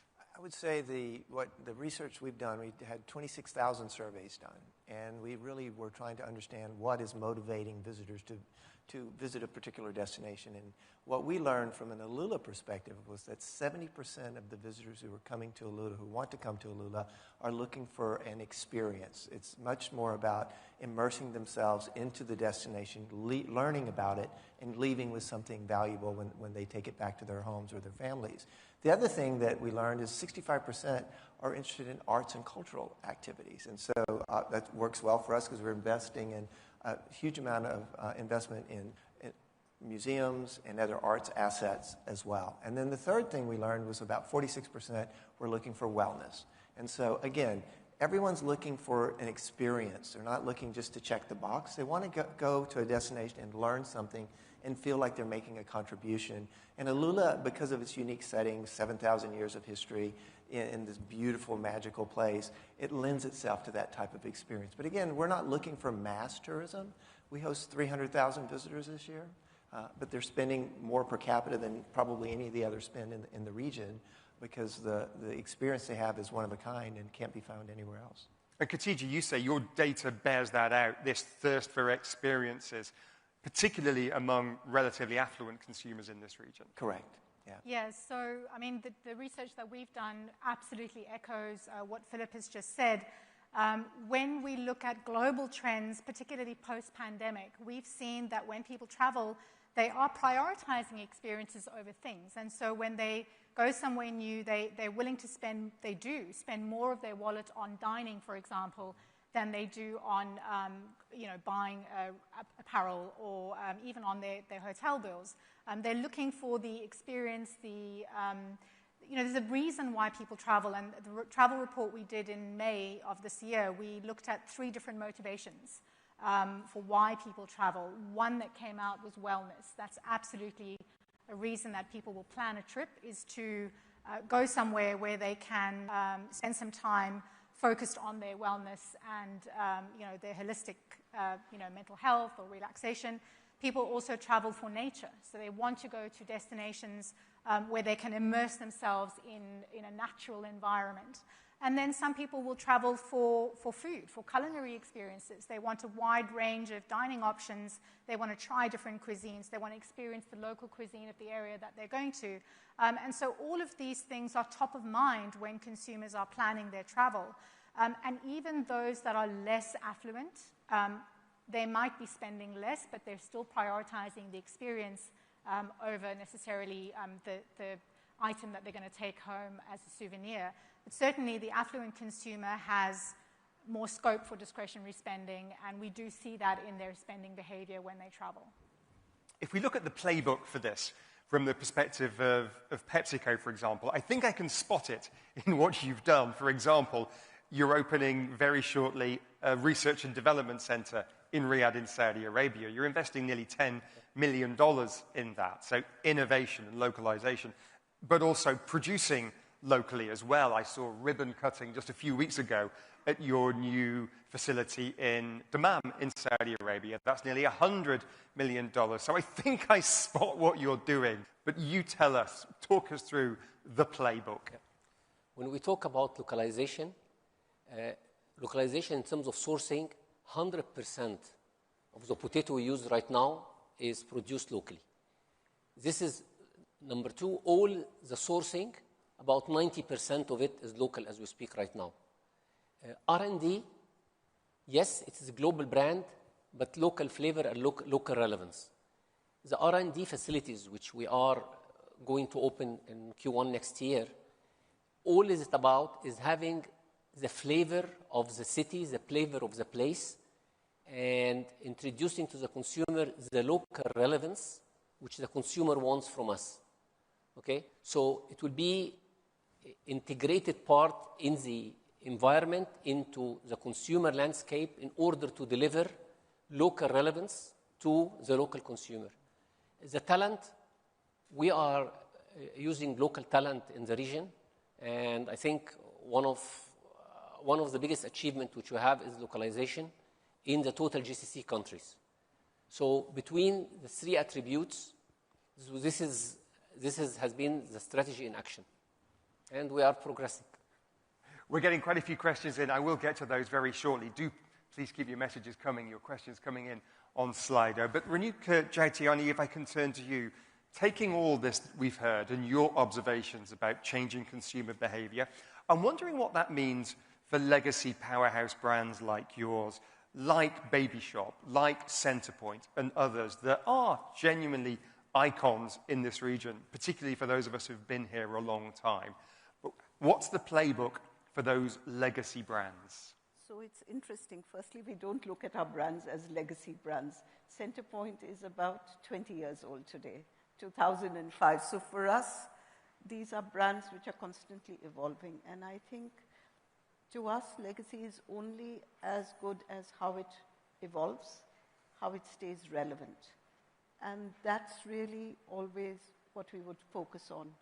And its relevance to consumer, its relevance with product, with the experience of the store. So we're constantly investing in our stores, in supply chain, in e-commerce, to stay on with the consumer and to be relevant, because today that is a very fast-moving pace.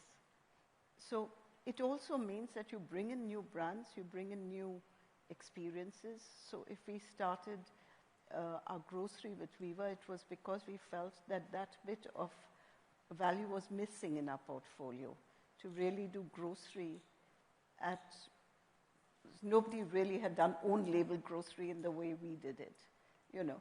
So it doesn't mean that, so it meant that we wanted to be in every category which is relevant to the consumer, be it fashion, be it home, be it electronics and grocery. So for us, it is about the consumer and staying relevant. Be it a legacy brand, has to be as relevant. It's in fact more difficult because there is that emotional connect.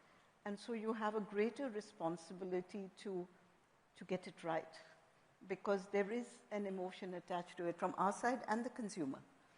So you have to work even harder to get that relevance right. I know Khadija and I were joking earlier on before we came on stage, reminiscing about Baby Shop and buying those machines where you sanitize the baby's bottles. That was a very long time ago. And thank God for it. But there is an emotional attachment there. And if I can follow on from that, you touched on logistics there and the supply chain. I mean, that's really important. Your brand, you're not just a retailer, you're a designer of brands, you're a producer of brands. You've got this huge retail business across the region. And I know about just before COVID, I think, you opened your logistics hub in Dubai. And it's a behemoth, by some measures, the largest in the region.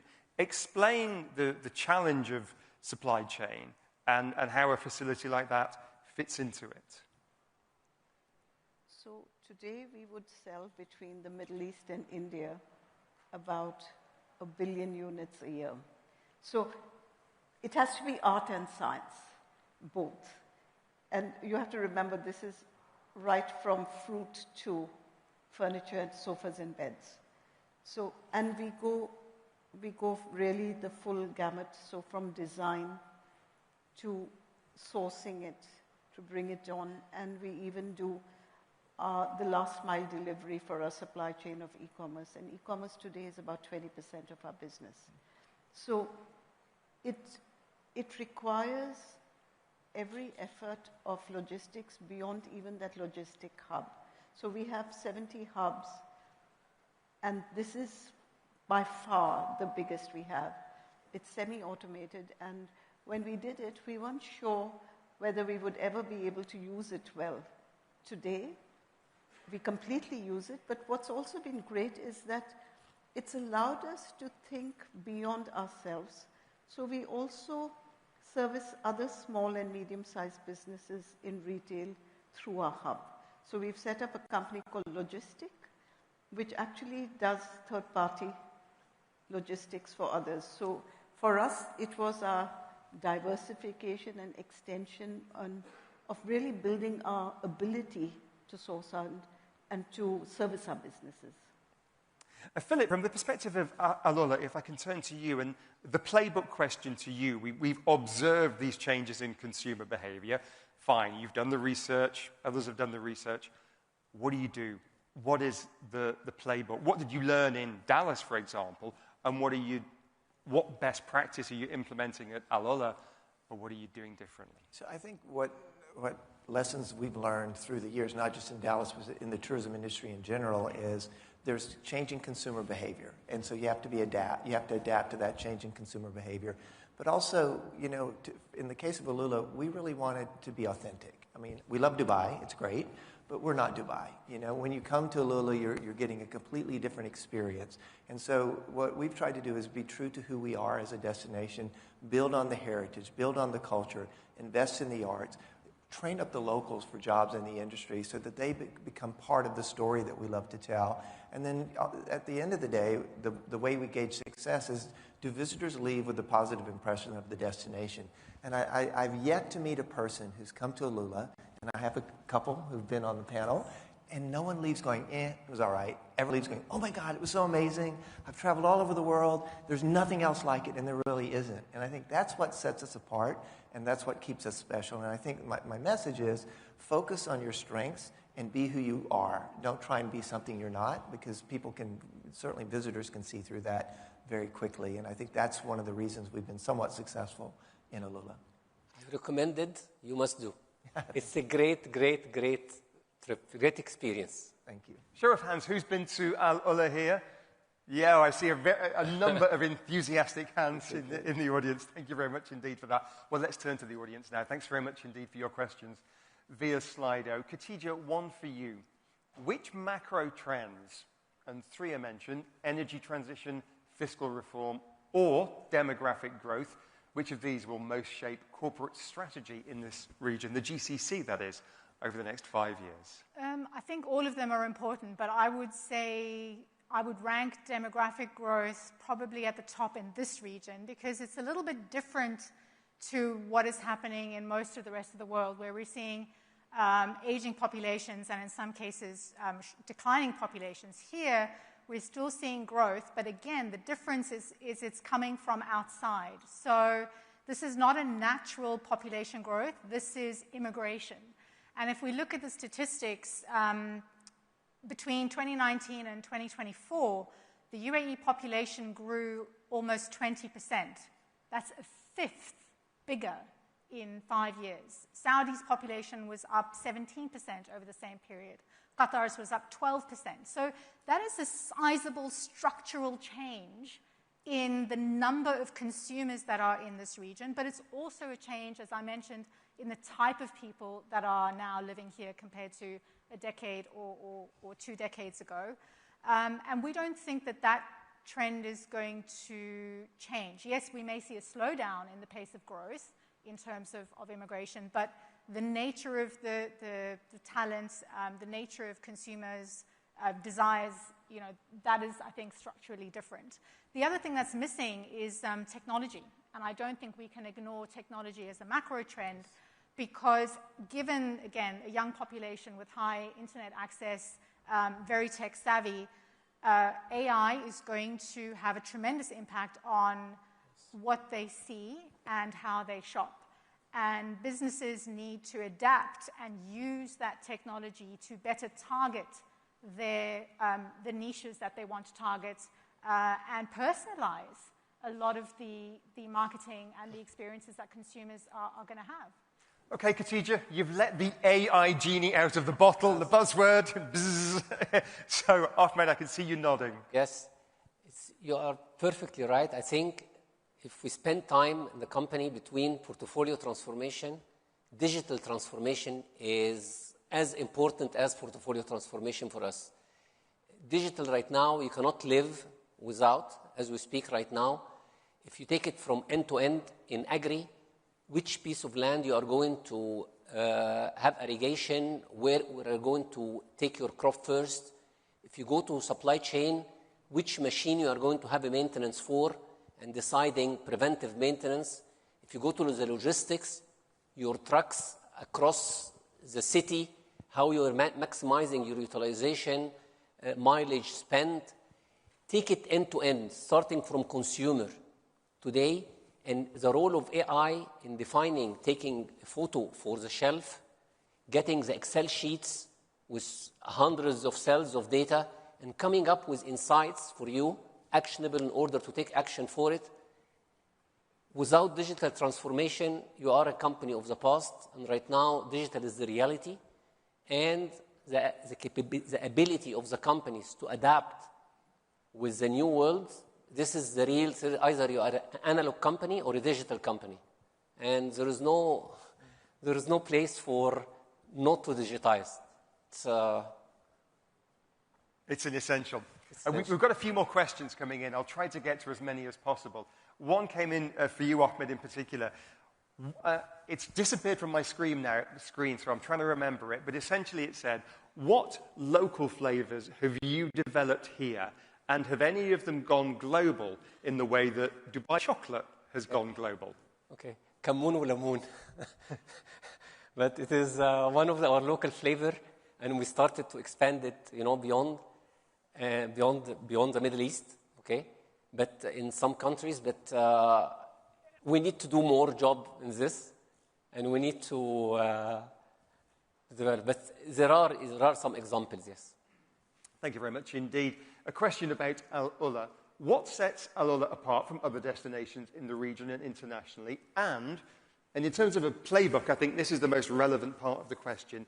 How do you connect with the modern traveler? So that is a great question. So we try and use digital to communicate and social to our audience. We know, based on the profile of our visitor, who we're targeting. And we know now, broken down by country in our top 10 markets, how many visitors we think are in the pipeline that we can convert on an annual basis. So, for example, we know between now and 2030, we have enough visitors who want to visit the destination that we'll be fine. Now, the question is, as we add capacity, as we grow demand, are we going to be able to keep up with that? And I think one of the challenges we have is making sure that we stay authentic and relevant. But one of the things we're looking at doing is partnering with destinations like Red Sea Global. You just heard from John Pagano. And I mean, people who are going to Red Sea to be on the beach probably would love to come to Alula and spend time in the heritage sites in Old Town, do some of our adventure activations, experience some of our events and festivals. So it's about combining those experiences and offering, a stay throughout Saudi, but looking at the different regions and then capitalizing on the fact that we're spreading around those visitor numbers and also the visitor spend. Renuka, if I can ask you a follow-up question about changing consumer behavior. I began by asking, how have you seen it change over the years and the decades? And you talked particularly pre-COVID and post-COVID. If we throw the spotlight forward, what are the changes that you see over the next few years, perhaps even decades, in consumer behavior that you're preparing for now, that you and your team are preparing for now? Consumer behavior is very dynamic. So you don't look 10 years ahead, because if you had looked in, let's say, 2020, you wouldn't have seen where we are today. So I think the one lesson is that you should always keep up with the consumer. The consumer will always want to stay ahead of you. But that doesn't mean that you don't plan and look ahead. So I think if you had to look at it, we would look today to say, our key challenges would be to say, if there's more AI, if everything is more digital, if the customer wants it more on their phone, how do we actually balance this? Because it's not as if brick and mortar goes away. Today, if we are 20% online, we are 80% in store. But that store experience has to be actually much better than when it was 100%. So if you say that every year you grow your base of online, and you have to grow it with customization, with more relevance, with actually talking to the consumer. We have a very large loyalty base, and it's about servicing that loyalty base, but it's not enough, because you have to get new consumers, because these are very young markets. So each challenge is a bit different, and you have to personalize each one more and more to be able to actually do it quite successfully. Very different across different categories of home and fashion too. So and very different in some of the different markets you operate in. Different. Markets today, Saudi Arabia and here, it would be completely different. And we took a call recently to say that we were in value fashion, but we decided that the customer was, looking so much more at value that we would bring our prices down even more. And we did. And you can see your reaction has been very positive. And we were very nervous about doing it, saying, what will it mean to the consumer? Because we already value, and if you look at it as a percentage, will they see the difference? They see it immediately. So there is a very strong connect, but also a very strong recognition from the customer. What do they really want and what do they consider value? We'll have to leave it there. A fascinating discussion. I'm still trying to get my head around the fact that you sell 1 billion products a year. That is a staggering number, and I'm sure it's only going to grow. Ladies and gentlemen, Your Excellencies, let's show our thanks to our panelists today. To Renuka Jatiani, the chairwoman of Landmark Group. To Khatija Haque, the MasterCard Economics Institute chief economist for this region. Thanks to Ahmed Al-Sheikh from PepsiCo, president and general manager for MENA PAC, and also to Philip Jones, the chief tourism officer with the Royal Commission for Al-Ula. Thanks very much indeed for all your questions. They were great, really appreciate them. And with that, I'll hand you back to our Master of Ceremonies. Ladies and gentlemen.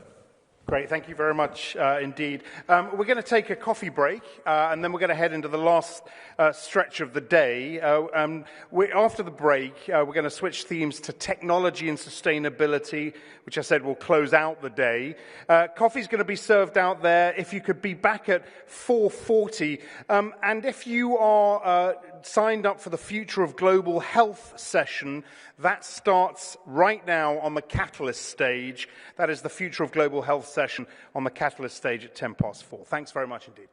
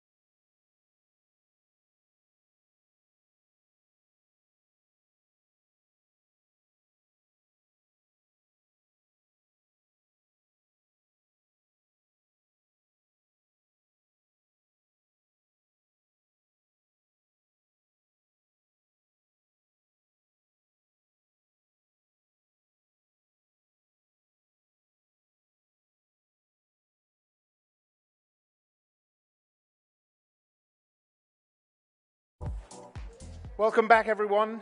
This is the final stretch. I know we're waiting for quite a few of you to trickle back in from the coffee stations. So welcome back to those in the room. Welcome to everyone joining us online.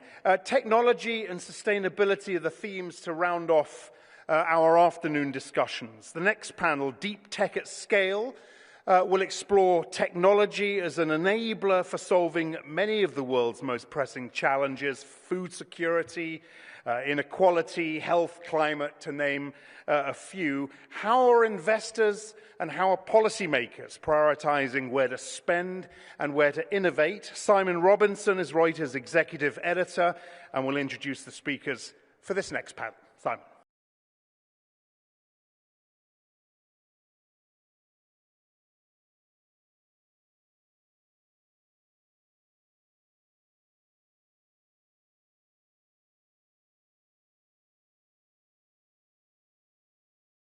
Hopefully, everyone's had a coffee, and as people trickle in, I'm sure that we're going to have a great panel this afternoon. This panel looks at AI, crypto, different technologies, and this region's part in those worlds.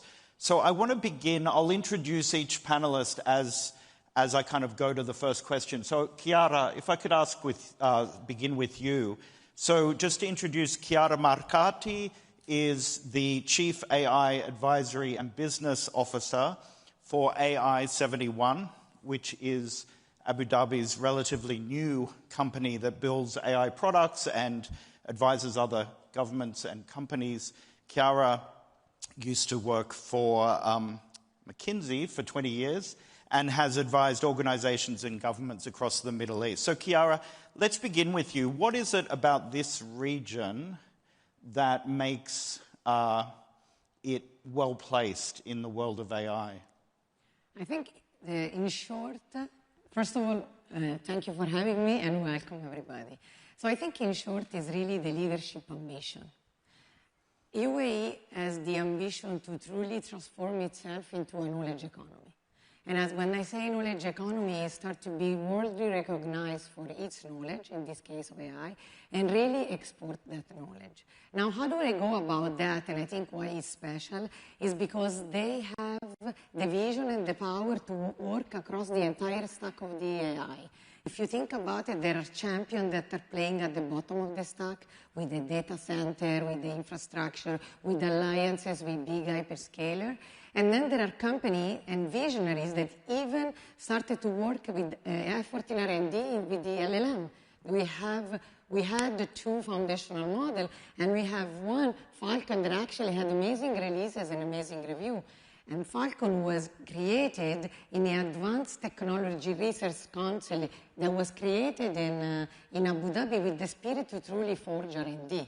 So for me, the vision and the desire and the investment in R&D that we have seen across all the elements of value stack is really positioning the UAE in a special place. And in fact, if you look at all the attention that it's getting globally, it's actually quite significant. I guess also we know that AI requires a lot of electricity, and one thing this region has a lot of is power generation.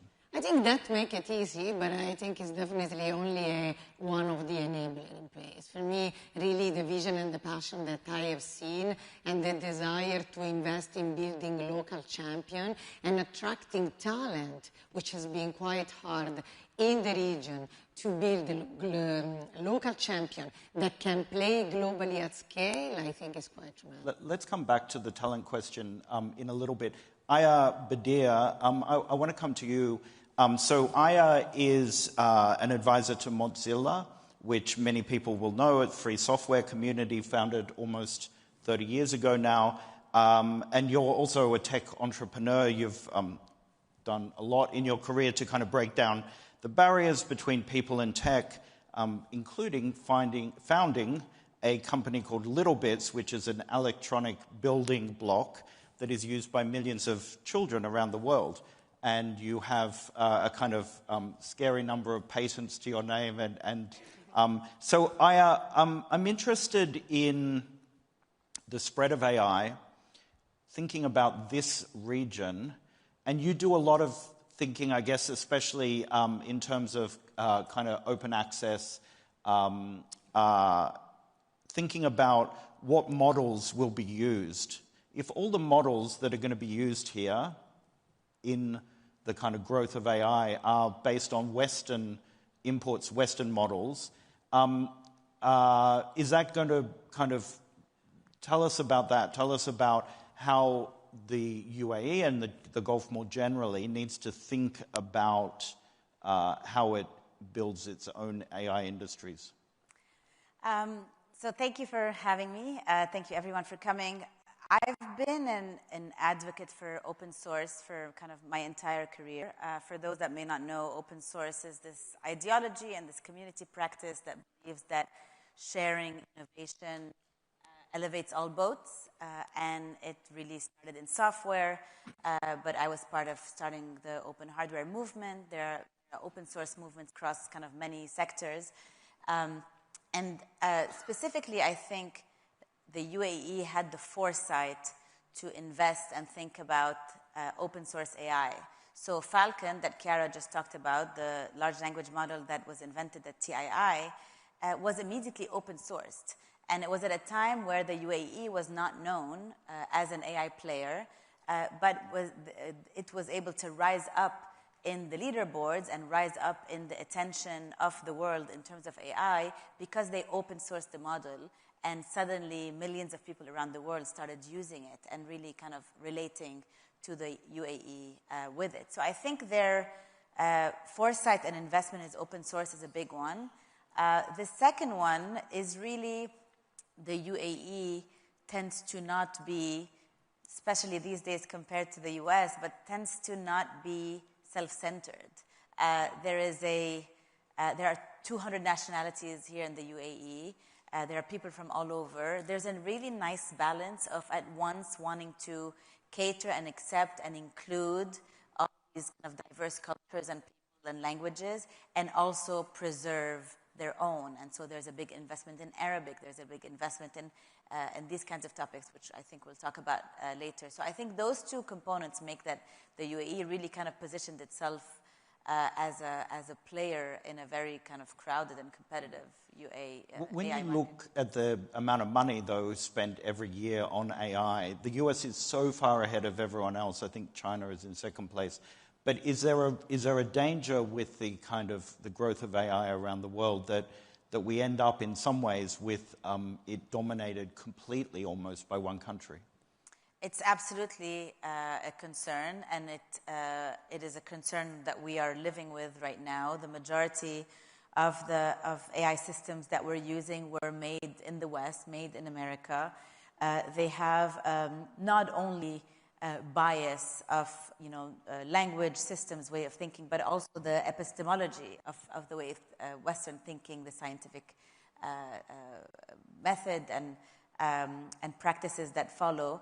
And so there are hosts of regions, countries, cultures around the world that have very, very rich cultures, ancestral cultures, like the Arab world, like the Latin world, like the Indian world, that are centuries of years old, but are not available on the internet or in books in the same ways. And so they're going to be left out of AI if something is not done about them. And so efforts that really focus on those are important. It's something that I'm personally extremely interested in, this idea of ancestral intelligence. Okay.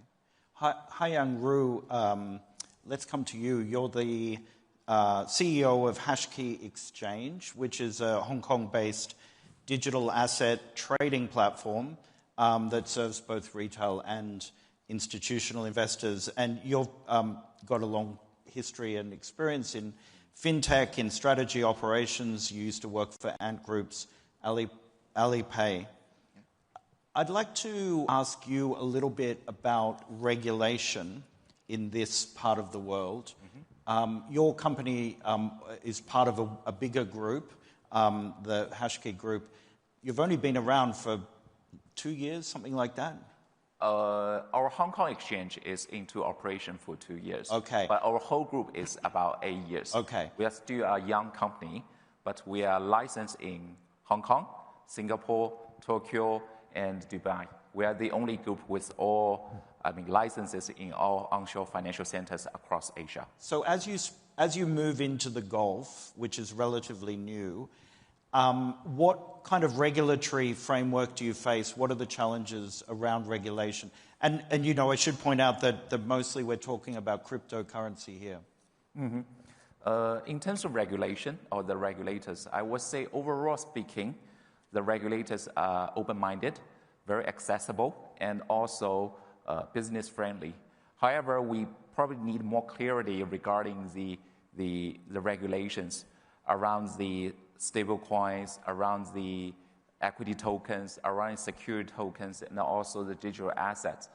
Because across the whole region, different regulators have different sophistication levels. And we do notice that going forward, the cross-jurisdiction collaboration could be a challenge.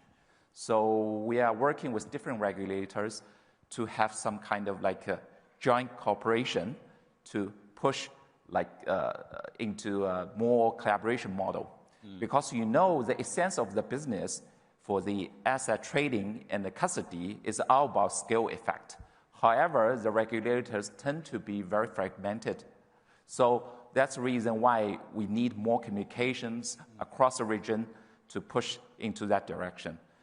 So a company like yours, Hong Kong-based, clearly connecting China to parts of the world, I assume including places like Africa, and you see this part of the world as a kind of key pathway to those other markets as well. Would your company like, for instance, a regulator that kind of regulates this market across the Gulf so that all the countries in the Gulf would get together? I know. That would be a slightly challenge, I guess. Right now, we are... Well, a challenge for the governments, but would you like it as a company? It's hard to say, frankly speaking. It's like a double-edged sword, right? It increases your convenience, but on the other hand, it also increases the communication costs to get everyone aligned, especially on the same table, bring people together.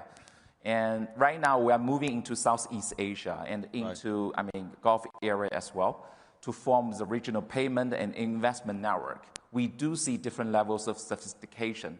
So maybe I think the communication between the regulators is more important. They should have more frequent communications on routine basis regarding the asset custodians, regarding the money transfers, and also the money laundering services, and also these kind of activities around the crypto. That will be helpful to the companies to come into the play.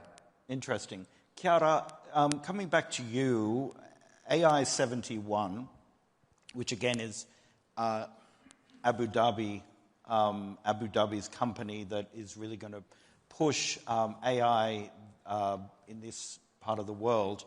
It began And beyond. And beyond. It began only about 2 years ago. And just stepping back for a second, we know in this part of the world that the history often of expansion into new industries is government-led. Governments will set up companies, we see it in the airline business and many, many others, set up businesses, often make them very successful, and then hope that private money comes in afterwards and grows that industry. That's a model that has worked often around this region. Is it a model that lends itself to the tech world and the AI world, given how quickly that industry is changing? Well, the reality is that most likely no, and that's why our shareholders and our, let's say, the fathers of the company decide to operate completely different.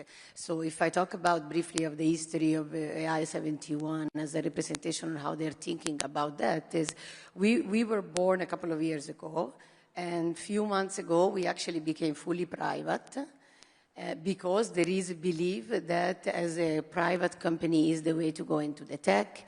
Probably soon, hopefully, why not looking for external funding, doing partnership, thinking about joint venture, and I think retaining that ability, I think, is fundamental. And I think if I think again about the I-71, this also gives us the ability to attract talent and to work with organization in a much different way. Like I'm having acting conversation with the company international that they know and feel that they're talking with a private company that has a P&L, that has pressure in top line and bottom line like other, and they understand that their pressure are pushing me to deliver, and they know that they get high quality. In addition to that, this setup will also allow us to truly attract real talent. Like I think this is another big difference, the I-71 and the way the UAE is looking at the tech world versus the rest, is 80% of our people are actually imported from abroad. 80% of our people are tech engineer people. And this is, I think, is fundamentally different than the usual model that you were talking about that was used in more traditional sectors. Just on that point of talent, let's dig into that a little bit more. I want to hear from all of you on that. Does the new relatively new U.S. administration's clampdown on visas for people, say, from India or around the world to go and work in Silicon Valley, does that help a place like Abu Dhabi? I mean, definitely we have seen, let's say, an increased level of application from folks from the US. But the reality, I think we still need to work a lot on building a hub to be truly attractive. So we have that on the positive side. I think that give it a push to true great talent. I mean, we had former team members that were part of the building the Copilot. We had former DeepMind head of research that actually joined us.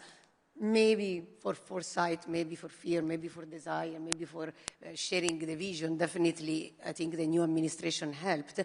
But the reality is, I think what we really need to do now here is truly building a community and a hub to start to attract people more at scale. So I welcome additional initiative from the administration in the US to give us a further push. Aya Badir, what's your view on talent in this region? If you look at many of the countries, the actual number of nationals of each country is relatively small. In fact, in some cases, quite small. The population overall has grown a lot in the last 20 years or so. But can you build an AI industry with so few people? I think the individual talent can be headhunted, and that can be how you start a talent market, and that is what the Emirates has done really well and attracted very key people, including Chiara and others, to come here who've done an incredible job. The key is to sustain it, you'd need an ecosystem where we were just talking about it actually right before. People move from one company to another and are able to, somebody, let's say, grows up in a startup, becomes knowledgeable about a topic, then will leave and start their own company and hire some people, and then they start another company. This is what they call in the US the big story of the PayPal mafia, being kind of attached to the kind of birth of Silicon Valley. And so Silicon Valley has a really, really rich ecosystem. Entrepreneurs, incubators, companies that would hire them, but also the lawyers that work with the startups, also the accountants that know how to work with startups, also VCs, obviously, who are there. And then across the US, I've been seeing it kind of happen more and more across different places. In New York, for example, they call it Silicon Alley, same thing. And in Europe, obviously, you have many of those ecosystems that have been growing over the past 10 years. In the Emirates, they've done a really good job cultivating that. And so when is the tipping point that it starts being kind of self-proliferating, that you don't have to do as much headhunting, is something I don't personally know, because it's so you don't think that, say, Dubai or the Emirates has reached that tipping point quite yet? I think people are, for sure, they're reaching out. I've been coming to the Emirates for many years because I have connections here and I have family here, and I see a huge difference in how the ecosystem is growing, and it's really beautiful to see. And of course, the biggest the biggest kind of encouragement is more, startups growing, being successful, and kind of having success stories and a track record to attract others. I think the environment also in the US has become really difficult to live in. I've been in the US 20 years, and it'll be 20 years this year. It's hard to think. I'm originally from Beirut. I felt over the past few years being a little bit more uncomfortable and being a little bit more kind of like thinking to myself, like, why should I still be here? Why am I here? And so, I think the opportunity is to capture people who have that thinking and make it attractive. Right. You have moved the Reuters event here for the first year, so I guess we are tracking so it's working. It's working for you, Indeed. Yeah. Haiyang Ru, what about in the crypto world? You guys have just been here for a few months, right? So is there talent here, or do you have to import it? To be very frank, I think Dubai has the highest density in terms of crypto talents. In the world. Because, in some other jurisdictions, for example, like Singapore, they passed the new, Digital Asset Act for the service providers. They actually kick out of some of the talents into other places. So we see a lot of people move here, in Dubai to establish their crypto exchange business, asset custodians, security services, a lot of talents here. So I think going forward, AI and crypto will converge eventually. So the talent pool here of the crypto assets area, I don't think it's a problem here. Okay. So by the way, on the sorry to add briefly, but on the crypto, we also have a lot of R&D push. Yes. Because I think what you spoke about is a bit the end of the value chain. But in the TII ecosystem, there is a huge push of R&D, which I think is quite peculiar globally. Okay. Chiara, maybe there's a question from the audience that I'd love for you to tackle. In the absence of real sovereign AI factories enabling local ownership and control, how do you think of sovereignty in the presence of foreign dependence? In other words, is the industry here too dependent on foreign input? Okay, this is a complex question to unpack. I think, first of all, let's talk about what sovereignty really means. In the sense that sovereignty means, do you keep your data and information within your ecosystem, in your country, or outside? So I think there is a level there and decision there that you need to do. And I think we had an earlier exchange in one of the smaller roundtable where we said that in reality, it's very important that you think through your data governance and you slice what is really important, identify what's your gold mine that keep to you, but you cannot keep everything to you, otherwise it gets too expensive. Now, on the second part of the question of the dependency, this is indeed a risk. But again, to quote the discussion that we had before, I think a gentleman rightfully said, but this is also the world, and we really need to learn how to play in it, which means, yes, you just need to be smart and probably creating the right alliances. And I think even the UAE is thinking about investment in some layer that they stack to try to break some dependency. But the reality is that's how it is. And we need to learn and govern and create guardrails to deal with it. Okay. I'm going to, Haiyang, come to you just with a very cheeky question. There were reports last week that the group may be looking at a listing in Hong Kong. Is that something that you can confirm for us? Oh, thank you for the inquiry. At this moment, I don't have any relevant information to disclose. Good try. Just before we wrap up, everyone around the world, whether you're here or in the US or Europe, wherever, Asia, is asking, are we in an AI bubble? So I'd just love kind of quick fire answer from each of you to wrap up. I think for me, the most shocking, not so shocking, but kind of disturbing image I saw is a few weeks ago, I want to say a competitor to Reuters issued the investigation and had a chart that shows 7 big companies in AI, NVIDIA, OpenAI, and some of the others, and the level of investments that they have in each other. And it showed how these 7 companies had billions and billions of dollars of circular investments in each other. And for me, I knew that in my head, but I'd never seen that picture so dramatically. And it made me feel like there is a sense of kind of propping up the field as well as we also learned from a Harvard study that if you remove AI data centers, the GDP in the US only grew 0.1% in 2025. So there are indicators, and people are very worried about it. And I would say it's a conversation in every group talking about AI, it comes up. So, Chiara, the view from here? Because of this, I think that the make it or break it in 2026 is really the time to ROI. If we are able to translate AI and all that circular into impact into enterprises, we're good. Otherwise, we all gotta be worried. Hayangru, the last words to you. I think for next year, we will see more convergence between AI and crypto, definitely for sure, especially like micropayments in AI interactions. So next year, probably we'll have more panels like this together with the AI talents and the crypto talents to discuss about the future. Okay. Thank you all for being here today. Really appreciate it. Thanks for your thoughts. Thank you. Thank you. Thank you, Simon. Thank you very much indeed, Simon. Super panel. Thank you. And good try with the listing, the Hong Kong listing question, Simon. I guess that's what we do. Right. Mohammed Jamil Al-Ramahi has been the CEO of Masdar since 2016. Under his leadership, Masdar has grown into one of the world's leading clean energy companies, a global leader in renewable energy and green hydrogen. I am thrilled to welcome him to this stage. He will be interviewed by Reuters Middle East energy correspondent Youssef Saba. Just give them a few seconds and they should be out shortly. So Youssef and Mohammed Jamil Al-Ramahi. Many thanks.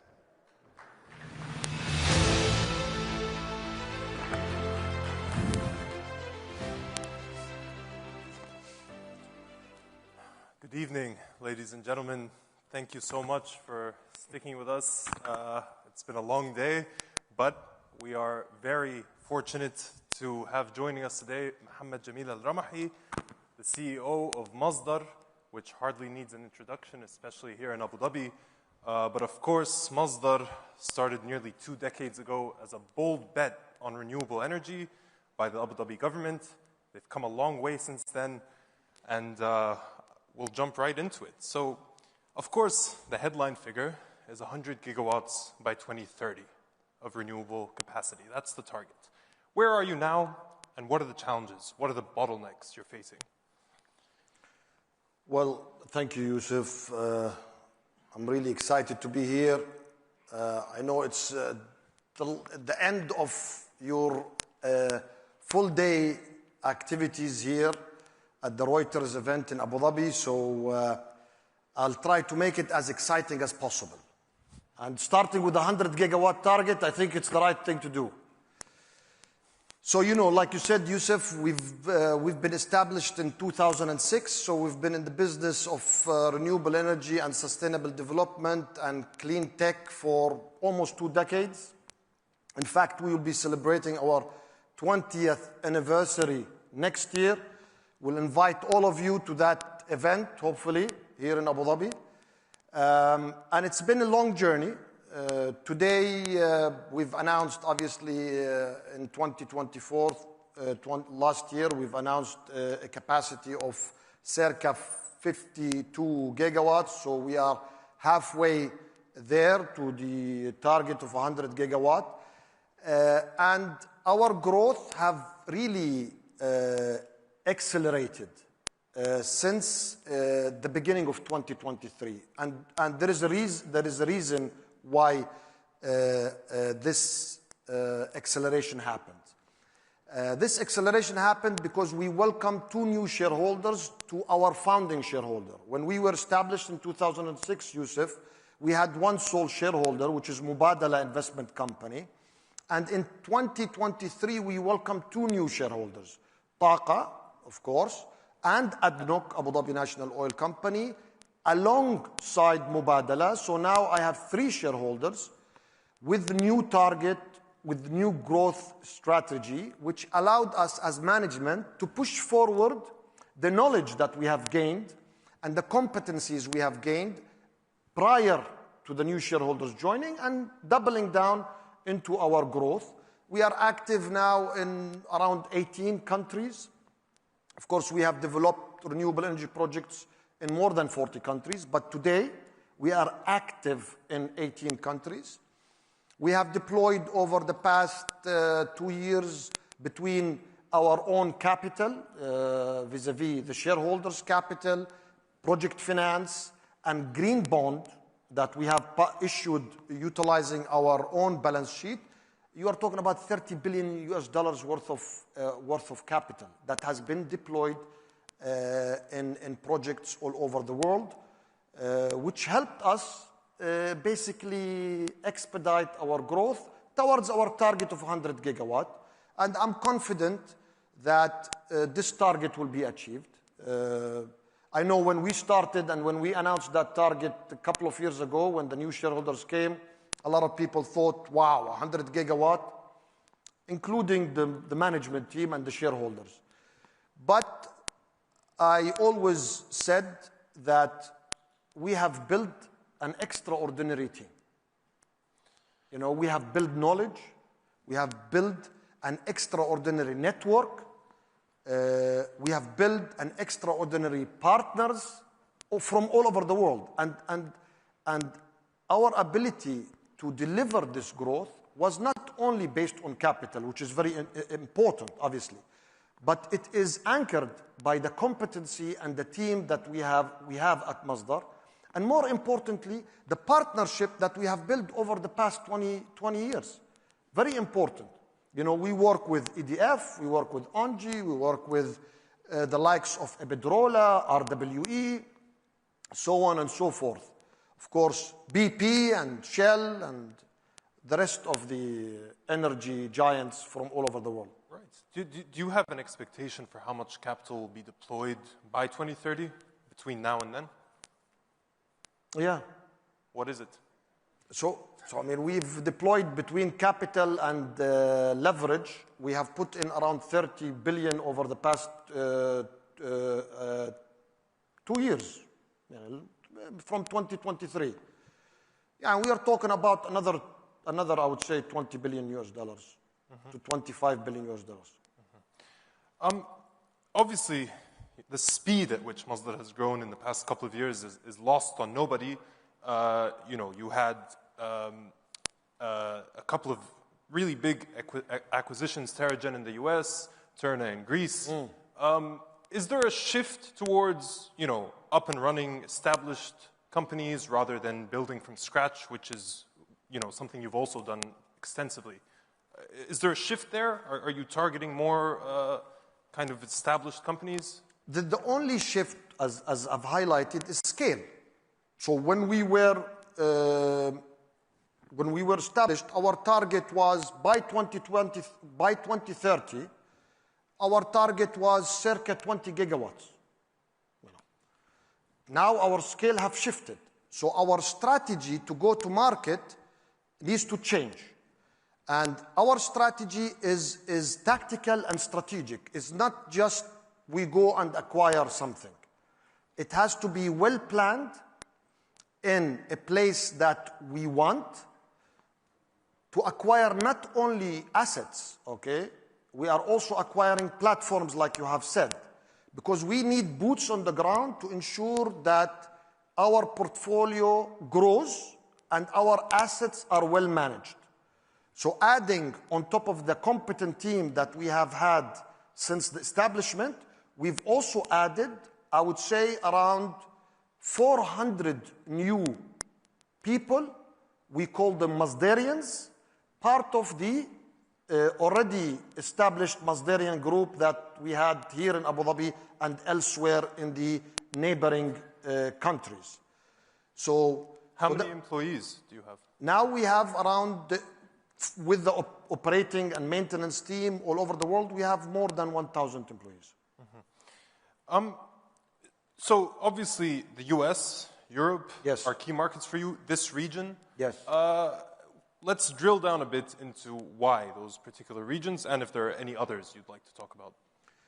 So let's start with our home base. We are headquartered in Abu Dhabi.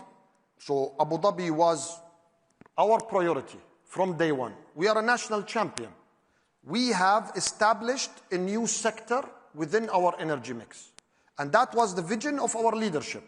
So our leadership said, we cannot depend on fossil fuel, even though we are blessed with fossil fuel, and we need to diversify.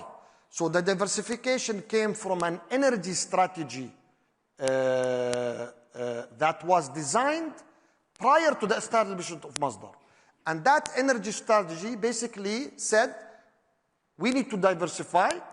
We cannot depend just on gas, because we only had gas, 100% power generation out of gas. We need to diversify away from gas. And how do we do that? We do that by establishing Masdar. Let Masdar invest in something called renewables. That's 20 years ago.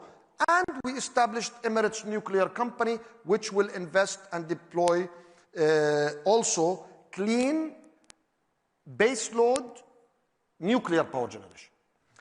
And that was established prior to the establishment of Masdar of 2006. And then the government set a target of 7% renewable energy target by 2020. طبعا, when we came to 2020, people thought, we will never achieve that target. In fact, we closed 2020 with a renewable energy mix within our energy portfolio, circa around 12. So in fact, we doubled that capacity. Now, so as a national champion, your priority will always be your own home base, as you can imagine.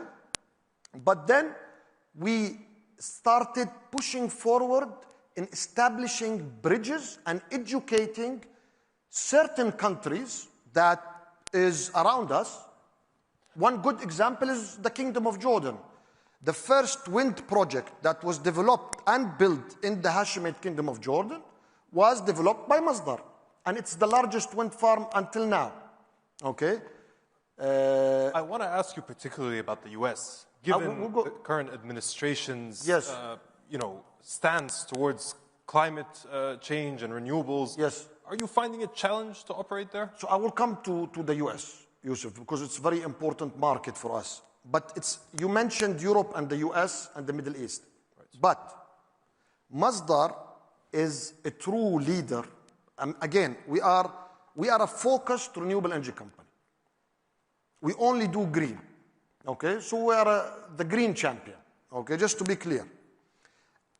So the Middle East, we are a renewable energy leader in the Middle East, and the Middle East means the GCC. This event is about the Gulf, so we are a leader in the Gulf. The Kingdom of Saudi Arabia is one of the biggest markets. The United Arab Emirates is also one of the biggest markets, but also Oman, Kuwait, Qatar. They are all important. They are building their energy capacity and renewable energy capacity. And Europe is a very important market. Africa, we established the largest renewable energy platform alongside, of course, as you know, Al Mansour family and AFC, African Financial Corporation, and EBRD as well as a shareholder. Now Infinity Power, which we own 49% of that, is Africa's renewable energy champion. So we are also active in Africa.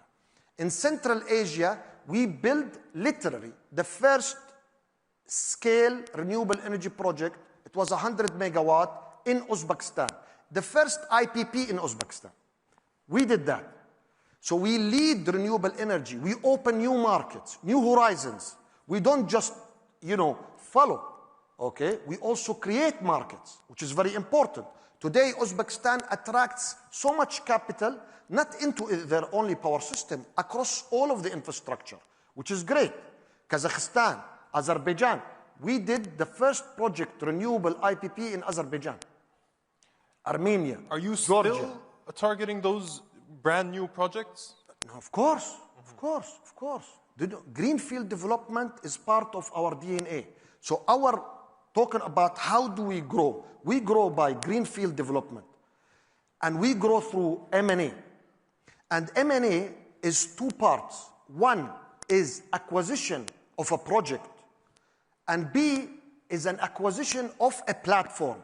And when I say a platform, I mean people with capabilities can develop greenfield. Ultimately, you go back to greenfield. Okay? And this is how you scale up. Tamam?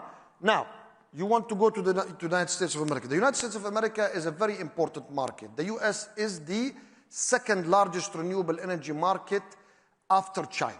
So you have China, renewable energy market, it's massive, it's large, and then you have the US. We have been in the United States of America since 2018, when we publicly announced our first entry to the United States.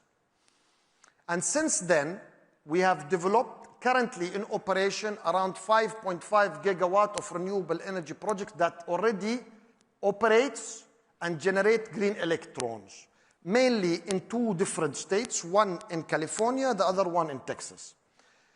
We have 3 key hubs. Our main hub office headquarters in Washington, D.C. as Masdar Americas, and then we have an office in New York, a hub, and an office in San Diego, California, which is our operational hub. And we have a pipeline of around 20 gigawatts, okay? You are absolutely correct. So now what happens? Regulatory changes has a direct impact in anything that we do. So any business is sensitive to policy and regulatory change, okay? Any business. And our business is aligned to that theory, correct? How is it impacting your business? I will come to it. So the system in the United States, kind of every country in the world is different than the other, the way they structure their business. And in the United States, there are several, let's say, policy changes which enabled the adoptions of renewable energy in particular, okay, such as tax equity structures. So tax equity structures is some form of what? Some form of financing, okay? Here in the United Arab Emirates, in the Kingdom of Saudi Arabia, our form of financing is non-recourse project finance. So I have a project that is $1 billion, 80% of that is levered through non-course, long-term project finance structure, financed by commercial banks. I can go to the United States, I have $1 billion project, I go to the commercial bank, I cannot do the same thing. The structure there doesn't allow it. So what do? You have some sort of a tax equity structure which allow you to finance the project. Clear? Mm-hmm. Okay. So now, the federal government decides, we don't like this structure anymore. We would like to change it. Okay. The way I will fund and finance my future project will be different. Today, as we speak, developers like us and financiers who leads the tax equity, like JP Morgan, like Bank of America, okay, are already thinking how they can finance this project. I'll give you an example. If I'm in Texas, I have a wind farm that generates 1 gigawatt of capacity. And you are Microsoft. You have a data center next to me. And you, Microsoft, come to me and tell me, I'm willing to sign a power purchase agreement with you, Mr. Masdar. Okay. Why would the bank doesn't finance this? I have an off-taker willing to buy my electrons that I generate at a nice fixed price for 20 years. So the market, my point, I always say, I am a big believer in free market. The market will adapt. The market. I'm a capitalist, believer in the free, open market. The market will adjust itself. Policies and regulators, of course, we cannot live without regulations and policy makers and all of that. We, as business, we adjust. But just to be business clear, will adjust. At the moment, you need to find off-takers in order to be able to finance. The off-takers are there waiting in line. Mm-hmm. Don't worry about off-takers. I'm telling you. There is shortage of electrons. You go today at any session that talks about AI, energy nexus, they tell you the most important thing for my AI industry is your electrons. Who's going to provide electrons? Gas? Okay. Nuclear? Good luck. If it takes a solar farm 3 years to build, nuclear power plant in the state of Texas or California, it will take 50 years to build. Okay? So where are you going to go? You're going to come to me. Right. Well, not to me personally, to our sector. Right. I think we have some audience questions. We've actually addressed a couple of them. So I actually have one last question I want to ask you, which is, Abu Dhabi has a crowded energy scene. Many different players, several of which are your shareholders. How do you navigate going after acquisition targets, for example, and making sure you don't compete with ADNOC, XRG, Mubadala Energy, or any other, Taqa, or any other players in the Abu Dhabi energy scene? Yusuf, I totally understand where this question will come from. As an outsider, you may look at Abu Dhabi and think there is lack of coordination. Or you think that we work in isolation. There seems to be a lot of overlap. This is how people, I think, see. But the reality is totally different. Abu Dhabi is not only fully coordinated, we are fully aligned. And Masdar is a great example of this unity. When you have ADQ, Taqa, as a shareholder, you have ADNOC, which is also XRG, is a shareholder, and when you have Mubadala, one of our key sovereign wealth fund, as a shareholder, at a platform like Masdar, it tells you that when it comes to our sector, we are fully coordinated. So this assumption that there is no competition whatsoever, in the sense of... Others have renewable mandates, though, as well. Who? There is no renewable mandate in the Emirate of Abu Dhabi except through Masdar. And if we decide not to invest in something, then of course, and somebody else would like to invest, please, go ahead and invest. But you need to appreciate that within Abu Dhabi Inc., okay, everything is well orchestrated and well coordinated. I can guarantee you this, at least from a Masdar perspective. Mr. Mohammed, thank you so much for your time. I'm afraid we're out of time. Thank you so much, everybody, for listening. And thank you. It's been a pleasure. Thank you. Thank you so much. Thank you. Enjoy. Thank you, Yusuf. Thank you, Mohammed. You said keep the energy up. You said you keep this energetic, and you did. So thank you very much indeed for that. Now, we close with conservation. Her Excellency Razan Al Mubarak is President of the International Union for Conservation of Nature. She is also Managing Director of the Mohammed bin Zayed Species Conservation Fund, which is a philanthropic initiative based here in Abu Dhabi, dedicated to supporting the conservation of global species. Our Gulf Deputy Bureau Chief, Andrew Mills, will lead this final conversation of the day.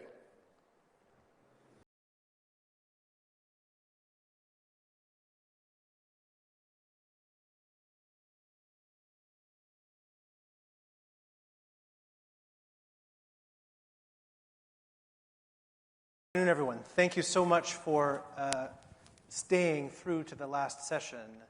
And I think it'll be worth your while because we're maybe going to shift gears a little bit here. We're going to talk a little bit about nature. Hopefully we'll talk about animals. I don't think anyone's talked about animals yet today. So, Your Excellency, you have just been elected to your second term as President of the International Union for the Conservation of Nature, one of nature's global guardians. Previously, you served as head of Abu Dhabi's Environment Agency. You served as the UN Climate Change High-Level Champion for COP28, which was held in Dubai in 2023. And you're from here. You're from Abu Dhabi, which, as we know, is one of the world's top 10 producers of oil. So I've got to ask you, is this hostile territory for an environmentalist? Thank you, Andrew. Wonderful to be here. I don't think it is, but it's not. It's not. And kind of let's put things into context. So you used the context of an oil and gas producing country. And therefore, I'll kind of step back and kind of recognize that in the context of climate change, obviously, slashing emissions coming from oil and gas is a reality and something that we all need to grapple with. What is the context? So COP21, Paris Agreement, all countries agreed to limit global warming to 2 degrees Celsius, right? But the aim is to maintain a 1.5 degree Celsius threshold. Then in the UAE, not so hostile environment, because with COP28 and the UAE consensus, we agreed on the how. And how do we do that? The global stocktake looked at very concrete examples and ways to do so. So, triple renewable energy, double down on energy efficiency, eliminate methane. Those are topics that a country that knows the subject very deeply and very intimately can actually concretely advocate for and has the credibility to advocate for. But one other area that I think is extremely important is that COP28 didn't just stop with those solutions. It recognized that nature is one of the most important allies to address and to combat climate change. So within the global stocktake that is part of the UAE and COP28 consensus was that nature can provide up to 30% of our mitigation requirements by 2030. And again, let's put this into context. What we need to do globally is cut emissions by 43% in the next 5 years. And so the UAE consensus demonstrated how that could be done, and for the first time, put nature as an important solution to addressing climate change. And as we now move to COP30 will need to demonstrate how this implementation will actually take shape.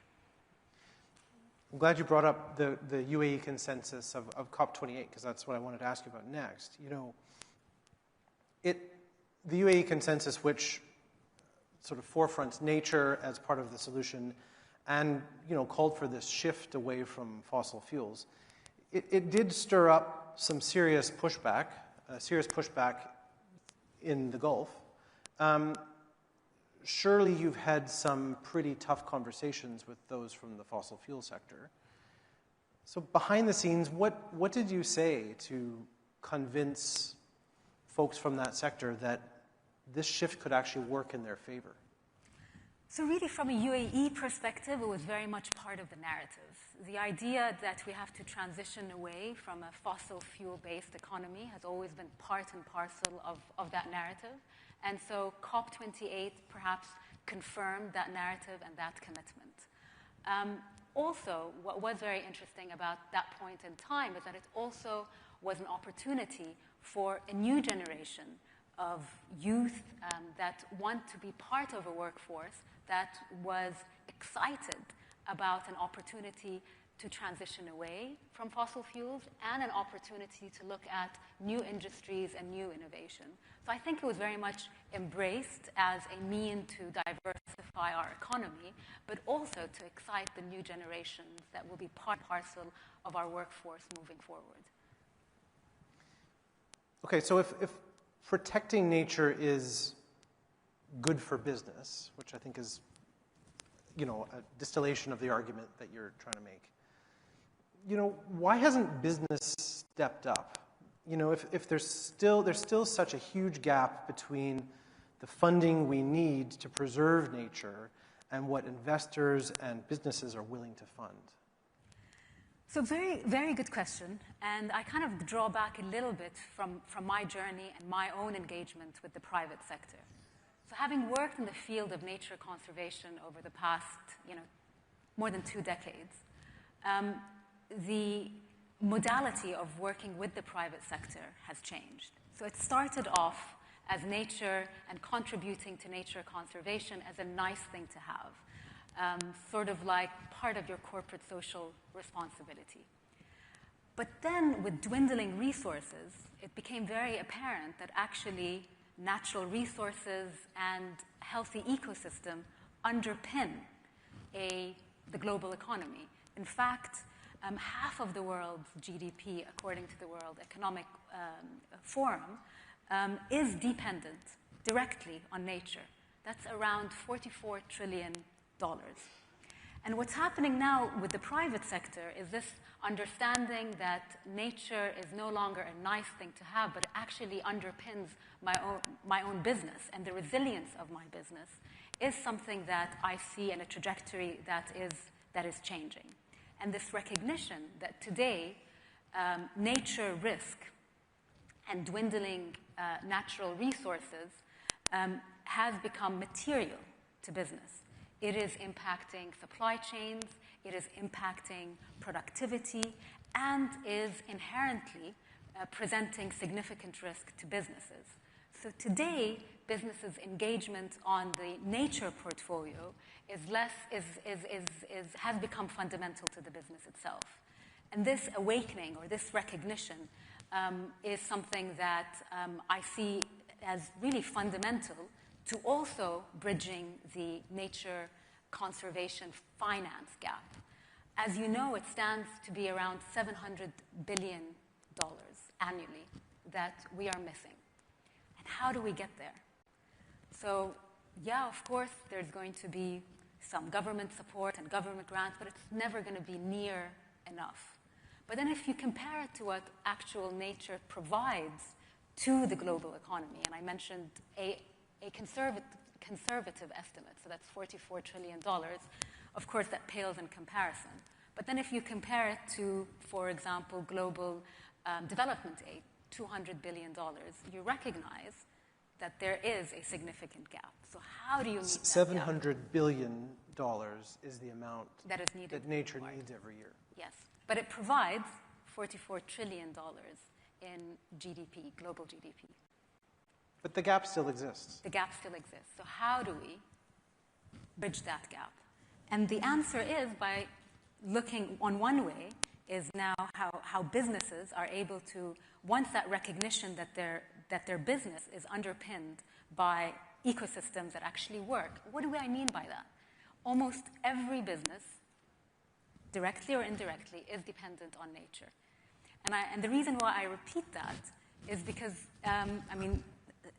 this fact, sometimes it takes a little bit to sink in. But where does water come from? Where do pollinators come from? If you're in a food ag business, healthy soils, and raw materials, all of that come from nature. So without these natural ecosystems, businesses will essentially fail. So the idea is how do you turn investments and financial flows from flows that are nature negative, so they harm nature, to ones that are nature positive. The other thing, of course, is everybody talks about blended finance, because as we said, there's not one source of finance that is able to address this glaring gap. So blended finance that blends private, public, and philanthropic money, is able to hopefully get us to where we need to be. I promised I was going to ask you about animals. So let's do that. You know, the IUCN, of which you are president, one of the products that you should all go and look at is the IUCN Red List. And it's a list of species and ecosystems that are, shall I say, at risk? Yeah, or sometimes not so much. Or sometimes not so much. Yeah. But it's designed to help a country decide how to allocate resources towards what to save. So I want to ask you a little bit about how this has worked in Abu Dhabi. You know, Abu Dhabi has helped bring back the scimitar horned oryx. That's one of the species that Abu Dhabi has, underlined and said this is a priority.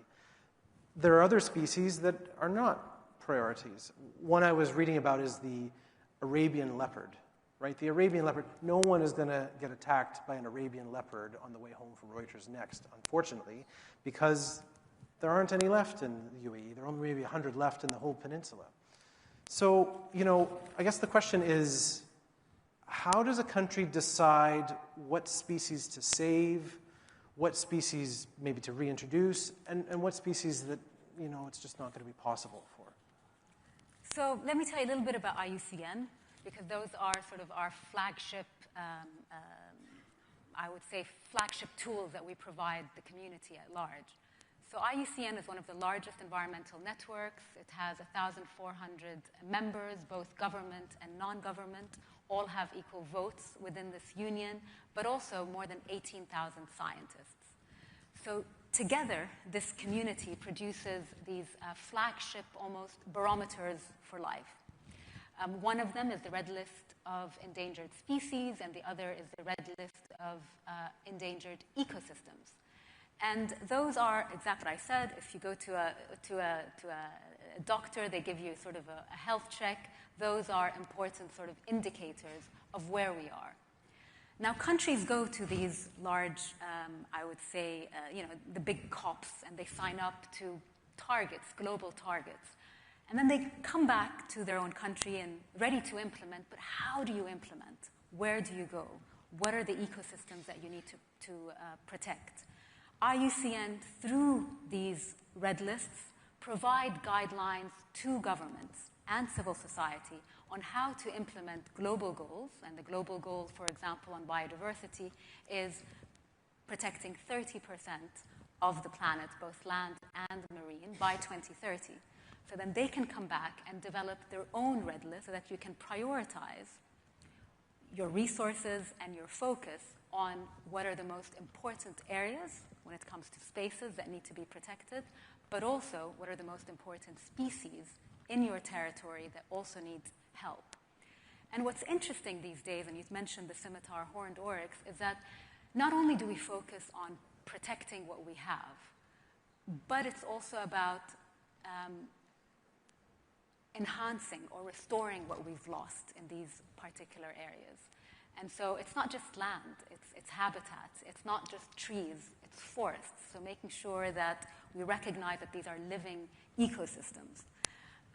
You mentioned the scimitar horned oryx. That was a really interesting example where the UAE helped bring back the scimitar horned oryx, which was extinct in the wild, according to IUCN's Red List of Threatened Species, and brought it back from the brinks of extinction to one that is endangered.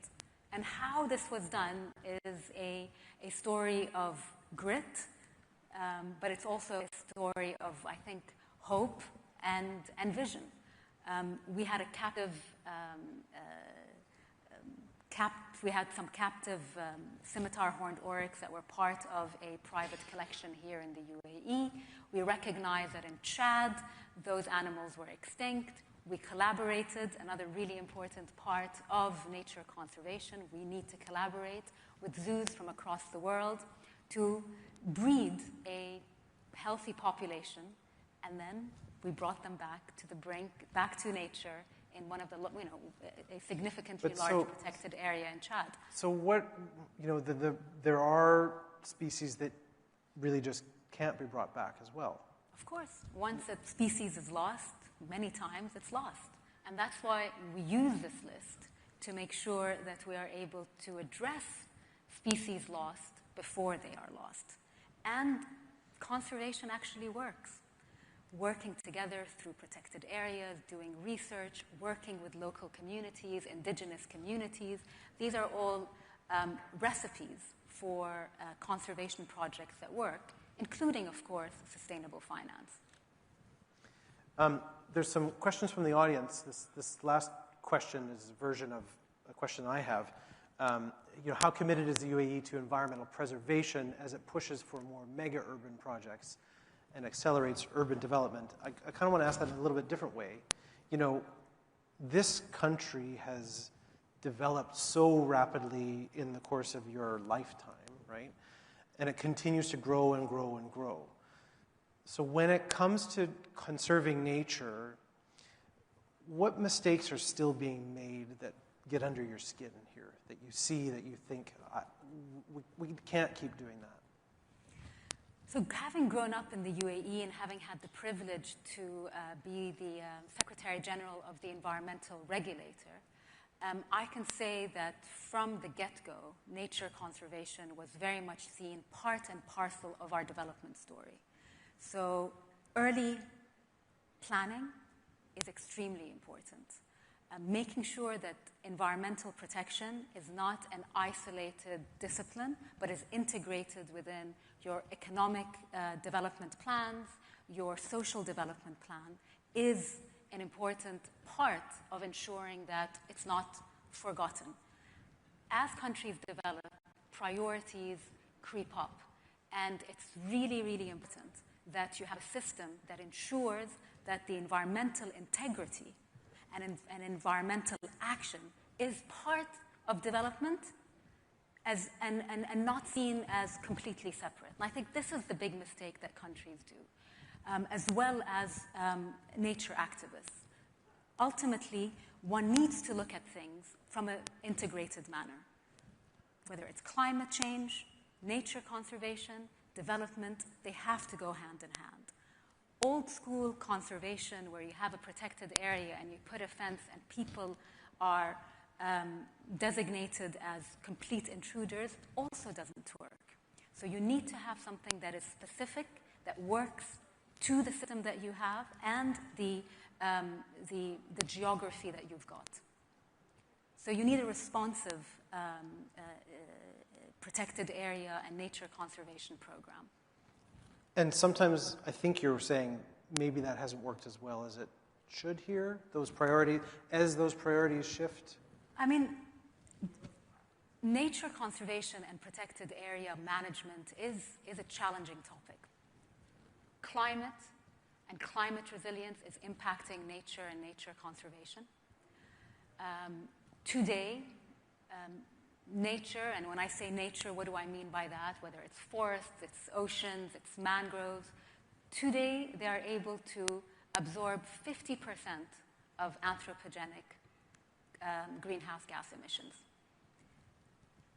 We cannot afford to lose nature when we need it the most, because today we've already exceeded the 1.5 degree threshold.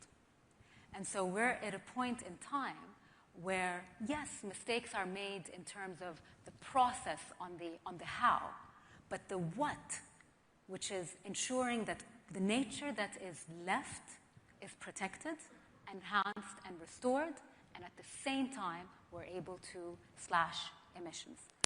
And I think the mistake is attempting to do one or the other, and you have to do both. So, very briefly, because we just have half a minute left. You know, the UAE announced 20% of its, or Abu Dhabi's announced 20% of the land mass is put aside now as a nature preserve. It's not hit the 30% target that IUCN has. Are you hopeful that it will? Absolutely, because actually those targets were done from an Abu Dhabi perspective. So when you aggregate what's going to happen from a UAE perspective, I'm pretty confident we'll get to the 2030 by 2030. Great. Thank you very much. Thank you very much. And thank you very much for you all for sticking with us. Thank you.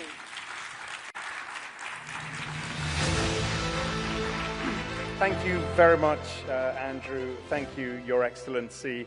You know, we started the day with war and a fragile ceasefire. I'm thrilled we have closed with nature, with conservation and protecting the planet that we all share. That is it. That is our program for this first Reuters Next Gulf. I realize you've been talked at, you've been patient listeners since 9 o'clock this morning, so I will keep this very brief. It's been a day of of rich conversation. I started out by saying that in putting together a program like this one, the difficulty we face is not finding things to talk about, but deciding what to focus on and prioritize. I do hope you feel we have made the right choices today. Do let us know. It will inform how we do this next time round. I do like to think we found a healthy mix of geopolitics, of finance, of technology, AI, and sustainability in this context of tremendous change. Many of us focus, of course, on the unpredictability, the fragility, the chaos, the tragedy, and are in many ways right to. But there is also much excitement, much dynamism, and much hope. And I hope that we got that balance right for you as well. That was Reuters Next Gulf. It's been a pleasure having you join us here in Abu Dhabi. Safe travels home, and we look forward to seeing you next year. Thank you very much indeed.